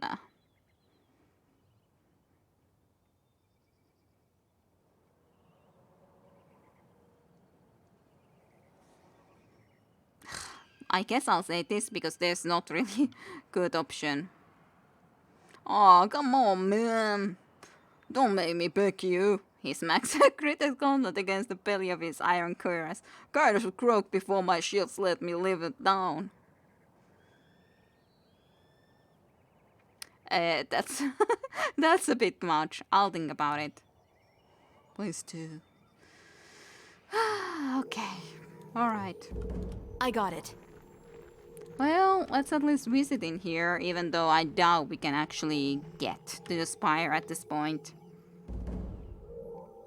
Preculariati. We do definitely want the spire. The spire needs to be ours, and no one else's. No one else can have it than us. The only problem is we don't have the full thing that would make this unless we somehow would only need 2, but I assume we need 3. Brilliant Flames cast an emerald light on the walls. How they got that color and why they don't burn out is a mystery. You capture a blurry but purposeful image of the ancient relief.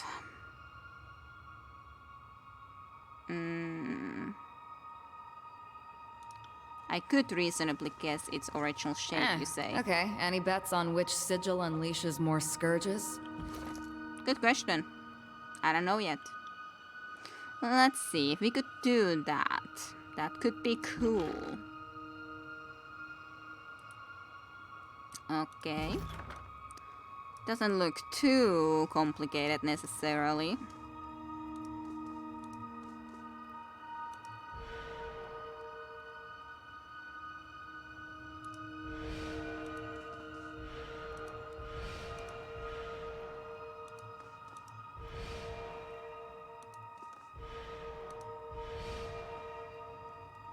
Then there's like a round shape, like a tear shape.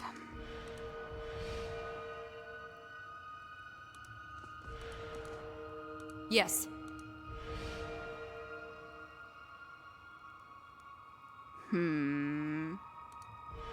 I think it's more like this.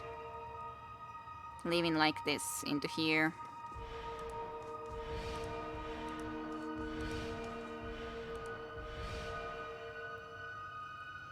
Then we can see that that's there, but there's no clear picture that it would continue anywhere, but that does continue into this way, in some way or another. Exactly to know how much is a good question. But of course, if it was said that it should be symmetrical in nature, then it would be okay to assume also that this would actually go here, the tear shape, into both directions, and then that... well, this anyways happens too, after all. Obviously. And if it needs to be symmetrical in nature, then we need to, of course, do this the same way in both sides and not just one side. Yeah, I think that's the conclusion of it.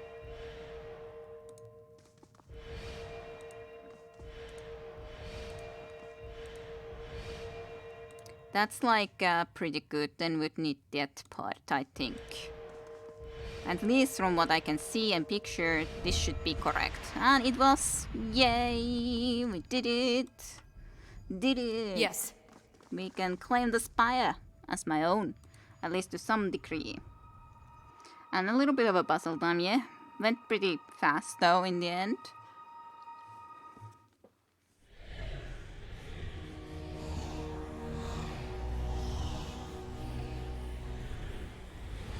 I shall claim the spire. And yeah, very neat, and thank you for the GGs.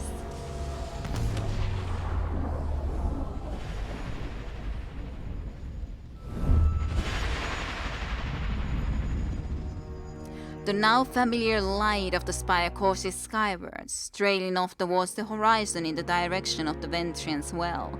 You feel the ground beneath you falls away as you give in to the warmth of the energy surrounding you. The dawn-inspiring howling rock gives you the impression of slow, inexorable movement, like a glacier of living stone. Unstoppable force moves at a pace that no eye could follow. The tower's very immobility is a pretense. With a triumphant heave, you feel the will of a spire stretch across the distance to link its power with Ventrian's well. Another spire added to your collection, which begs the question of how many strongholds one Fatebinder needs. I'll leave you to answer the hard questions. Thanks, Barik. Are you used to this rush? Because I don't know if I ever will be. We all feel it, right? I feel bad reveling in this moment, knowing it came at the loss of such an immense power. But we will use it to further our cause, so it won't have happened in vain. What power do you mean exactly?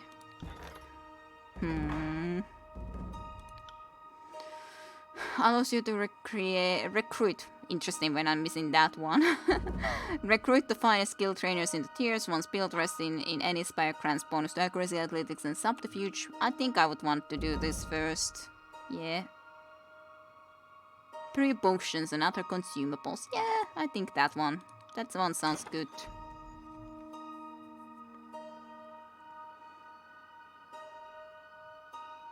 I've been interested enough about that.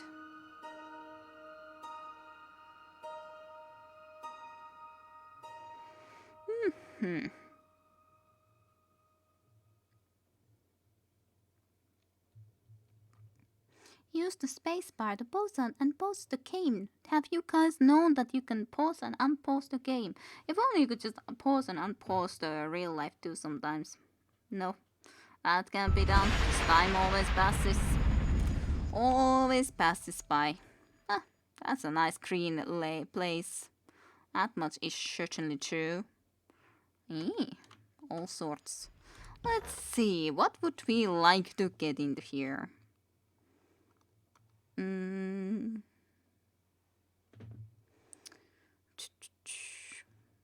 Many of illegal potions. Lore, but on the other hand, I do know that she probably can't. The sage can't be training me any more of lore, I'm pretty sure. Well, we can try, I guess. Sure.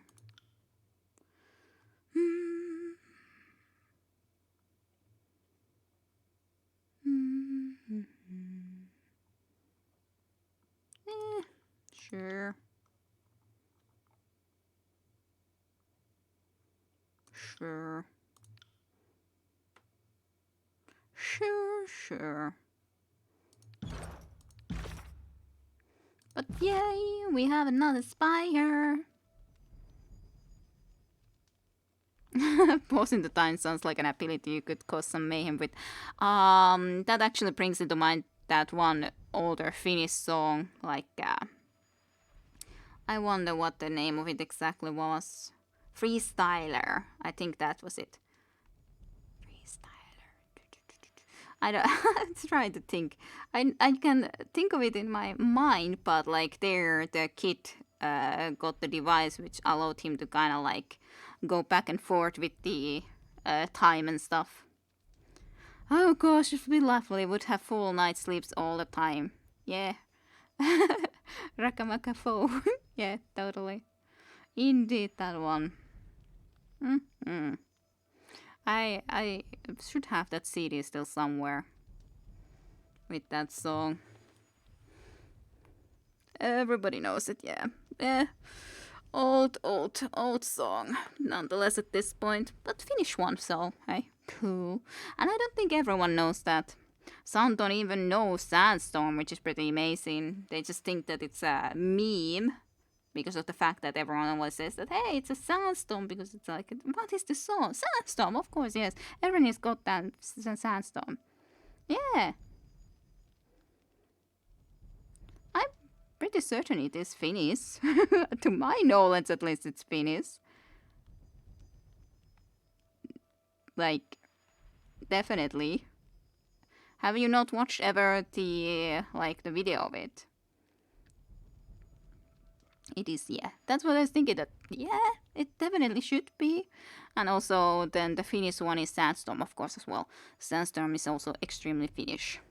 Even though you wouldn't think that there would be a lot of sandstorms in Finland, but hey, you never know. Sandstorm might be just around the corner and stuff.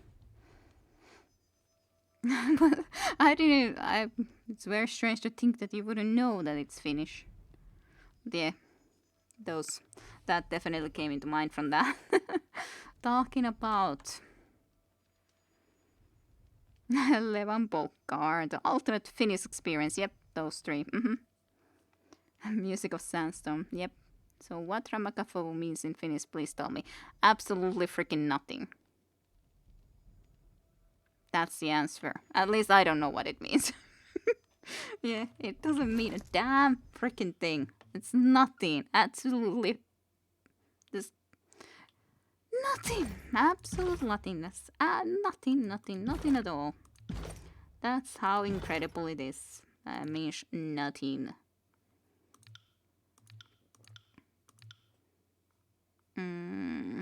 I guess, has it already then completed the thing there?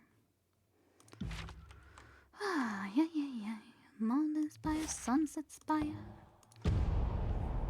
Okay, just checking. Yeah, it is of course okay to ask, rather than just make assumptions. Of course. But yeah, isn't it like in Helsinki Metro or something that it's like filmed and stuff too? And Sandstorm is also recorded in Helsinki Street. That's fine enough that you may not have listened to it or cared for it, that type of music. I've listened to all sorts of music, to be honest. All sorts. From one end to another. Less of classical music. Less of rap in general, but that's not completely like rap. And not really jazz or blues, but like overall a lot of, and not death metal, because that's just, I can't make out what the heck they're saying, so I don't Yes. really, I haven't really cared for that one. Thanks for that, I guess. I guess I should really be checking with these guys too sometimes if they have something for me made. Nothing? How can you have nothing for me? That's just ridiculous. I guess I didn't start to do anything more. Fine, let's start that then. Let's start it at least. Let's check the dagger in here actually.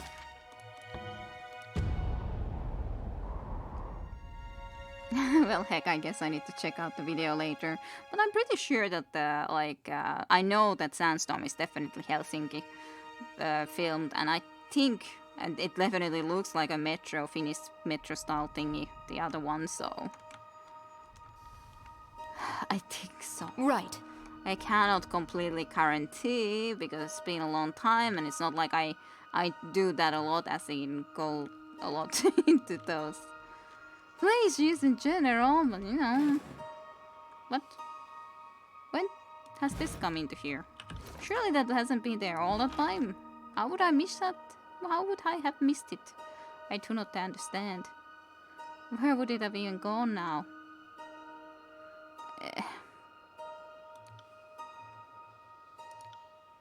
There it is.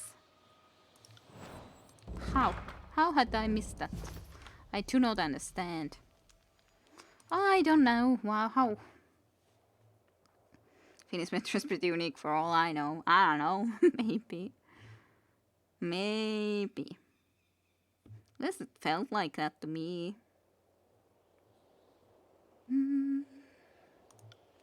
Let's have a look, see. What would be the dagger? Zeal, I guess it was. I guess it's fine.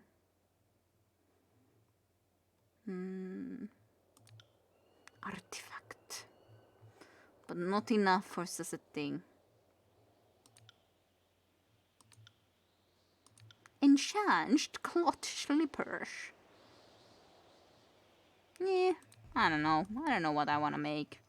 So, let's not make anything. When I don't know what I want, then I guess it's better I don't make a damn thing. I wonder how soon someone will be can contact me about that thing about, hey, you got another spire?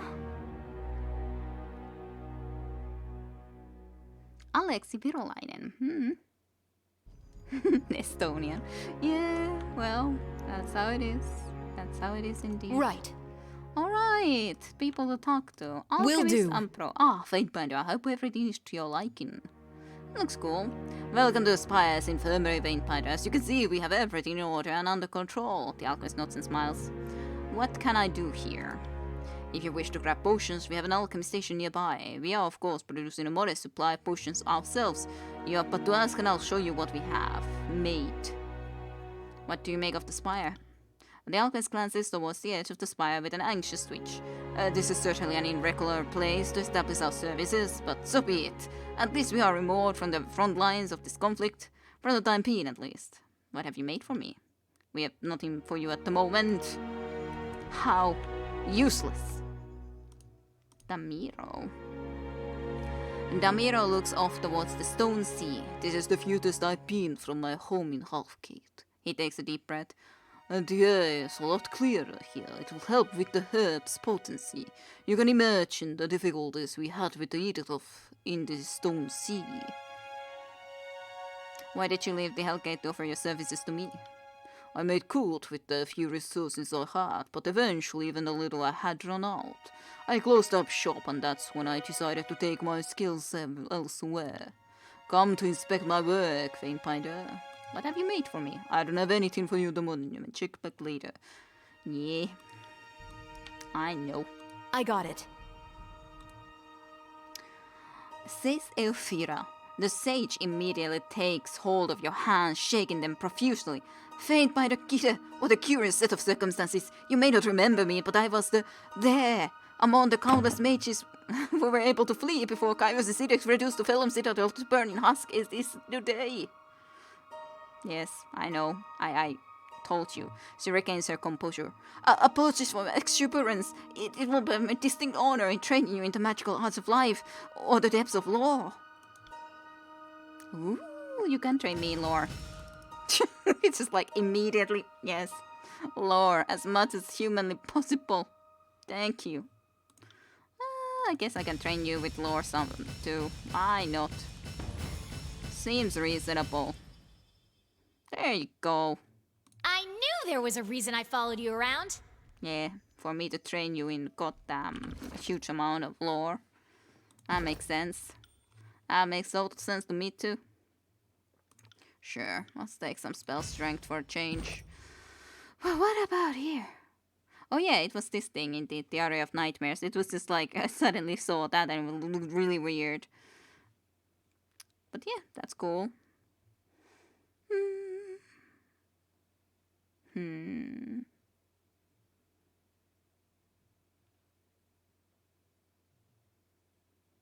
defensive zones.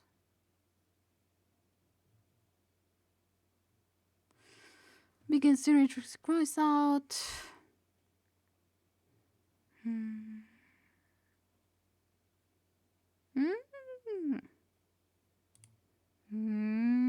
Spell slots too. Sure, I can take that. Even if you're not the best spellcaster, but yeah, I like that. I like that. Well enough. We can go and do something with those spell slots then a little bit later. Not immediately, but a little bit later.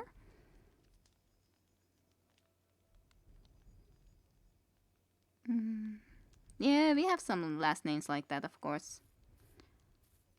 But I understand it sounds weird.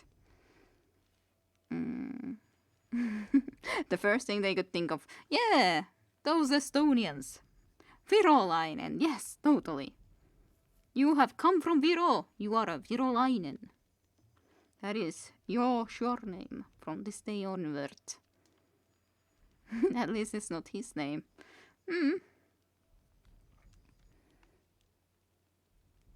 Yeah, probably not from the state country, though. Estonian. Well, but of course that's a sure name. It's not like anyone actually names their shot like that anymore at the very least, so... Immense crystals envelop what remains of the land in all directions. Enebrus. The sage is preoccupied with examining every groove and crack in the stonework of the spire. He sees you and begins to shake his head in astonishment.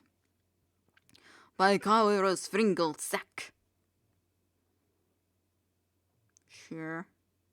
How on Teratos did you build something like this on so high off the ground? How do you secure your vials from the wind? What do you do when it rains? Before you have a chance to respond, his face has already leaned into a collection of herbs growing in the planter, completely disregarding any answer you might have for him. I'll be sure to make something worthy of this soaring apothecary. Make no mistake of that. Oh, sure. Yeah, you don't have even anything for me yet. So, what's the point? Herbal ingredients. This is probably where I make my potions. Or can this go try to do something like that? Structures rest percussively on the sheer cliff, yes. What about you? Arena. An alchemist looks you up and down with an expression of open curiosity. Reasonably healthy, reasonably fit, evident exposure to military camp diseases and combat conditions. She narrows her eyes and nods.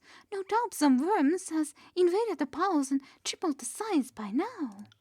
She makes a dismissive wave. You'll be dead before long. What makes you say that? It's a sad reality of military life. Too much time spent in cramped quarters, sharing a bunk with some half-dead soldier who can't control his fluids. I tend to keep my distance from such squalors to avoid catching what I treat. She gestures around the spire.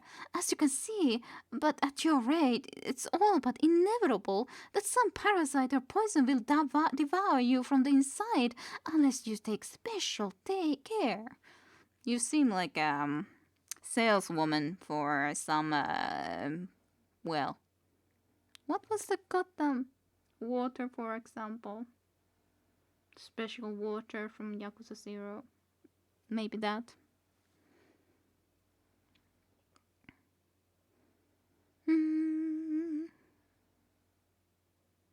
Yeah, it's definitely not the first name. They are cool sure names. It was seen some interesting names also, like sure names in the indie. Work practice place now too. Yeah, the half water indeed. Not that though. I don't think there would be that sort of a sure name. Why don't you show me what I can do to treat myself and forestall the inevitable doom? I would love to help, but I need some time to replenish my stock. Come back later. Sure. I'll come back later. Oh my! Oof. Lots of different stuff. Ugh.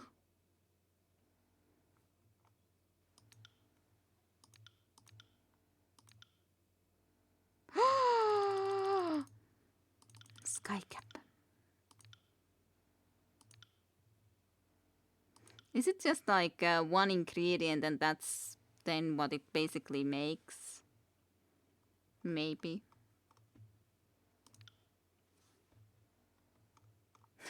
It just seems kind of useless when I never got them, have been using any of these.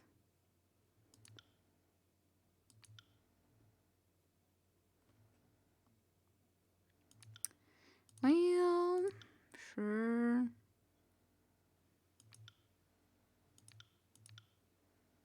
I guess I don't have that much of this stuff though, so sure, I'll just brew this one sky cap. Sky cap has been crafted successfully. Me very happy. I've done something. Ain't that a nice thing? Vettenranta somewhere. Yeah, that's pretty cool name. Definitely agree on that. Let's also see if there's anything special in the Mountain Spire now that we have even one more. Just in case. Can't be completely sure. If there could be something a bit more special about that fact. I'm just really happy that we got another spire, to be honest. Real happy about that. It's cool. It's cool to be able to have another spire.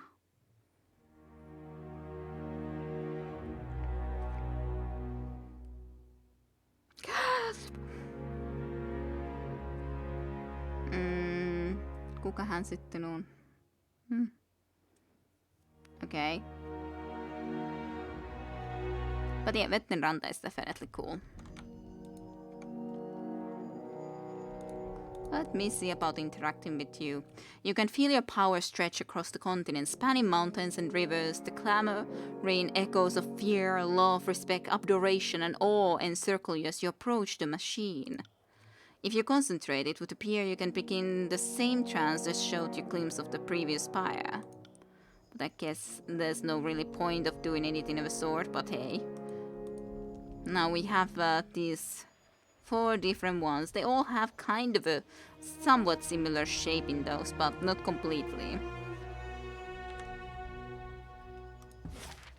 Well, let's go and visit Ash, I guess. See what the heck we're supposed to do with that one goddamn thing, and maybe someone will send us a missive because we have a location. Maybe. Mayhaps. Multiple commands. Okay, I guess I could try to do that sometimes, to try to do the whole shift or that.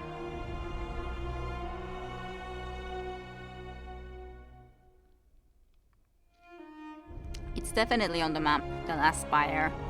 Definitely. I've seen it. Okay, research item already completed. It's here, see? On the other side, we're here on the Dawning Spire, and on the other side there's another one. Definitely right about there. It's kind of strange that there's like 2 in this kind of a same region. Like you would think that there would be a little bit more difference because this is so far away. These are kind of closest, but they're still in the separate realms. But then these are in the same realm, but just on the opposite sides. So it's kind of interesting. But yeah, there Sorry, it is. I can't. There it definitely is. Alright, what you talking about? The disfavored soldier mutters to himself and stares down the truncated length of a broken sword. Rusted piece of gearpiece wasn't even worth the trouble carrying into battle. Better off into the hands of a foreign drilling his fields. He looks up and meets your gaze, his posture straighten. You're 2 nuns Fatebinder, are you not? As timely that you happen by, I have a dispute with the watchbound of Latian's Crossing. Alright, why don't you tell me about the problem? At the start of the Gongas, I requisitioned an iron sword from the forge bound. Since they settled in Latian's Crossing, I figured it wouldn't take the span of the Endai Kairos be damn war to get the blade assembled and ready for battle. They proved me wrong. The Smiths only just filled my order and they did a rush job of it. The blade arrived in camp last week. I could tell at once that it was rubbish. It barely held an edge and wobbled in its cupboard. Well thrown, true and true. Go on. I was willing to give the glorified land of scrap a fighting chance, so I carried it in the battle. After 2 parries, the blade snapped. I had to tackle the enemy and pound his head in with my fists. He squeezes his fingers together, his gauntlets creaking with tension. I dare say we've all been there, Counterman, progress wood or no. I shared some tense words with my commander, but nothing could be done about the situation. The watch balance was the two not that is favored, which is why I'm glad you're here. My honor is tarnished, and I'm left with a second-hand iron that has seen more active duty than a dozen stone shields.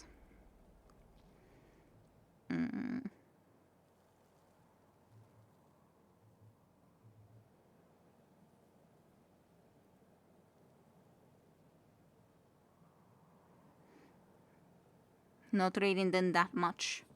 A shame.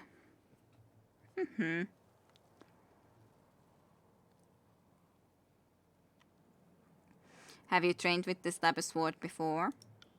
I carried a blade just like an installware. That was made of bronze, of course. Had a different weight to it, he shrugs.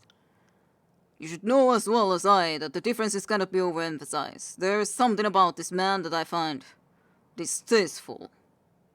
Alright, interesting. Have you spoken to the Forge Bound about this? All the way in Lydian's Crossing, it's not as if my commander will send me out and leave to give some sweat Smith a piece of my mind. Since the Forge Bound reported to none, I figured you would represent their interests. Legally speaking, that is valid. Glad we don't have to worry about carting a Smith all the way out here, then. I've dealt with faint bodies before, and I know you're capable of going to mad lengths to see Kairos' will done. May I see the weapon? Here you go. You can see plain as spire that the iron is no good. He takes out a sword, sheared in half. The flat edge shows evidence of spreading rust. The blade itself feels dislocated from the hilt, as if ready to fall off at any moment.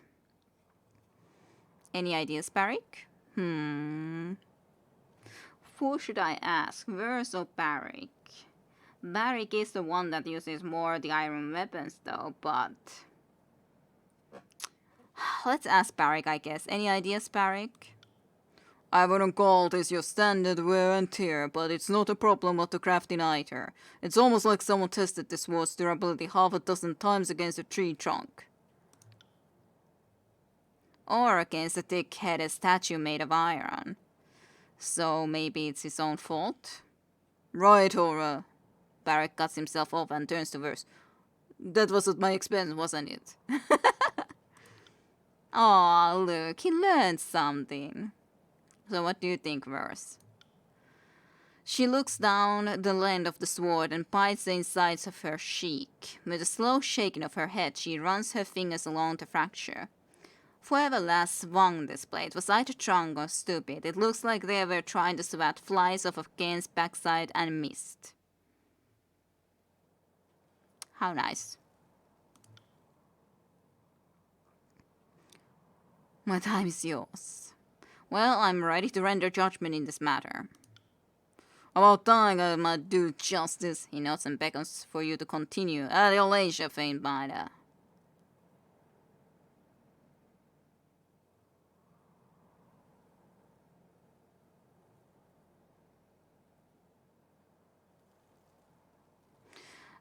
Let's go for this. Your attitude isn't befitting this disfavored soldier. I roll for the Forge Bound.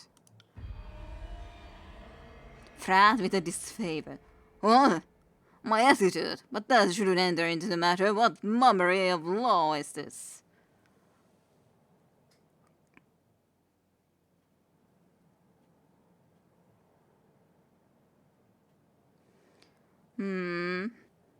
But, I do wonder if there was then falls in the sword, but at least both of my comrades kind of thought that that the users, it seems that the user is definitely at fault at the very least. Has been.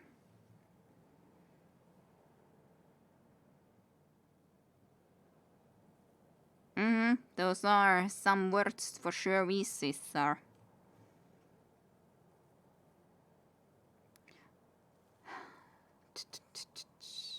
You aren't getting what you want. Now get out of here. I should have expected no less from two non-sound. You're all justice and numbers, but you don't know soldiers' challenges. Good day. I would be so tempted to slap him. Just for the fun of it. Sure, let's do it. Slap him. I won't say that wasn't deserved. It's certainly within your right, but it's really the job of his senior officer to dole out punishment.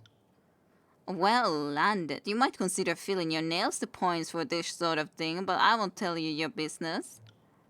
The soldier reels, then turns to face you down. Vault is despicable.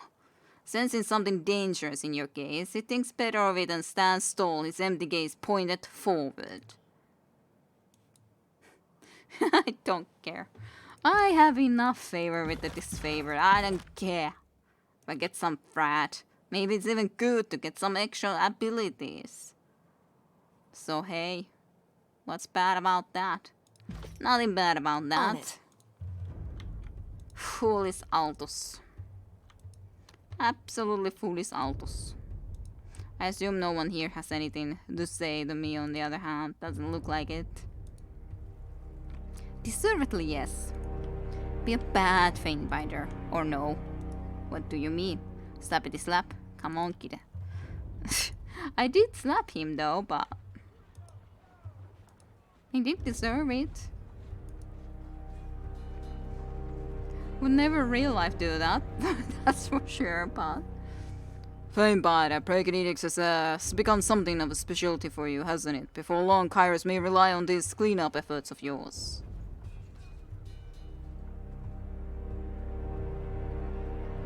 Here's to hoping Kairos never has to cast another edict. Wishful thinking, but you are not wrong to decide. I fear that dissidence will ever be a problem in Kairos' hierarchy, and that we have not seen the last of Overlord's edicts. I don't mean to marginalize your efforts. What you've accomplished in a short time is impressive, but don't forget that you are a vassal of greater powers, and should remember your place. What is it you require? Can the connection between you and your soldiers be severed? Just ask him. Barry quickly turns to face you but says nothing. Just ask him. Only in debt. One pushy eyebrow rises. Why do you ask?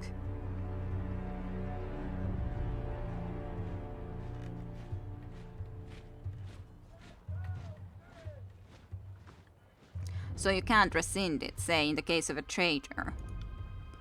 Were a legionary to ponder their loyalty to me and survive my subsequent wrath, then likely all bonds would break between us. The limits of my abilities, however, are not so cleanly defined as an Earthshaker's sigils.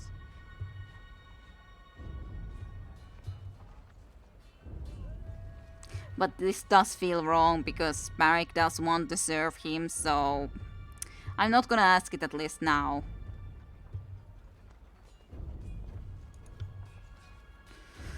Anyways, I made contact with Kedis and Radix. A quarrelsome pair, but I do not like to see family moving against the enemy together. But I do like to see, you say. Their bonds are more reliable than any number of like-minded countrymen. What do you have to report?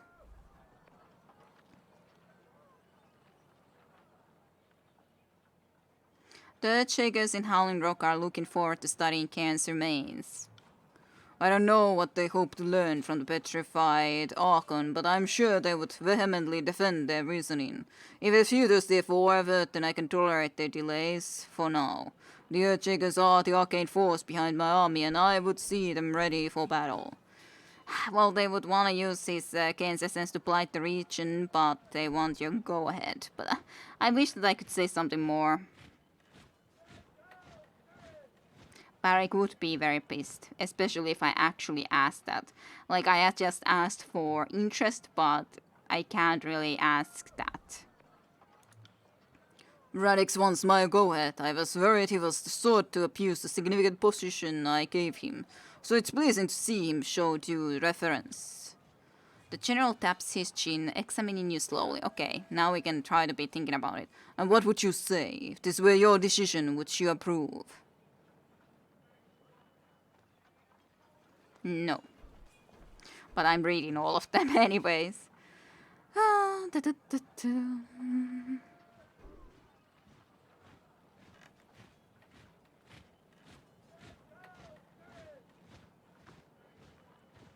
Those of us who respect the law.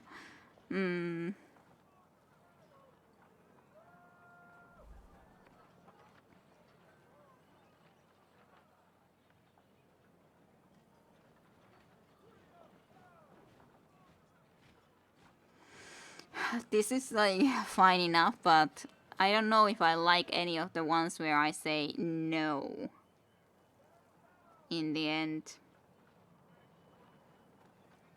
Because I don't want to just leave it there, that's for sure. I do want to end the edict. So that's definitely a no.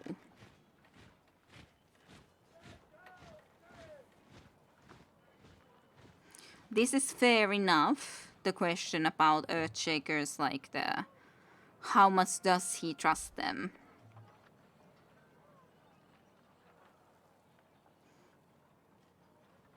I don't know if that's the case.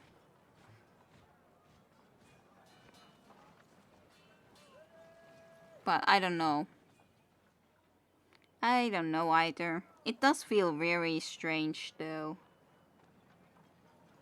I want to end the edict, but I definitely wouldn't want to be devastating the land. Absolutely not.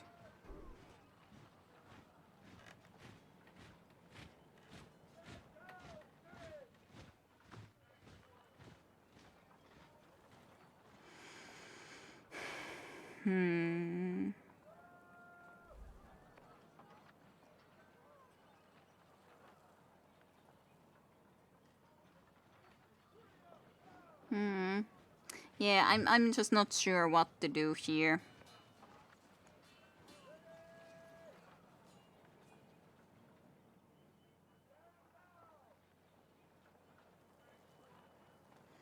I guess this is fair enough at least to ask, what does he think about the Earthshakers?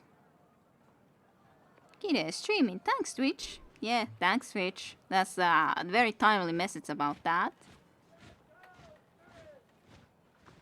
Yeah, that's true. I don't want Cairn to be kept alive.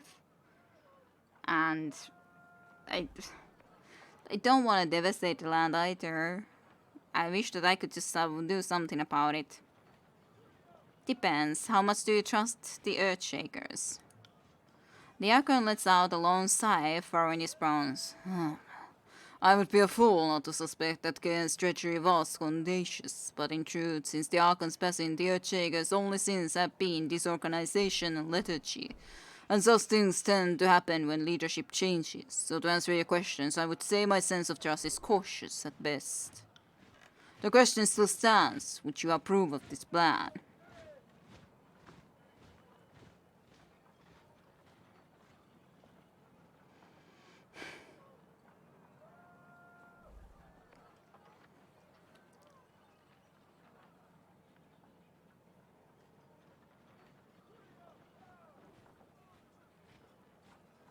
Well, what do you guys think? What shall we choose? Because I'm really having difficulty with this. Because yes, I would want to kill Cairn, absolutely. But I wouldn't want to devastate the land. So, those are like two very different things. Absolutely different things. I want to be the one to end the edict. Anywho's, not the others. I, not them.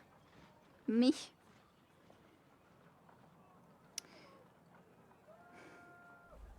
I do want to end the edict too, like absolutely. So I guess we can go for it. Devastation. devastation promised. Like, it's ruined land, but I guess it's ruined anyways at the moment, so I guess. Yeah, that isn't really a good choice in here for me, but whatever. Yes, Lincoln is following Kairos' commandment, and if the Earthshakers are right, their plan will render the land barren, starving the chorus. I concur. The Edict Stone makes Kairos' opinion on this matter crystal clear. The Overlord wants Kern dead, so it's our duty to help slay him. You were wise to bring this to my attention. The Archons fall under Kairos' jurisdiction, and that includes what remains they leave behind. We are fortunate that Kairos wished the Archon of Stone destroyed. I believe this offers us the freedom to dispense with this corpse however we see fit. Tell my forces they have approval to carry out their plan. I would see the voices of Nerad and his howling mob starved to the point of cannibalism, if that would deplete their numbers.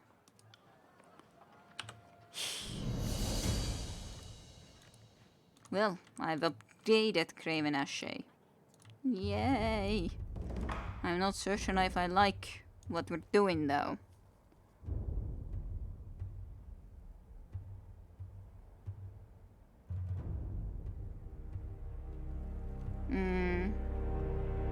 Yeah, there definitely is another option, at least if you're not joined with these guys. But sadly, I'm joined with these guys. So I don't know if I have another option. I'm certain other people would though. So, do you think, Caesar, that then there won't be almost any enemies in here if I go first to do this? But I kind of would like to be able to at least see how this would work out. So, if it would starve almost all of them, maybe then I will go ahead and load so that I can go to the other place first, see some more enemies. But I don't know. A rapid stand statue still just off the road ahead of you. As you come to a stop, its brown ear twitches and you suspect that it's about to bolt into nearby underbrush. Verse, you go hunt.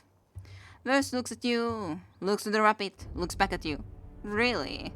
Her hands rest on her hips. You can't think of any better use for my time. In a flash you can barely follow, she hurls a dagger from sheath to Rapid's belly, pinning it to the soil. She walks over, draws the blade from the dirt, wipes it on her tattered apparel, and walks away, leaving the twitching Rapid carcass for you. Yay! I got a twitching Rapid carcass, thank you. Well, you're better at that verse than I am, so just saying. But yeah, I'm uncertain, certainly enough. This much I can say. Very uncertain. Very, very uncertain. Very, very, very, very, very uncertain.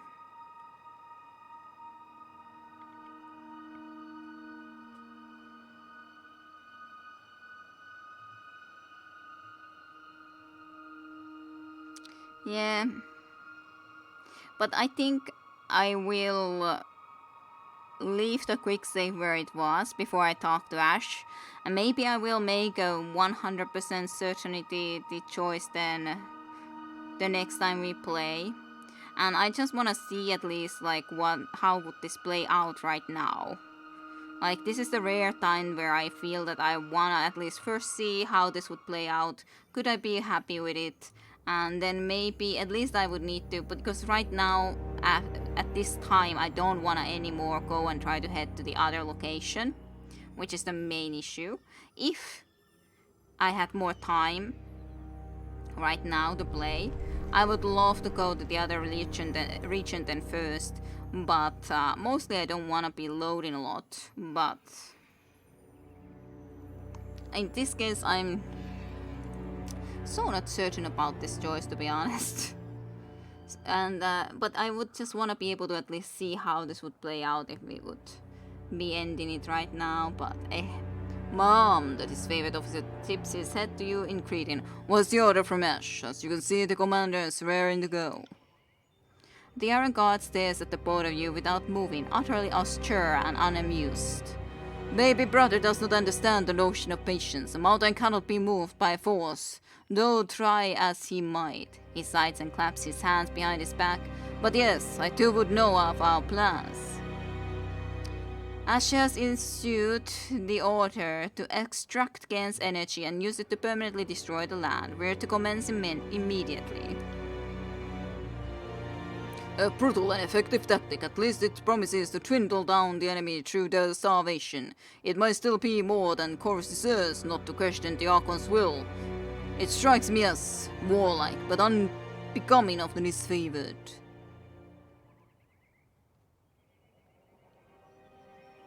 A fair point, worth considering, but we are here to follow orders. True enough, I don't mean to cast doubt on the mission, but let this serve as a reminder that the work of perfecting our methods is never finished, even in total obedience. Good, then it is as we expected. I have seen to the initial preparations, but as I have informed Geddes, we will commence when the delirium alignment is ideal for inducing a peak tectonic paroxysm and not a span sooner. The lieutenant scrubs a palm down the front of his faceplate.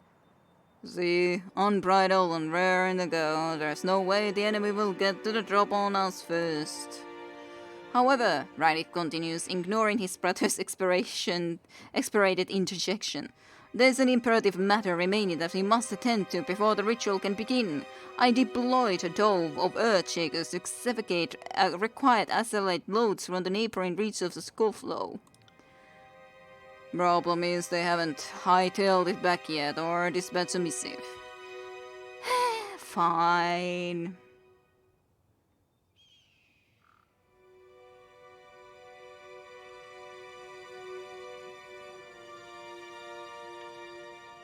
Why do we need Azuralit for the ritual? Must I explain the basics? Without the Azuralit to amplify Gen's remaining energy, transmuting it into a miasmatic substance would be pointless, and the area of effect would be unavailingly minimal. Why not Geddes? My details to guard Raditz, I won't stray from that. Shouldn't be a problem. The Faintbinder and I make a habit of whipping soldiers into line and collecting shiny baubles. You could almost call it a pastime. I felt discordant tremors resonating from Gulf Glow. I fear the tribe first welcomed us as brethren of Gen, now wished not only to bathe the land with our blood, only wish to. Their primitive attunement to the terrace arcana of this region is pitiable. They should be begging us to teach them of our ways, yet instead they seek to lay claim of our archon and scrabble to prevent us from utilizing the abundant Azuralit of this realm.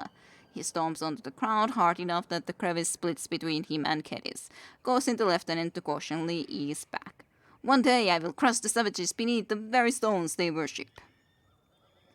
You can count on me to help. The brothers share a look and Raditz once more falls stoic.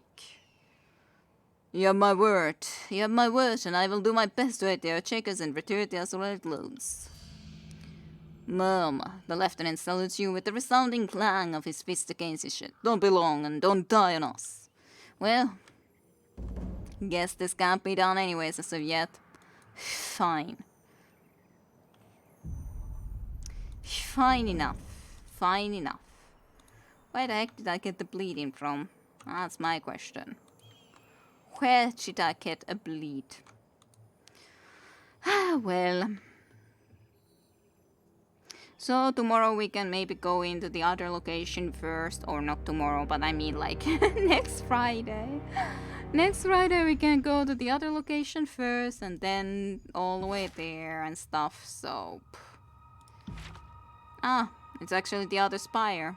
That's funny. Maybe I can do that way, getting rid of the goddamn thing and not the other way, but I don't know. But yeah, I'd like to visit the Half Gate and then Aurora Spire.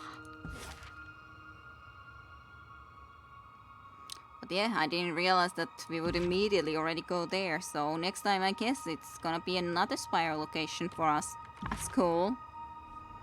That's cool enough. Let me just save here then. We did a lot today regardless. We got a Spire, we visited the Tunon again, paid heat to our council, or our boss, and yeah, just Lots of stuff.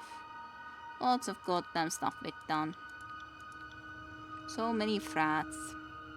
But yeah, Stone Sea villagers like... Well... Guess they definitely will be doing poorly because of this too, so that's sad. I wouldn't want to be killing them all, or forcing them all to be so bad situation. Yeah, all of them have easily gotten the things that they would like to be able to get.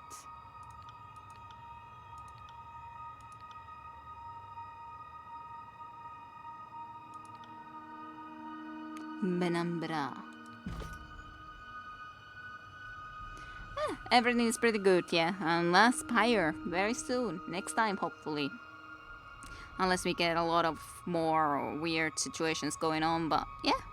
I assume that, well, at least I would think that this is like the middle game coming to an end soonish. And then there will be the end game, whatever that will mean after we actually have claimed all the spires. Because I assume that there's not gonna be any more when we see these. Yep, definitely not more considering this. This all kind of funny.